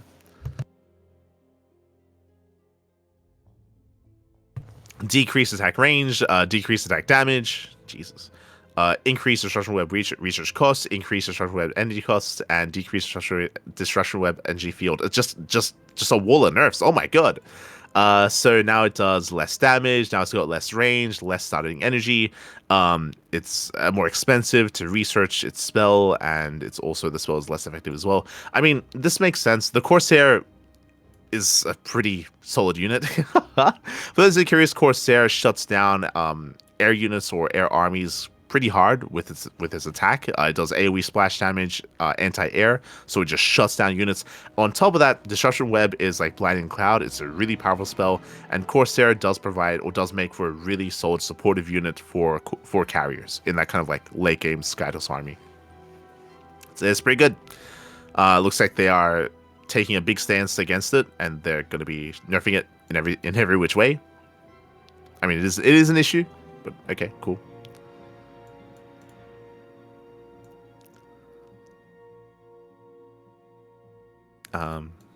I think we understand it. Moving on to Carrier. Increased build time of the Carrier from 80 to 90. Decrease plasma shields from 175 to 150. Ooh, okay. And increase interceptor launch delay from 0.25 to 0.3. So 0.375. Okay. These carrier changes align with our objective of nerfing the overbuffed late game units. Overbuffed, baby. Crazy. But yes, they're going to be nerfing the carrier, nerfing the Corsair. They're going to be nerfing late game Skytos. Arbiter. I would be okay with buffing the Arbiter, but we'll see. Decrease recoil effective radius. Oh, never mind. Decrease stasis field effective radius, and stasis field can now affect heroic units. Okay, so also nerfing the Arbiter. When I said I wouldn't mind seeing the Arbiter being buffed, we don't really get to see a lot of Arbiter play, but whenever we do see it, it's pretty effective. It's just rare. But I mean, I'm also looking at this in the perspective that we just see a lot of all-ins. And so we see very little late game in regards to Brutal Protoss, but because of all of these changes, the goal is that we see more late game now, and because we're going to be seeing more late game, it's something that has to be that they feel like needs to be nerfed. Again, I'll rely on their data for that, for sure, that is the correct call to make. Previously, it was not possible for stasis fields to affect the mothership. However, we realized that this was unfair.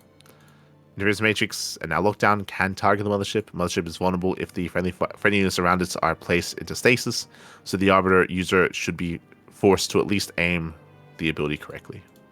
Cool. And then we got a bunch of bug fixes. Okay. I don't think we have to go into I mean, there's a lot of fixes. A lot of bug fixes. As well. Oh, the soundtrack has been adjusted. Okay, that's great. That's cool. Oh, they added some Wings of Liberty soundtracks. And they reverted some Heart of the Swarm soundtracks to Wings of Liberty, okay? For some reason.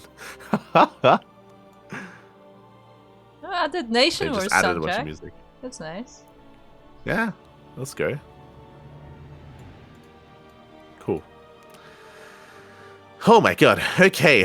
So it's quite quite hefty. It's quite lengthy, is what I will say. Again, when it comes to the patch itself, it was written in kind of a weird way. As I mentioned before, like they go into like some nitty gritty detail, to give explanation to some changes, not to others. I think to an excessive amount. I think some of the verbiage used and the way that it was written is kind of weird and off-putting.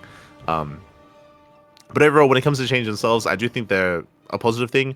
There's a lot of them, so it's a lot to take in, and it's hard to contextualize just because it's going to change so much. As I was saying previously, like they're nerfing a lot when it comes to certain late game brutal units, but the reasoning for this is because they're expecting to see a lot more late game, and apparently late game was too heavily favored on the side of Brood War.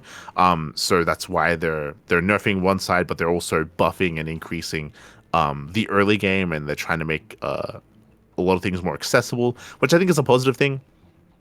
How this will change and how this will impact the balance of the game.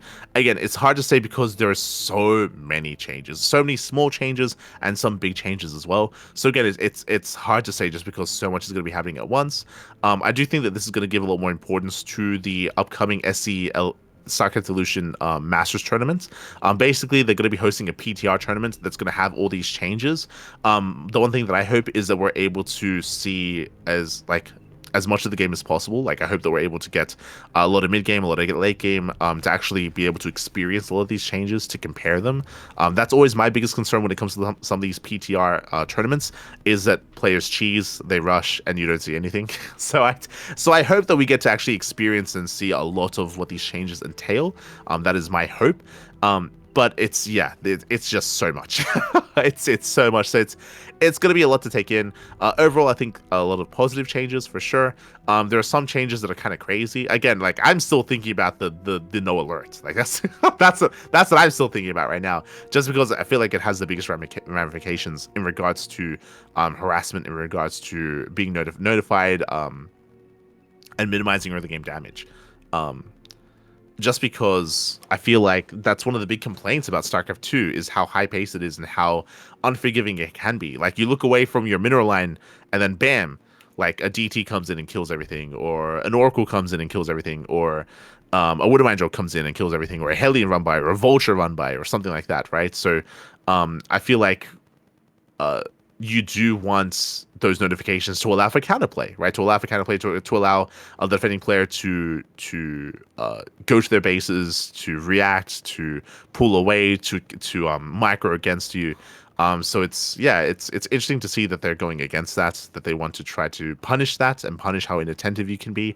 But at the same time, as they want to punish that, they also want to make other things more accessible, right? And other things a little bit easier. So there's a bit of a back and forth there. And I mean, we'll see what it means. We'll see what it leads to. Yeah, it's definitely an interesting change for sure. And I feel like it's like a bigger deal than than is being like given attention to. The other interesting one is, of course, the pings. We'll see how that kind of affects things. But yeah, I look forward to it. I do look forward to it. I hope that Blizzard are able to make the arcade, patched in some way. I hope they're able to make it accessible again, where community mod makers can actually implement a bunch of changes and make a bunch of changes as well. Yeah, look forward to it. Do look forward to it. Hi. God. Kira, how long did we spend on this? On this specifically, I don't know, but the show is reaching 4 hours. No, already? Yes. That's why I DM'd you if you want a break, maybe, because you've been talking for 4 hours now. Oh, did we spend like 2 hours on just this? No shot. At least like an hour and a half, at least. Mm-hmm. Okay. Yeah. Everybody, jump to Light. Thanks, Light, in the chat. I mean, we even skipped a bunch of. Honestly, there were periods here where a bunch of text was unnecessary as well. Where you just cut it out. It's like we had to write an essay, and it's like, yo, minimum 2,000 words, and you just padded it out. Jesus. Okay, but yeah, yeah, definitely a lot of interesting changes. I look forward to seeing how they all come together, how they all come to pass. As I said, this is like a PTR. This is like testing phase. They are more than willing to make more adjustments, to revert things, to adjust things, to go further in some ways, to pull back in other ways as well. I hope that they are, when they say that, they actually mean that, of course, and we'll see what happens when it comes to the PTR tournament as well. See the saddest part, if he died while doing it, wouldn't even get notified. True. That's crazy, Bobby. That's crazy. Oh my god. Anyway, I guess yeah, we're gonna be going to a short break. At least 5 minutes. At least 5 minute break. When we're going to break. This is us just now finishing up the topics of the week, by the way. And up next we have all the tournament results. This is just all the news results. section, guys. Okay. This was just the news, mate. Aye. Yeah, we got a cast in like 10 hours. Okay. So we'll see you soon after the break. We'll see you soon. Bye.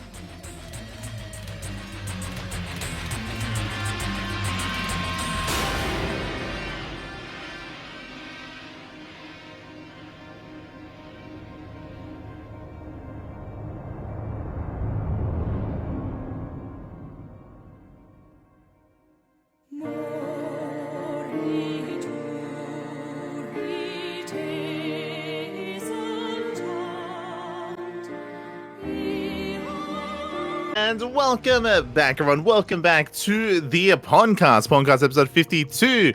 Whew, it's been, again, a very, very intense week in regards to news. We are 4 hours into the PondCast, and we are only past the first section out of, like, 5.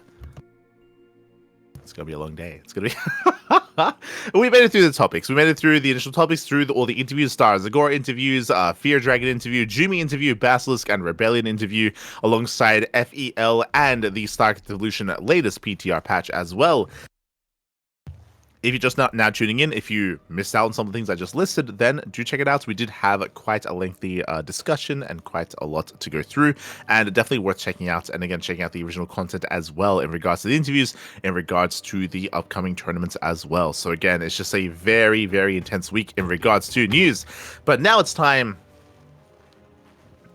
to smooch. It's time to degen rush. I'm googling degen rush as we speak. It's gonna be the phrase of the week, huh? Let's go. I like what you said. What's a degen rush? It's when you rush at 4 a.m. I like it. Let's go. You don't understand. It's a certain type of just, state of mind where it's like 4 a.m. You've been awake all night and you've been playing StarCraft. Preferably on ladder, not even on tournament, on ladder, and like that's when the degen rushes come. Is degen rush when it's like 2 a.m. in the morning and you're rushing to finish up the PondCast topic list before you go to bed the night before? They didn't have to know that. Is that what a degen rush is? Is that? I finished it at 3:30. Thank you very much. I see. I understand. But with that, we are now getting into our set of tournaments. Now it's time for tournament results for the week. First things first, we are jumping into our modded tournaments. And hey, speaking of StarCraft Evolution, which we just went over the upcoming PTR patch, we have the Kung Fu Cup at 2025 weekly number 11 StarCraft Evolution edition. This is the last Kung Fu Cup before the upcoming season. I believe, if I recall correctly, Kung Fu Cup will not return until post EWC, or maybe even until post Blizzard does updates and allow for updates to go through the arcade. Whichever comes first, we'll see what happens. Regardless, Kung Fu Cup 11, we did have quite a plethora of players here. We had Spirit, we had Kiwi, and we had Scarlet, Rebellion, and 3 Point. If you recall, this is actually Scarlet's her first time, I should say, one of her first times competing in StarCraft Evolution. If you recall, Scarlet did have a show match against Björn on the Shopify channel. That was back in December, quite some time ago, during the previous, I believe it was post DreamHack Dallas, if I recall correctly. So it was quite some time ago where Scarlet did compete, and likewise, Scarlet now showing up in this tournament as well. This coincides with Scarlet's recent uptake in performance in competing in tournaments. Again, Scarlet, in the lead up to DreamHack Dallas, did actually start competing competing again and start playing in tournaments. We spoke about this at the start of the broadcast, actually, in regards to the NA scene and the NA region. Scarlet is part-time. Nowadays, she is part-time. She did take a massive break from the game. She was not competing or playing for months, but recently came back to playing in What TV Mondays, in Pegasus Cups, in online tournaments, in Invitationals, and even in Kung Fu Cup as well. So great to see Scarlet make her return and playing for the first time in this tournament. Did have a shaky performance and didn't quite make a deep run in this tournament, but again, she is not as well versed in StarCraft Evolution, so there is a bit of a learning curve to it. Rebellion did claim the series, but really cool to see Scarlet competing, and hopefully not for the last time. Hopefully we get to see Scarlet again in another StarCraft Evolution event in the future. Fingers crossed, fingers crossed. She did play against Rebellion on Near Isles of Siren, and she was very upset. But it was honestly, it was a really good game. It was a really sick series, and I hope to see more of Scarlet in the future. Meanwhile, we did see Rebellion take down Scarlet. 3-point took down Rebellion. Kiwian took down Spirit. That was the intense series, might I add. Kiwian, of course, I rate him quite highly in recent times because in recent times he has been competing. Historically, Kiwian, aka Top, has been a caster, streamer, content creator, but recently has been devoting more time to improving at the game, improving at StarCraft Evolution, and has been looking very impressive as of late. Did take down Spirit, impressive performance. Did go down to 3-1 in the finals, so congratulations to 3-point, but a shout out to Kiwian for making the finals, for making a series of it, and for taking down Spirit as well. GG. GG well played. Shout out to 3-point for becoming our last Kung Fu Cup champion. And again, Kung Fu Cup will return soon in the future. Will return. Until then, is on hiatus.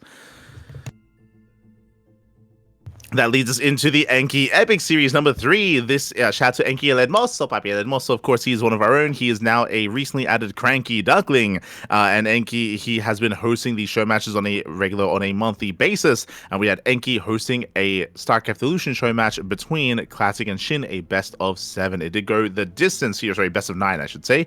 Did go the distance, did not go all 9 games, but it was close. And we had Classic coming out on top. Again, I would say that Shin and Classic, they are... Alright, so I would say Shin is the current strongest Zerg player in StarCraft Evolution. Classic is top 2 Protoss, top 2 alongside Hero. Hero is also well versed in StarCraft Evolution and is a terrifying player in his own right. In the end, Classic and Shin, they did go back and forth. It was honestly a really, really fun series, but Classic did prevail, did take down Shin 5-3. GG. GG, well played. Did claim the series. Congratulations there to Classic, and shout out to Enki for hosting the event. And again, we should be hosting the event once again in the future as well. Is a regular monthly alongside the Enki Pro Series, which we'll get into next time. Meanwhile, we do have StarCraft Evolution League number 14. This is our most recent tournament, and this is one of the last chances that players have to qualify for the SEL Championship. Meanwhile, for the event itself, we did have 3-point. We had some heavy hitters. We had 3-point. We have Wayne. We had the SDC, Geralt, Tasia, the Tasia from Asia, Papi. He made his return after 5 years of retirement. There was a lot of hype here around this tournament. Tasia, he has been, of course, retired for 5 years. I was checking when we were casting him. The last time Tasia competed was back in 2020. I believe it was the end of 2020. So it's been just over 5 years at this point that he has been retired. So it's been a long time since Tasia has competed in StarCraft, and he is back. He is back specifically for StarCraft Evolution. So it's great to see him after so many years. You know, you're never really gone. Like, how many times did Tasia retire before finally stepping away in 2020? So it's been a long time. Of course, Tasia, he came back after military, if you recall. He went to the military service, came back, and he never really found the success that he had pre-military service. He was competing, he played in some GSLs, he was looking okay, but again, he retired at the end of 2020. 5 years ago. Now he's back for StarCraft Evolution, and he was looking pretty good. And to be honest, he was looking pretty damn good. He was looking very impressive against Prome. Prome is a difficult opponent, though. Like, Prome, he's very well versed. Prome, he is a StarCraft Evolution Code A champion. He's a champion. He is one of the best Protoss players in StarCraft Evolution. So really a difficult opponent for Tasia. And hey, we had a back and forth. What I was most impressed by seeing Tasia is that Tasia, he clearly was looking practiced. Like, even though this was his first time competing in a tournament, clearly he knew what he was doing. Like, he had some very specialized builds, and he had some very well thought out play when he was playing Brood War and SC2 as well. So Even though this is the first time that we saw him, Tasia, it seems like he has been gearing up for this. He's been getting ready for this. So it's great to see that he has been spending and devoting time to StarCraft Evolution, and he has interest in competing in this format as well. And this won't be the last that we're seeing of Tasia. Will not be the last. We're seeing more of him. For the event itself, we did see Prome take down Tasia. Bratok took down Prome. Wayne took down the SEC. The SEC did compete as Protoss. He has been playing around a little bit with race switching. His main race is Terran, but he did play around with Protoss, at least a little bit. Specifically with Brood War. So he's still playing Terran for SE2, but for Brood War, he is picking Protoss. And has been having some mixed success, is what I will say. Mixed success there for the STC. Meanwhile, 3-Point versus Wayne was very close, very intense, very clutch, very back and forth. It was a very, very aggressive and very cheesy series. A lot of degen rushes, if you will. There was a... Oh, no. So those a lot of them were rushing them degens over in the semifinals. So very intense, very fun series there between 3-Point and Wayne. 3-Point did advance onto the finals, but I took down Prome 3-2. Again, non-stop ace matches in the semifinals and the grand finals as well. What I loved about this tournament was how close the semis and the finals were. It could have gone either way. Could have been Prome, could have been 3-Point, could have been Wayne, could have been Bratok. Anyone could have taken it. It was very close, very clutch. In the end, 3-Point did barely win over Bratok. But again, shout out to Bratok, because I was looking at the time. This is the furthest he has gone in this tournament in a StarCraft Evolution League. Bratok, he's never made it to the finals. He's never made it this far, but he has been devoting a lot more time to the game. He's been practicing, he's been improving, he's been spending a lot of time playing customs and playing CIS tournaments as well. And this is the best he's ever performed, best he's ever looked, and he's been looking damn good. So GG. GG will play shout out to Bratok for having a deep run, for having a solid performance. Did go down in the finals, but did well for himself nonetheless. GG. GG well played, and congratulations to 3-Point for becoming this week's StarCraft Evolution League champion, and I look forward to seeing the next one as well. It's going to be, of course, in another 2 weeks' time for SCL 15. That leads us into the Initiate Amateur tournaments. Let's go. So we're done with SC Evo. Now we're jumping into some regular SC2, but amateur tournaments. This is a weekly event for bronze to platinum players. And we did have some of our regulars even in our chats here. We have Ragnar. Ragnar, he was able to have a deep run himself through the lower brackets. He was able to take down John Ricks. Interesting. We had John Ricks, but went down to Rabid Blue Jay, as Red Blue Jay was able to make it all the way to the finals here against Flesh. We did have a back and forth one all the way to the ace match. Flesh took down Rabid Blue Jay 3-2 in the finals. So very close, very intense finals there. And I also want to say it's good to see some more fresher faces. There are some players here that I've never seen before, and definitely some more interest here in this tournament. If you're out there, if you happen to be within the leagues of bronze, silver, or platinum, then this event is for you.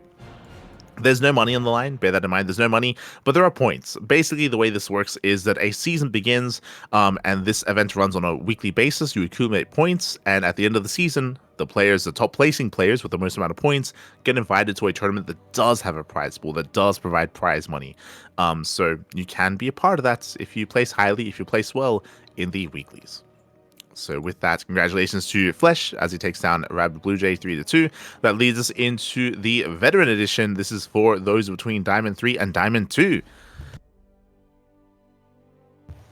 And here we did have also some names I'm not so familiar with. Okay, we had Split. We had Split taking down Lauren. Split did take down M the Great 2-1. A bunch of ace matches, and went up against Lauren in the finals in a rematch. Actually, Lauren did fight his way through the lower brackets, and in the end 3-2 in favor of Lauren. TVT finals does get his revenge, but again, really great to see more ace matches, more back and forth, some close and competitive play between our top players here. Congratulations to Lauren. Does claim the win for the Veteran Edition. That leads us into Prestige, which is Diamond 1 to Masters 2. Oh my god, once again a bigger bracket. I know what it is, but we've been getting some more signups here for these tournaments. Really cool to see. And because of that, I do have some names that I'm not too familiar with. Dizzy Dwarf and Beast are some of our regulars, but no, they went down. We had Hidicha. Hiri took down Dizorf 2-0, took down Beast 2-0, took down Distan 2-0, but did actually go down to Beast in the rematch in the finals. Oh my god, Beast did work his way through that lower bracket, taking down Set, taking down Wiseman, taking down Distan, and claiming the win 3-0 in those finals. Big win there for Beast. Congratulations. Congratulations, as it does win in that rematch. That leads us into the Elite Tournament. Now, this is where, unfortunately, there is less participation, which is interesting because it's all the amateur league tournaments that have more signups, you know, bronze to platinum, diamond 3 to diamond 2, diamond 1 to masters. This is for pro players. This is for, I say pro players, this is more for more higher league players. But the reality is, I would say that these players have less incentive to compete in this because they can just play in tournaments that actually give money. They can compete in those other bigger events. So because of that, I feel like there's just a little bit less representation here. This is for Masters 1 and GM. We did have 2 players, SW Pro and Cobblestone. Cobblestone does win 3-0. So congratulations here to Cobblestone. My condolences to SW Pro. As that does wrap up our Amateur League Weeklies. That leads us into the PassionCraft Emerging Stars, number 21. This is a regular event here for players below the MMR of 5.5k. It is a weekly tournament, and we often see a lot of up-and-comers face off here. Speaking of, oh my god, a player that I don't think has won before, Moonbeam. A player that I am not familiar with. Takes down Meowdoom 2-1, takes down Maverick 2-1, takes down Gref, the Cannon Rusher, 3-1 as well, becoming our champion, and I believe winning a PassionCraft Emerging Stars tournament for the first time. Congratulations. Congratulations here. Shout out to Moonbeam. Again, when I think of players from Romania, I think of Cuckoo, right? Like, Cuckoo, who I don't think competes anymore, actually. Feels bad, man. I think Cuckoo did silently retire. But yeah, that's what I think of when I think of Romanian players. So yeah, it's really cool to see someone else from Romania stepping up and he doesn't even have a Wikipedia page, right? Like he's an unknown, he's a ladder hero, but does claim the win over Gref. Really well done. Really well done. And I hope to see more of Moonbeam in the future. So congratulations. Does claim the win, and just double checking, yes, it's his first time winning and his first time even in the finals as well. There's very little information out there. Sorry, my apologies. Not the first time. He made it to the finals previously, actually. Quite some time ago, though. It was back in March. Sorry, back in February. Jesus. So it's been a while, but he does win his first finals. Congratulations. Congratulations.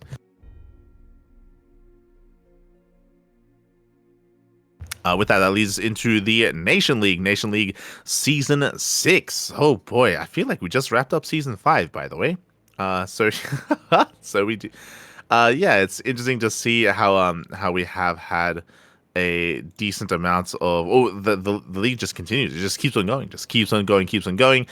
We have our teams here. We have Team Bolivia. We have Charlie Cox, the caster himself. We have Havertz, Facebooka, Galahad, Deadpool, Render, Aido, Elijuro, and Crossstroke as well. We have Team Brazil. We have Arez, Purple, Eliezer, Adonin, Elevolts, and Mantega as well. Bearing in mind, for some of these teams, you might notice a GM player. You can be a part of the team as a GM, as a coach, or as a captain, but not compete.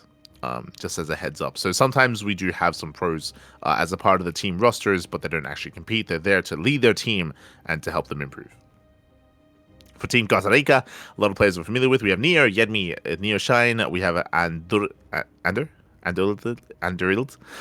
We have Ivor, Fenrir, Shadex, Darkness, and Archangel as well. For Team Czechia, we have Noxman, Freyr, Mashti, Zero, Amber Drake, Twin, Byri, Kokowich, and Math as well. Scrolling down, we have Team France and Team Germany. We have Legend K, the team captain for France, caster as well. We have Hidich, Starlight, Soothsayer, players that we know. MXG, Furious, Bullock Jr., another player that we know, who plays in our tournaments. So we have Hoboy,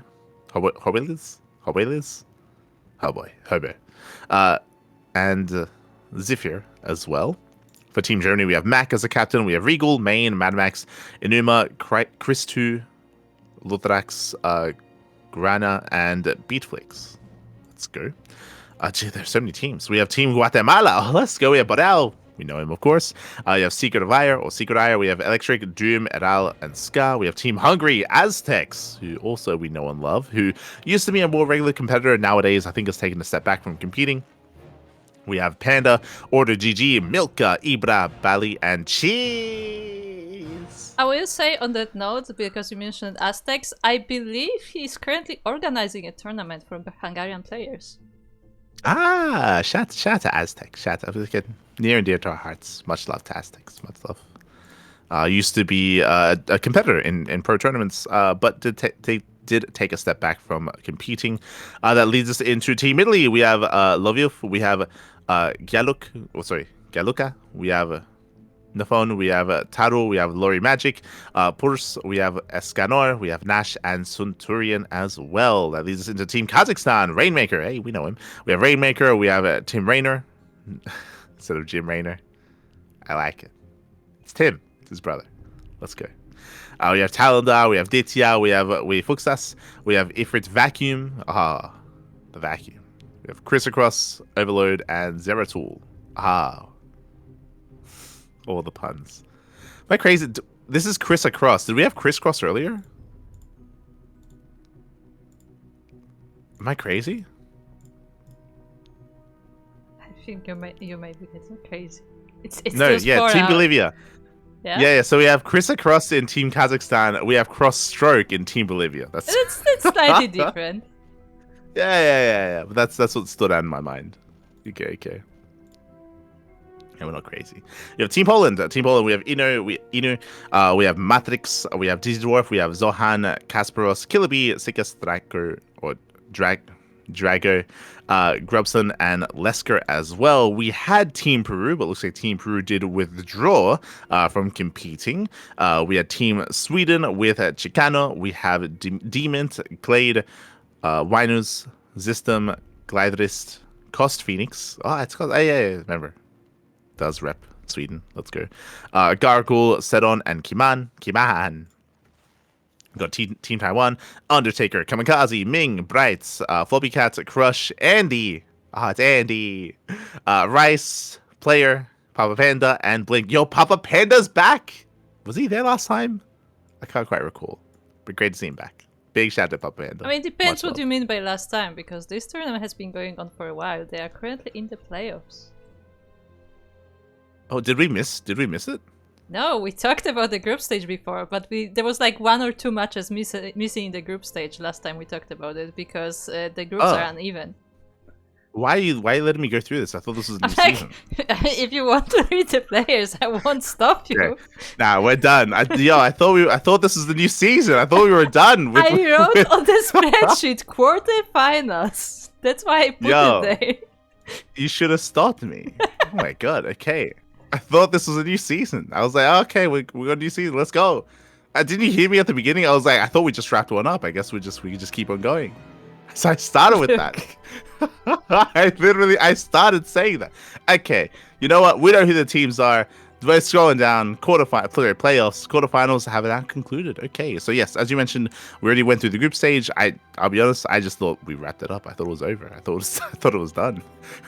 Never mind. I think playoffs, they Taiwan. Oh. I mean, firstly, because the groups were uneven, there were a few more rounds, but I think they also took a little bit of a break before playoffs. So it's just that the tournament started a while ago. Yeah, you can see, there was a month break. You can see the last time we updated the groups was May 18th, and the playoffs are June 22nd. So it's literally a month break, or over a month since dividing them, I should say. So over a month in between group stage and playoffs. So that's why I just assumed it was just over. My apologies. My apologies. Okay, so we do have the results for the playoffs. We have Taiwan. They take down Italy 6-0. Oh my god. We have Blink. Blink takes down Escano 2-0. We have Ming. Ming takes down Centurion 2-0 as well. And we had a walkover in Division 1. So strong showing there from Team Taiwan. GG well played. Brazil versus USA. They do face off in 3 days, so we'll have an update next week. Hungary versus Poland versus Bologna. We had Ibra takes down Draco 2-0. We have Cheese going tied 1-1 with Sickest 1-1. It does tie up against his opponents. Meanwhile, Matrix does take down ORDGG 2-0, and we have Cheese take down Sickest in the end. Did he cheese? Did he degen rush? That is the question. Oh no, that's the sickest line you could drop there. Up next, Kazakhstan. Kazakhstan versus Germany. We had Zeratul take down Mad Max 2-0. We had Mac take down Wefuxus 2-0. We had Talendar take down Maine 2-0 as well. So big wins there for Kazakhstan.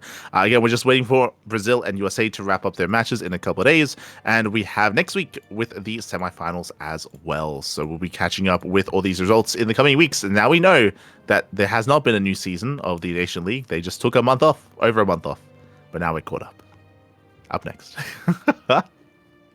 Up next, we do have our regional events and our show matches. Oh, of course, we had a big event here. We saw the post, by the way, regarding our own player doing well here. Of course, he did pop off to do well. We had the Brazilian we had the Circuito Brasileiro, the Brazilian Soccer Circuit. This is a big offline event. Of course, we did cast every single stage. We casted Group Stage 1, Group Stage 2, and we covered all the playoffs as well. If you missed out on this event, all the VODs are available on YouTube. This was a big event. It was online for the most part, but it had a offline portion. The playoffs, the final couple of matches were made offline. Shout out to the Brazilian Soccer scene for coming together as a community, for organizing, for funding to fly, to have the players pay their travel costs to actually go to Sao Paulo. The event was a gaming bar in Sao Paulo as well. It was a beautiful venue. Shout out to Cosmos. He was there. Icegar was there. A bunch of the community was there as well, organizing the event. We had player cams. We had like shaky spy cam as well, of like some guy behind the scenes. We had the trophy cam, the bar cam as well. So it was a great event. Great to see everyone coming together here. And of course, who did compete in that finals? We had Eric, Inexorable, Shakti, and Kamikaze. We had our top 4 players competing at that offline finals. And in the end, I would say we had some surprising results. Coming into this, I think everyone was expecting Inexorable versus Eric. Like, Inexorable took down Master 3-0 previously, and Master got cheesed out of the tournament. So for Inexorable to go down to Shakti, that was a bit of a shock. That was a bit of a shock here. That was surprising. Shakti was popping off, and we had a best of 7 finals between Eric and Shakti. And it was a back and forth. We had Shakti adept the hell out of Eric at some points, but Eric, he was able to come out on top. And of course, Eric, he's one of our own. What does he stand for? He stands for endurance, righteousness, intellect, and kangaroo. The F in Eric stands for fear, and he's also a CranKy Duckling. He's one of our own. He was repping the CranKy Duckling jersey, the CranKy Duckling logo, and he had a beautiful speech at the end when he received the trophy. He was brought onto the Brazilian stream. He was interviewed, and he even gave us a shout out. He had some nice, kind words about us, about the CranKy Ducklings. Again, we've done our best to support Eric over the years, and we do what we can to support our players as well. Nowadays, we don't really have as much monetary support that we can give our players as much as we used to, unfortunately. But regardless, like, we're always there for our boys, and we were cheering hard for him, and he did come out as the champion, the best player in all of Brazil. GG, well played, and I look forward to seeing more of this in the future as well. We spoke about it previously at the start of the broadcast 5 hours ago, about how important it is for the community and the scene to come together for these local events. We spoke about how that has been lacking in the North Americas in regards to Cheeseadelphia, how they do need to band together to fund, to support, and to promote and to push events like Cheeseadelphia to make that a reality. We spoke about that regarding Oddscraft as well, regarding the Australian or the Oceanic region. We spoke about that regarding Home Story Cup, which has been successful in doing so. But also, speaking of success, this event as well. The Brazilian scene, even though it's considered to be a smaller scene, is actually quite big. It's quite unified, and for them to make this event a reality, to make it this big, and to have this much hype around it, to have this much audience, and to have this much like just flair around the event itself was hype, was successful, was big, was huge. And this is a good example of what we do need elsewhere in the region or in the scene in StarCraft as well. GG well played. Congratulations to Eric. Again, massive event with so many players, with so many players involved, so many participants with, again, Group Stage 1, Group Stage 2, playoffs as well. We had players from all around Brazil competing. GG well played. Congratulations. So much love here to Eric, to one of our own. Now, speaking of the Latin American region, we had the LATAM StarCraft 2 League as well. This was also, we had our finals. Again, week by week by week, we have had some updates regarding this. We had the group stage, we had the playoff bracket as well. Of course, this is an event for the rest of Latin America, from players from Peru, from Bolivia, from Costa Rica, from Chile, from all around. We did have our finals, which was not updated on Wikipedia. Refresh, I just did it. Why was it not updated on Wikipedia? Why was it like, huh? Huh? It was, yeah, you casted the tournament. That is a good question. I did cast it. Yeah, you could have just like edited it. With that, we had Mute. So we had Mute taking down Sagan 4-0. Big win there for Sagan. For Mute. Again, Mute did not drop a single map here. Mute, he has been rising through the ranks as the best player in all of Latino America, or at least the best Protoss player. And I still have to see him against Master, I'll be honest. Like, I still rate Master quite highly, but Mute has been improving so much. And again, was looking dominant in this tournament. We have seen Mute go back and forth or fall to other Latin American players, but typical players like Cham, players like Special, players like Juanito, they are still the stronger forces in the scene in the region, but here in this tournament they were nowhere to be found, and in the end Mute comes out on top without dropping a single map in the playoffs. GG well played. Sagan had a lot of cheeses, he had a lot of all-ins, he had a lot of cheeky degenerate rushes, if you will, and and unfortunately, he was not quite. I mean, there were some close games. There were some intense matches, but alas, he could not quite break the back of Mute. Mute, he proved to be a little bit too strong defensively, and GG. In the end, Mute did claim the win. But I look forward to seeing more of these. Shout out to Invitational, Esports, to Enki, to Crown as well for organizing the event, and I hope that we get to see more of these in the future. Fingers crossed. Hope to see more. With that, here we go.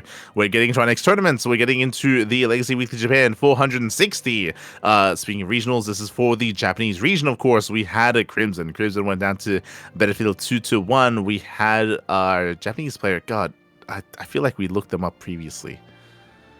What do they translate to? We looked it up last time. Hold on. We got this. Translate. Tapioca, that's it. Bubble Tea. Did take down Sayar 2-0 and took down Battlefield 2-0 as well. So Tapioca, just a little bit too strong. I mean, I think Kerr would agree. It's pretty good. It's Tapioca. It's pretty good. It's pretty strong. Can confirm, it's pretty good. Pretty good. GG. So again, this is not the first time Tapioca has won one of these regional weeklies from the Japanese region. So really impressive play there, taking down Sayark and potentially becoming one of the new forces in the region to be a contender, to be one to take seriously, to be the best in Japan. Yet to be confirmed. But regardless, GG will play. Shout out to Tapioca for claiming the win. That leads us into the Sunrise Cup number 204, a regular weekly tournament for the Chinese region. We did have who? This time, no Oriana. Oriana has been making a regular of it, or has been regularly making it to the finals. Not this time. There is no Oriana. We instead had Nanami. Nanami Chiaki takes down Night Stalker 2-1, takes down Latte 2-0, and takes down Miggy 3-0 as well. Big win here for Nanami. Does take it. Nanami is a regular when it comes to winning these tournaments, when it comes to claiming these wins, and this week, same can be said. Congratulations. That leads us into the Lily Cup number 40. We actually already covered this match previously, but this, look at the graphic. That's amazing. I love it. Yo, we got that comic kind of look. I appreciate the graphic made here. We had Scarlet versus Hero. We casted this here on our channel, of course, but this was something different, something special. This was an off-race show match. Scarlet versus Hero, not a ZVP. This was a TVP instead. Hero playing Terran, Scarlet playing Protoss. But this did feel a little bit lopsided just because Hero, his Terran is 6k. Like, he's pretty damn good with his Terran, and Hero did claim the series 4-1. Scarlet was able to hold her own at a time, did take the first game, did have a cheeky building game 1, but unfortunately was overwhelmed, and Hero claims the win 4-1. GG. Hero showcasing his off-race, showcasing his Terran. Again, we've casted Hero's Terran in the past, and now we see it again. It's pretty good. It's pretty good. It's pretty impressive. GG. GG, well played with that. Hero does claim the win, and I hope to see more of it Lily in the future in regards to some of these events. Again, they do love to host like sometimes round robin tournaments, sometimes a GSL group, sometimes 8-player bracket, 4-player bracket, double elimination, or just a straight up show match. They get creative. So much love to Lily, much love to Saber. That leads us into the Super 747. This is a best of one regular show match. No off racing here between Cure and Zan. Oh, did I? Oh, yes. We also had some Kanoya Showmatches as well. Kanoya, of course, big shout out to Kanoya, is a French caster and a near and dear friend to the channel. We did feature some show matches featuring Juanito. It was actually, first things first, we had Bjorn versus Creator. We had Juanito versus Bjorn and Juanito versus Solar as well. So there were 3 show matches in total. And yeah, there was nothing when it comes to like any kind of weird format or anything like that. There were just 3 best of 5s. And it was great to see Juanito once again. Special. He has been, like I mentioned with Scarlet, was also very inactive at the start of the year. Very inactive. Only recently came back to competitive play for HSL. That was like maybe 2 months ago, I want to say. Like around 2 months ago. So recently returned and has been playing a little bit more StarCraft. Even earlier today, Special was actually coaching Dave Tessa on stream. Coaching Dave Testa on stream, and Christopher Fisser on stream as well. So again, Special recently came back, recently has been improving, and was shown off in those show matches. In the end, Solar and Bjorn both took down Special 3-0 respectively. A little bit more one-sided there, and again, Bjorn also took down Percival as well. But overall, we had some fun matches overall. Solid games, and hope to see more of all of them in the future. And again, a big shout out to Kanoya for hosting those show matches. Big shout out. As that leads us into Super 7's number 47, that leads into our best of 7 1v1 format between Cure and Zaun. In the end, Cure takes down Zaun 4-2. Again, this is a Cure that is a recent GSL finalist. Despite that, Zaun has also been improving as well. Like, Zaun is also very much so informed. This could have gone either way. It does go the way of Cure, just barely 4-2. Big win there for Cure. My condolences to Zaun, and I'm curious to see how Zaun does look coming into Home Story Cup. We'll get into it, but Home Story Cup is in a couple of days, and Zaun is going to be a part of it. He is going to be a part of Home Story Cup. We'll be going over the entirety of the groups and the matchups and the players momentarily. Another GG. GG well played. Kiri does take down Zaun.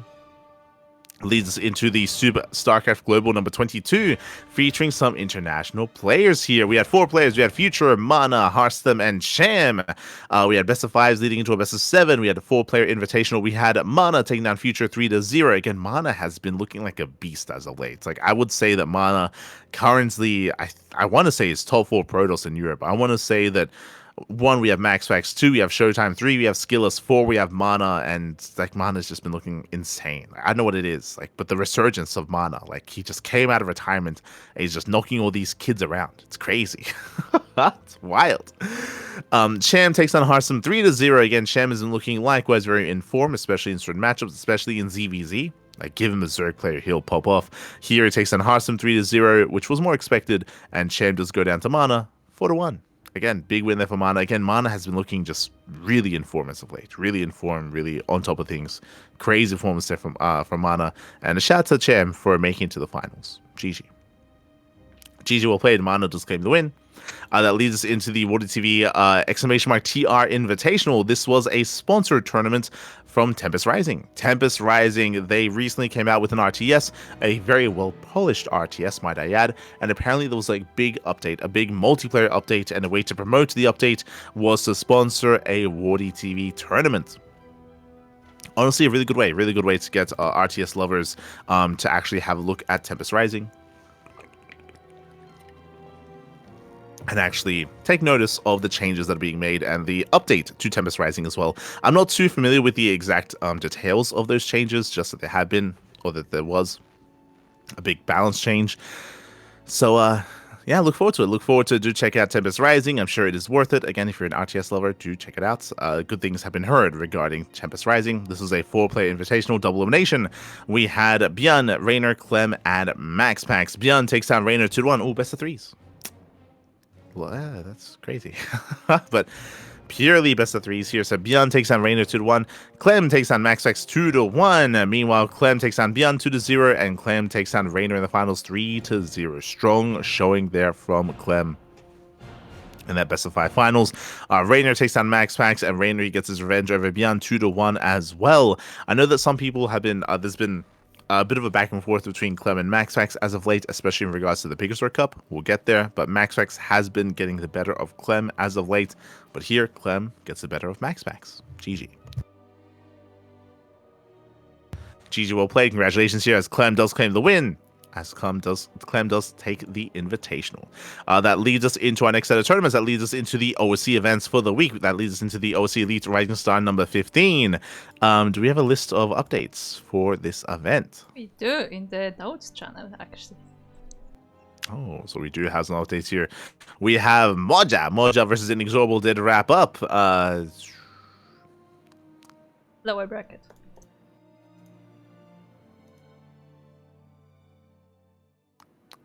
Okay. So Moja does take down Inexorable, does advance on to face off against Bappy, and likewise takes on Bappy 2-1 as well. Big win there for Moja. Does claim those 2 wins. Meanwhile, we have a Shameless. Shameless does take down Fire as well. Big win there for Shameless. Mentioned earlier that it was a bit of an upset, I would say, that Shameless got taken down so early. So Shameless, he's got a long way to go as he takes down Fire. Likewise, Shameless also takes down a Chance as well to make it further in the tournament. Meanwhile, we had Night Phoenix. Night Phoenix takes down UD Soldier takes down Night Phoenix. That's a big win. UD Soldier takes down Night Phoenix 2-1. Big win there for UD Soldier. And likewise, we also had Jumy versus Milky Cow as well. Jumy does take down Milky Cow 3-2, went all the way to the ace match. Let's go. The cow himself goes all the way to the ace match against Jumy. Jumy does claim the win, just barely. A lot of ace matches. Look at the bracket here. Jumy took down Night Phoenix, went to the ace match. Jumy took down Percival, also went to the ace match. Jumy takes down Milky Cow, also went to the ace match as well. So we'll see if anyone can stop Jumy. They've gotten close, but who can bring him down? We'll see if Milky Cow can have his next chance at the Yuumi. He has some downtime though. Like Milky Cow, he has at least a month before his next match. At least a month, maybe 2 months. Curry, how long do you think it will take?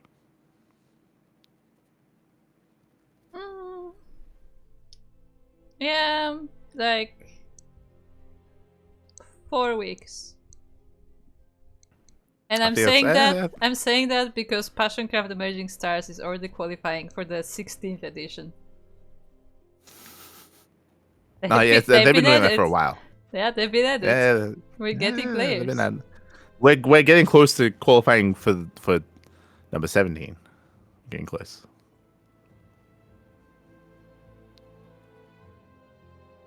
So best of luck. Best of luck to all those competing here in the OSC Elite. And again, we'll get some updates eventually over the next couple of weeks. Up next, we have the OSC Elite OSC King of the Hill weekly number 214.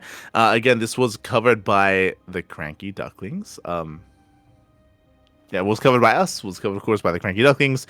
We stepped in where otherwise, I think Steadfast has been covering this for the past couple of months, but we have stepped in for the past couple of weeks, and we had some crazy performances here. We had a Gigi Machine. Machine takes down Moja 1-0. And Geralt then goes on a win streak here. A bit of a win streak, takes down Gigi Machine, takes down Percival, and then Skillus went to town, taking down Geralt, Mana, Young Yakov, Baby Marine, Mixu, Sebestes as well. A big run there for Skillus before eventually falling to Christunanner. And Christunanner, he popped off. He did not stop. He kept going. Took down Skillus, Shameless, Jumy, Creator, Bappy, and Nicaract as well.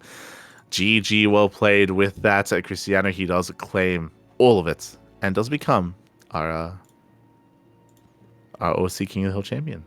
Let's go. Did we hold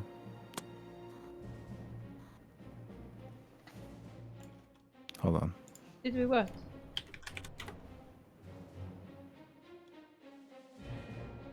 Okay, we're good. Sorry. What? Did we what? Panic. We're good. No, we're good. We're good. We're good. We're good. I got scared for a moment. I'll be honest.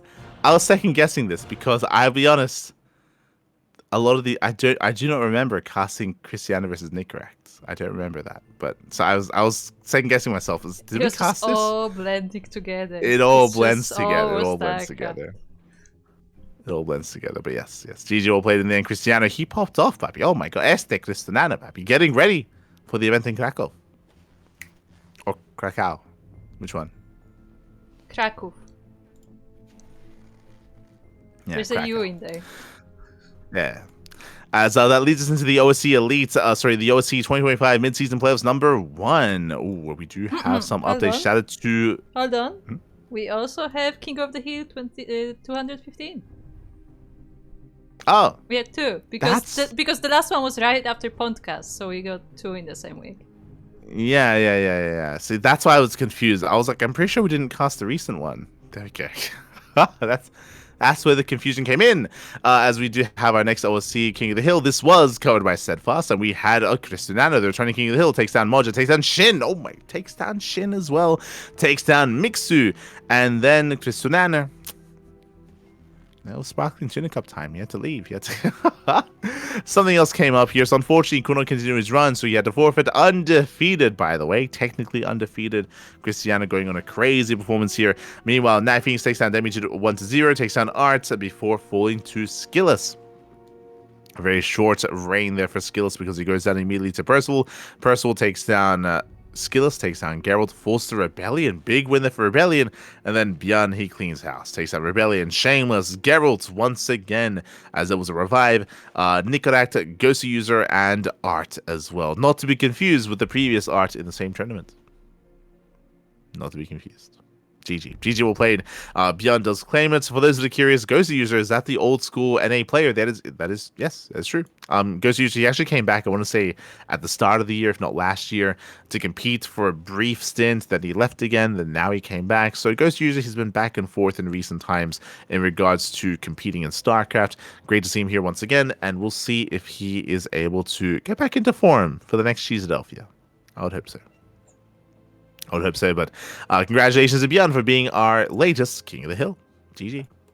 GG will play. That leads us into the OSC 2025 Mid-Season Playoffs number 1, where we do have some more updates to get a massive bracket, a massive tournament, and once again, someone who can any Zerg player stop El Chamaco, papi? Ay. Actually, I believe we already covered that, but yes, Chamaco, he did take down Solo 2-1 up against Mana in the next round. We had Mana take down Spirit. We spoke about it, Mana, I was giving him praise, talking about how I want to say that Mana's 4th best Protoss in Europe right now, just under Skillus. And you can see Mana takes down Trigger, Mana takes down Piotr, Mana takes down Spirit 2-0. Big wins here for Mana. Again, Mana has been looking like a beast, and I would not be surprised if Mana can go further because, hey, remember, Mana, he already took down Shem in the previous Soup Global Invitational. So Shem having a great run here, taking down Solar, but Mana, he is looking like the favorite player there. Best of luck. Likewise, we also had Skillus. Skillus takes down Björn. We have seen them go back and forth. If you remember, Skillus, he actually won a Sparkling Tunic Cup over Björn as well, so they have traded back and forth. Skillus does take down Björn 2-1. Big win there for Skillus. Meanwhile, Shin versus Bunny is still ongoing. Other updates from the lower bracket, though, we had Chance. Chance versus Art just wrapped up. Art did take down Chance in that series. Meanwhile, we do have Mixu. We have Mixu versus Hon Mono. That was also wrapping up. Mixu does take down Hon Mono and falls to Cristiano. Cristiano there waiting in the next round. Did bring him down. We had Yuri Soldier. Oh.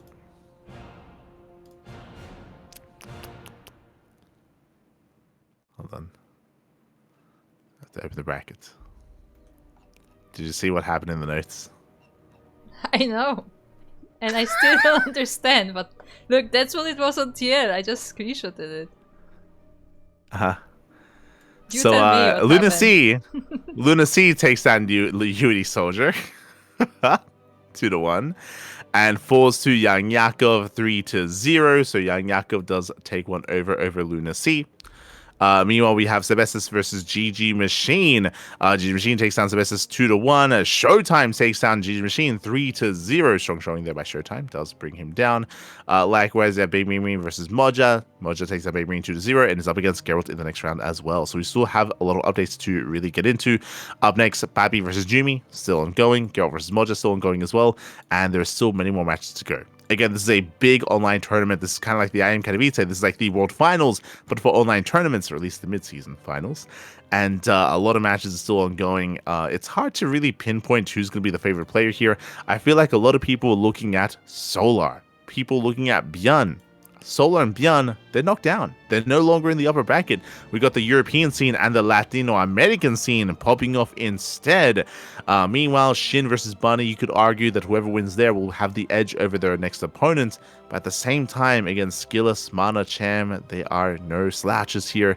They're in form, they're looking in peak condition, and it won't be easy for Shin or Bunny to make it further. So best of luck. Best of luck to all the players involved. Again, some crazy results already, and I expect more crazy results to come. That leads us into our online weekly tournaments. Our regular weeklies are upon us. Up next, we have the Sparkling Tuna Cup. That is, of course, our own regular weekly tournaments. That is, of course, our Sparkling Tuna Cup number 95. Funded by the people for the people. If you want to support our tournaments, if you want to support us here on the CranKy Ducklings, then Sparkling Tuna Cup is the place to be. Then Patreon is the place to be. Exclamation mark Patreon in the chat if you want to support our tournaments and support the CranKy Ducklings. Heading on over here, the bracket was huge. Bracket was big. And we had Bjorn. Bjorn, he was able to pop off, takes down Ateshi, takes down Eva 2-1. Did go to the ace match though. Did go all the way to game 3. But Bjorn does take Eva down. Bjorn takes down Geralt 2-0. Geralt did take down Cristiano. Not bad. I feel like Cristiano has recently had the better of Geralt, but this time Geralt, he does get the better of Cristiano. So big win there for Geralt. Bjorn takes down Geralt 2-0. Bjorn takes down Creator 3-1 in the grand finals. It was a very intense PvP. I remember we were a little bit strapped for time just because I think we had Sparkling Tuna Cup into another tournament. Right, into the EWC. Into the EWC. Into the EWC qualifiers. I remember we were strapped for time, but honestly, some pretty fast games, some pretty fast matches there. Thankfully, so we could cast everything. But when it comes to the other big results here, we had Sig. Sig takes down Lunacy 2-1. Big win there for Sig. Did fall to Eva in the end, and of course, Bjorn did take it from there. Meanwhile, we did have Creator. Creator takes down Mocha, but Creator takes down Art 2-1. Did go to the ace match, takes down Skillus also 2-1, also into the ace match as well. Skillus, he recently beat Bjorn, but Skillus, he was not able to get his chance at another opportunity to bring Bjorn down, as we had Bjorn versus Creator in all Korean finals, which did barely go the way, or which did go the way of Bjorn. GG. Congratulations to Bjorn for becoming this week's champion. That leads us into our next tournament. That leads us into the Wardy TV Monday number 41. This was the next day. So, Sparkling Tuna Cups are the first weekly. We come in on Sunday. Wardy TV Monday is going to be on Monday instead. Here we had some more European representation. I say that Estrella once again popped off. We spoke about how Estrella, he was training with Lambo. He was training with Bjorn. He was training in the Shopify HQ not too long ago. And with that training, with that perseverance, with that skill, Estrella, he takes down Max Pax. He 2-0s Max Pax again. This is a regular occurrence. We have seen Estrella multiple times recently defeat Max Pax time and time again. So he takes down Max Pax 2-0, takes down Bjorn 2-1. Once again, showcasing his late game prowess, some very long games there. And he goes to the ace match against Clem, also a clutch series. Clem was very salty. Clem, he was very salty. He was very sad, very upset, as Estrella was forcing 45-minute long games, hyper late game PvT, slowing the end of the game to a crawl. And Clem did have a really solid game on Tokamak. I do recommend it if you're out there, if you got an hour, if you got like 2 hours, if you got 3 hours of free time, check out the VODs of Clem versus Estrella. Game 1 on Tokamak was impressive. Like, I was very impressed by Clem's late game. Clem, he took it to late game against Estrella, took it to that 45-minute long game, and Clem, he was just going for non-stop nukes, and the nukes weren't killing anything, but the nukes were zoning, and the nukes allowed Clem to deny bases. That's what was important in that late game situation, where the nukes were just non-stop, just continuing to zone away the main army, and he was just knocking down base after base after base after base, crippling the economy and ensuring that Estrella could not accumulate a bank that he needed to take it to the late game instead. It was a really cool showing of late game prowess there by Clem. Did claim it in the end. GG. GG well played, as Clem does take that series over Estrella. Bearing in mind, this is an Estrella that beat Bjorn, he beat Gumiho, he beat Bunny, like he beat Ryung, Ryung and Gumiho and Bjorn. Like Estrella, he's been having his way with some of the Korean, or with most of the Korean Terran scene, and even with Clem, went to the ace match. So some really clutch play there in Estrella. He arguably has the best late game PvT out there. You can make the argument for that. Scrolling down, we had Classic. Classic takes down Creator 2-1, Percival 2-1, and Solar 2-1 as well. Non-stop ace matches there at a Classic, but in the end, it does fall to Clem. GG. GG well played. When it comes to what we were casting at the time, because we also did cast this, of course, as always, we were covering Skillus, and Skillus versus Rogue was hype. Skillus versus Rogue was very close, very intense. Skillus does claim that series, but did fall to Solar in the end. That led into semis, into the finals. GG. Whew. GG well played. Also, a quick shout out to Goblin. Goblin did take a map off of Björn, and also Showtime took down Cure. So again, some there were just so many good results here. So many plethora of good results here in the event itself. So I do recommend the VODs. And that leads us into the Monday Night Weeklies number 19. This is, again, more of an irregular tournament. It all depends on the support they get via Ko-Fi. So not the most regular of weekly tournaments.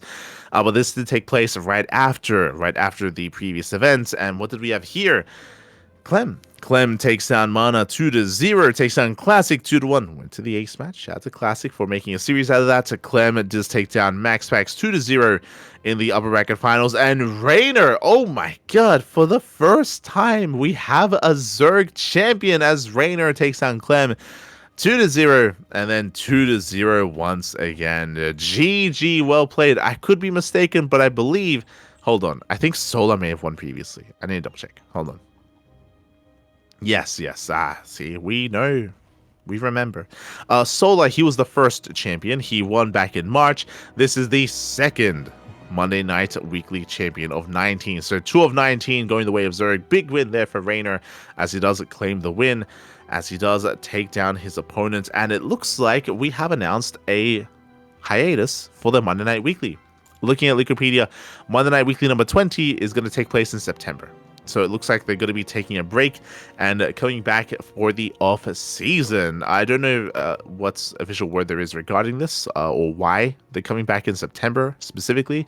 But it looks like they are going on an extended break, extended hiatus until season 2, which marks September instead. So GG well played. It's going to be taking a break. This also could just be to accumulate some earnings as well to be able to like ensure that they can run things regularly. I'm not too certain as to the announcements regarding Monday Night Weekly. But congratulations. You know what? Maybe maybe it's because Rainer won. Maybe they're like, our job is done. We got a Zerg champion. That's it. That's all we wanted. GG. Then they're gone. So they'll be back in September. They'll be back in September while they fix the game and make sure that Rainer never wins again. As MaxPax, of course, did have a good run himself to take down Gabe, to take down Solar, but did go down to Rainer in the end. So impressive result there by Rainer. Rainer originally went down to Solar. Went down in the ZVZ, but got his revenge in the Vessel 1. Did get his revenge. As that leads us into the Big Azor Cup. Big Azor Cup number 37. This does take place on the Wednesday. A couple of days later here, as we did have a Clem, and Clem takes down Lunacy 2-0, takes down Percival 3-1, and does fall to MaxPax. We did allude to this earlier, how MaxPax has been kind of getting the better of Clem as of late. I say that, if you remember, Clem did defeat MaxPax this week in the Wardy TV Tempest Rising Invitational, and Clem also beat MaxPax in the Monday Night Weekly as well. So they've been going back and forth. But I want to give attention to Akedon. Akedon had a crazy performance. Akedon took down Estrella. Estrella was off racing, but did take down Estrella 2-1, did take down Dolan 2-1, and took a map off of MaxPax as well. Like the most unlikeliest of players, of heroes. The most unlikeliest of Akedon to go that far, to have a deep run, to go to the semis was impressive. Really impressive play there by Akedon. GG well played. Does go down in the end, but he went farther than any other thought possible. That Cheesedelphia buff. That Cheesedelphia buff is in the end. We do have MaxPax claiming the win, and that leads us into some of our bigger events here. That leads us into the EWC Global Qualifier. With this, we actually already posted. We posted a couple of days ago regarding the finalized listing of players. We had Björn. Björn takes down Lemon 3-0. Björn takes down Ryung 4-1, and Björn qualifies for EWC. Lambo takes down Estrella 3-0. Takes down the Goblin 4-0. Lambo popping off in Zerg versus Protoss matchup. Also qualifies for EWC as well. Big win there for Lambo. considering Lambo, he was the replacement man. Remember, Lambo, he wasn't meant to be a part of this.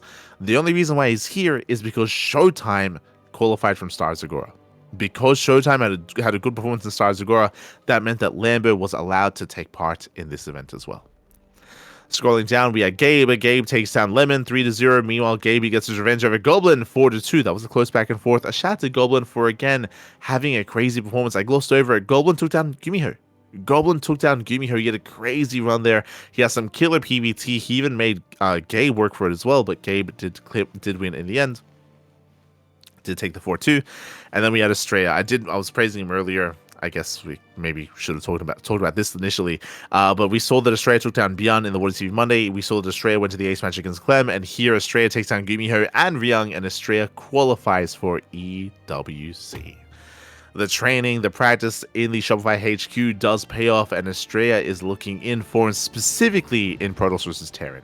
As I mentioned, I might go as far as to say that Estrella has the best late game PvT in the world right now. It's been looking intense, been looking terrifying, been looking very impressive, and Estrella has been popping off. GG, well played. I would say that Estrella's weakest matchup is PvZ, which is why I struggled against Lambo. I would say I think there were some people being like, yo, Lambo's playing Estrella's playing so much better today. I was like, I mean, Estrella, he's just struggling against Zerg right now, but excelling against Terran. I think it's more of a matchup thing more than anything from the side of Estrella. But with that, GG well played. Estrella, Hero Marine, Lambo, and Beyond qualify. My condolences to Ryung, to Goblin, to Gumiho, to Lemon, and all those that did not make it into the main event, because now we have our final listing of players. Let's head on over here to the main event, to the Esports World Cup 2025. We have the final lineup of players. From the top, we have Clem. Clem is seeded in from last year as the current reigning world champion. We have Zan and Kior from the Korean qualifiers. We have Raynor and Cyril from the European qualifiers. We have Trigger from the Americas qualifiers. We have Lancer from the Asia qualifiers. We have Hero and Rogue from GSL. We have Classic, Maru, Shin, and Solar from GMAC Dallas. We have Showtime from Star Zagora, and we have Estrella, Björn, Gabe, and Lambo from the global qualifier. GG, well played. With that, we have our final listing of players, and the Esports World Cup begins when it begins. July 22nd, end of the month, end of July is going to be that main event. We're going to be all over it here on the CranKy Ducklings, of course, as always, so look forward to it. That's going to be the big tournament that we're all working towards. Of course, there's still a lot to get into before that, like our next tournaments, like RSL and Home Story Cup. So here we go. Up next is going to be the RSL, the Revival StarCraft League Season 1. This has been ongoing. We did just wrap up the group stage, and I want to say that last time we actually went over most of the groups. Let me just double check here. Last time we had the PondCast, the Group C was underway. Yes, so we wrapped up with Group A and Group B. Group C, we have El Chamaco. As we mentioned, Sham, his ZVZ has been on point. Sham takes down Sola, Sham takes down Shin, and Sham does advance on to the next round via his ZVZ. Meanwhile, we had Shin. Shin takes down Hearthstone. Shin takes down Solar. Takes down Solar in that decider match. In the end, Sham and Shin make it through into the playoffs. Congratulations. My condolences to Solar and Hearthstone.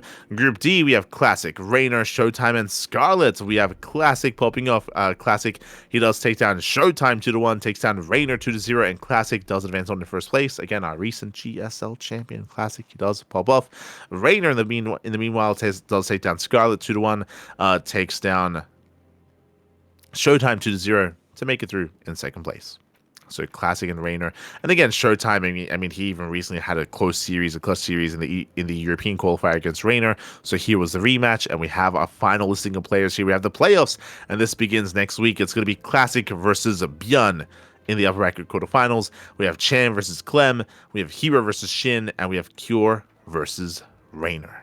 Let's go. We have our top 8 players here for the playoffs of EWC, and by the time we get the next PondCast, this will still be ongoing. So we'll have some updates. For the next PondCast. This early on, though, Guppa, what are your predictions? My predictions. Oh. I'm like, okay, so here's some bold predictions. Cham is taking down Clem. And Cham is going at least to the semifinals. Okay. For no reason whatsoever. Okay. It's just like Yaku's here. I'm glad I could fulfill that role for you. Yes, you're just like Yaku. Uncanny. Thanks. I don't know whether to take it as a compliment or an insult, but sure, thank you. Yeah, there you go. On a serious note, I think Raynor can do very well. I mean, Clem is a bit of an obvious choice, but I don't know if Clem would win this actually, because you know Clem has been there for a while, but like he's not invincible. I don't know. Something tells me Raynor will do well in this one. There you have it. Of course, Hero has to go far, but you know.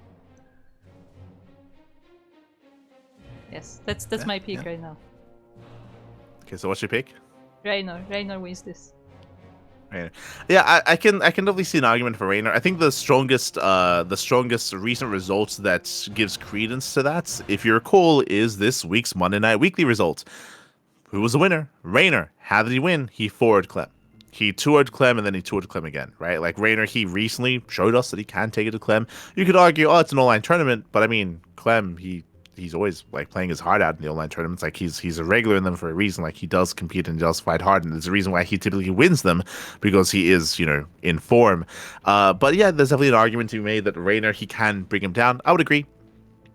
I actually really like Raynor's ZVT against Clem more than Serral's.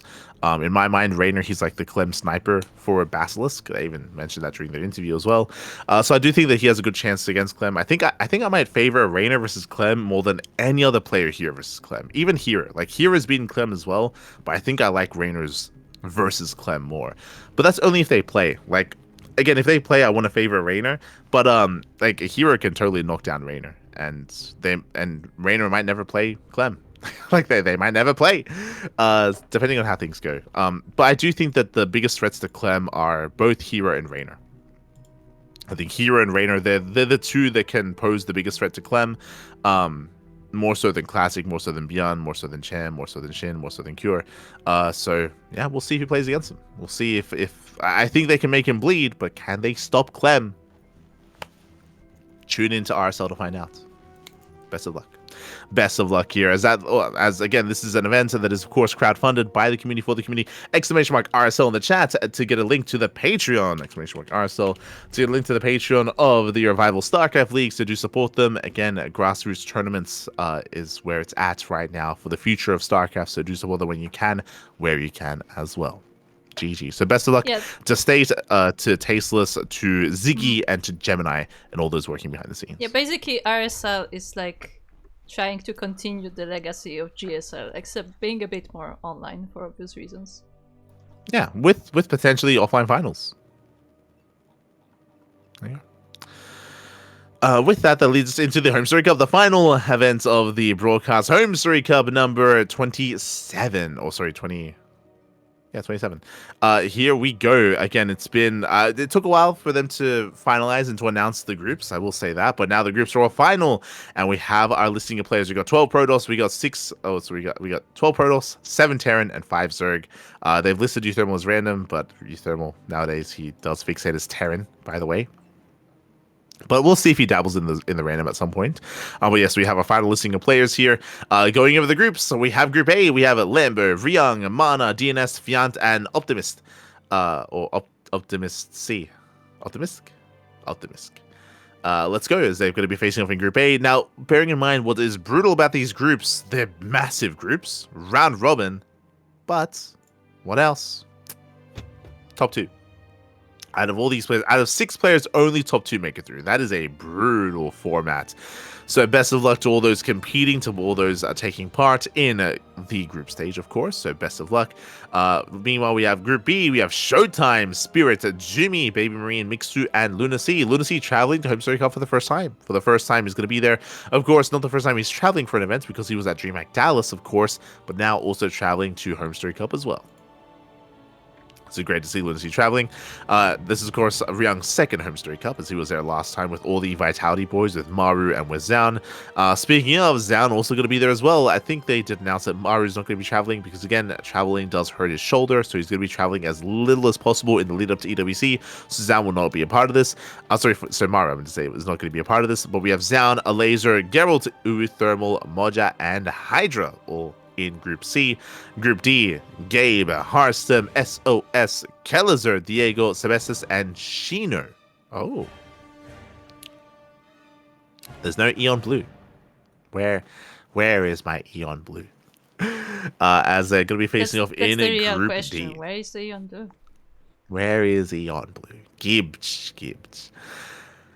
So quite a lineup here. Now, if you're looking at this, you might be wondering, hold up, we're missing some people. I would say yes, for good reason. I believe Rainer and Clem did announce that they're traveling to Korea, and they're going to be training, practicing, and laddering in Korea for the lead up for EWC. Likewise, Cyril also going to be hibernating and preparing for EWC as well. As we mentioned, Maru did say that he's not going to be traveling because of his shoulder injuries and also in preparation for EWC. So because the Esports World Cup is looming on the horizon, because it is the tournament of the year, some of the top players are going to be focusing and fixating on preparing for EWC over traveling to Home Story Cup. So because of that, we are going to be missing some of the top players, but the competition here is still going to be very strong nonetheless. We still have some heavy hitters like your Showtimes, your Zowns, your Gabe, your Shinu, and maybe Ubu Thermal as well. The 2v2 is extraordinaire. True. So it's going to be a fun event nonetheless. Again, the skill level here is still quite high. Even if we're going to be missing some of the top players, it's going to make for an amazing tournament nonetheless, I am sure. So look forward to it. So do look forward to it. It is going to be an amazing tournament. And again, we're going to be there as the B stream. We have confirmation. We'll be there as the B stream to bring you as much StarCraft as we can. All over it, Pappy. All over it. Here we go. Oh. As we will get things soon. Soon, Pappy, soon. Graphics soon even, to get ready for that. But otherwise, with that, look forward to it. With that, we're going to be wrapping up for the time being. And we have a lot to get ready for. Again, our next cast is going to be in 9 hours' time. If you want some more CranKy Ducklings, we're going to be casting some StarCraft in 8.5 hours. We're going to be covering some more replays of Road to DreamHack Dallas and some STC show matches as well. So we have a lot to come here in the coming hours. Again, this podcast did last longer than it should have, or than I thought it would. So we'll be catching up. We'll be catching up with the rest of our tournaments. Sorry, it's been a long podcast. But I hope you'll enjoy it. Again, we went over so much. All the interviews at the beginning, the balance changes to StarCraft Evolution, and of course, all the other tournament updates as well. Again, if you're tuning in for the first time, this is a weekly talk show or weekly wrap-up show where we go over all the news of StarCraft in the week, and there's still more to come. We're still going to be covering there's still more Stars Zagor interviews to go through. We also have the Four Horsemen podcast that Kalaris was on. We're also going to go through that as well. So there's a lot to get into in the coming weeks in regards to tournaments, in regards to interviews, in regards to content. So we'll see you then. We'll see you then for some more podcasts. Otherwise, thanks for watching. Thank you for the support. Again, we're going to be back in a couple of hours with the DreamHack Dallas replay cast. And also, we'll be back tomorrow with some Home Story Cup action as well. So again, a lot of content, a lot of StarCraft. Also, for those looking to participate in tournaments, the sign-up list has been updated as I've been working on it. And there's a bunch of events that you can sign up for. So make sure to check it out. There you go. We have a bunch of tournaments there available for you. So again, do check it out, as there is a lot to get into. If you want to take part in these tournaments, sign up list is the place to be. Otherwise, if you want to help support us here in the CranKy Ducklings, !Patreon in the chat to help support the Ducklings. 100% of the money on Patreon goes towards our players. It goes towards the players. It goes towards player earnings for tournaments. Does not go to us yet. So it's all 100% prize pool, basically. It's all prize pool, all to grow Sparkling Tuna Cup, Sea Duckling Open, and Master Swan Open as well. When it comes to when it comes to us, our next goal, the next goal after this one is when we can start paying admins and casters as well via Patreon. For the time being, prize pool. So you can help us grow these events and help us facilitate for the players and help out the scene and help out the community and help out StarCraft via Patreon, if you wish. So thank you. Thank you so much. Otherwise, if you can't watch this live, if you are tuning in and if you want to watch some of our VOD content, then YouTube is a place to be. ! Socials in the chat. But you do have a link to our YouTube, Discord, Facebook, Instagram, all things CranKy Ducklings, all things StarCraft. So check us out on YouTube.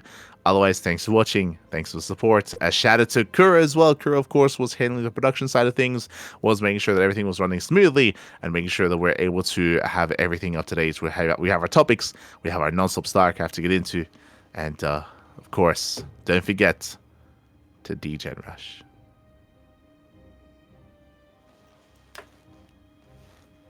See you next time.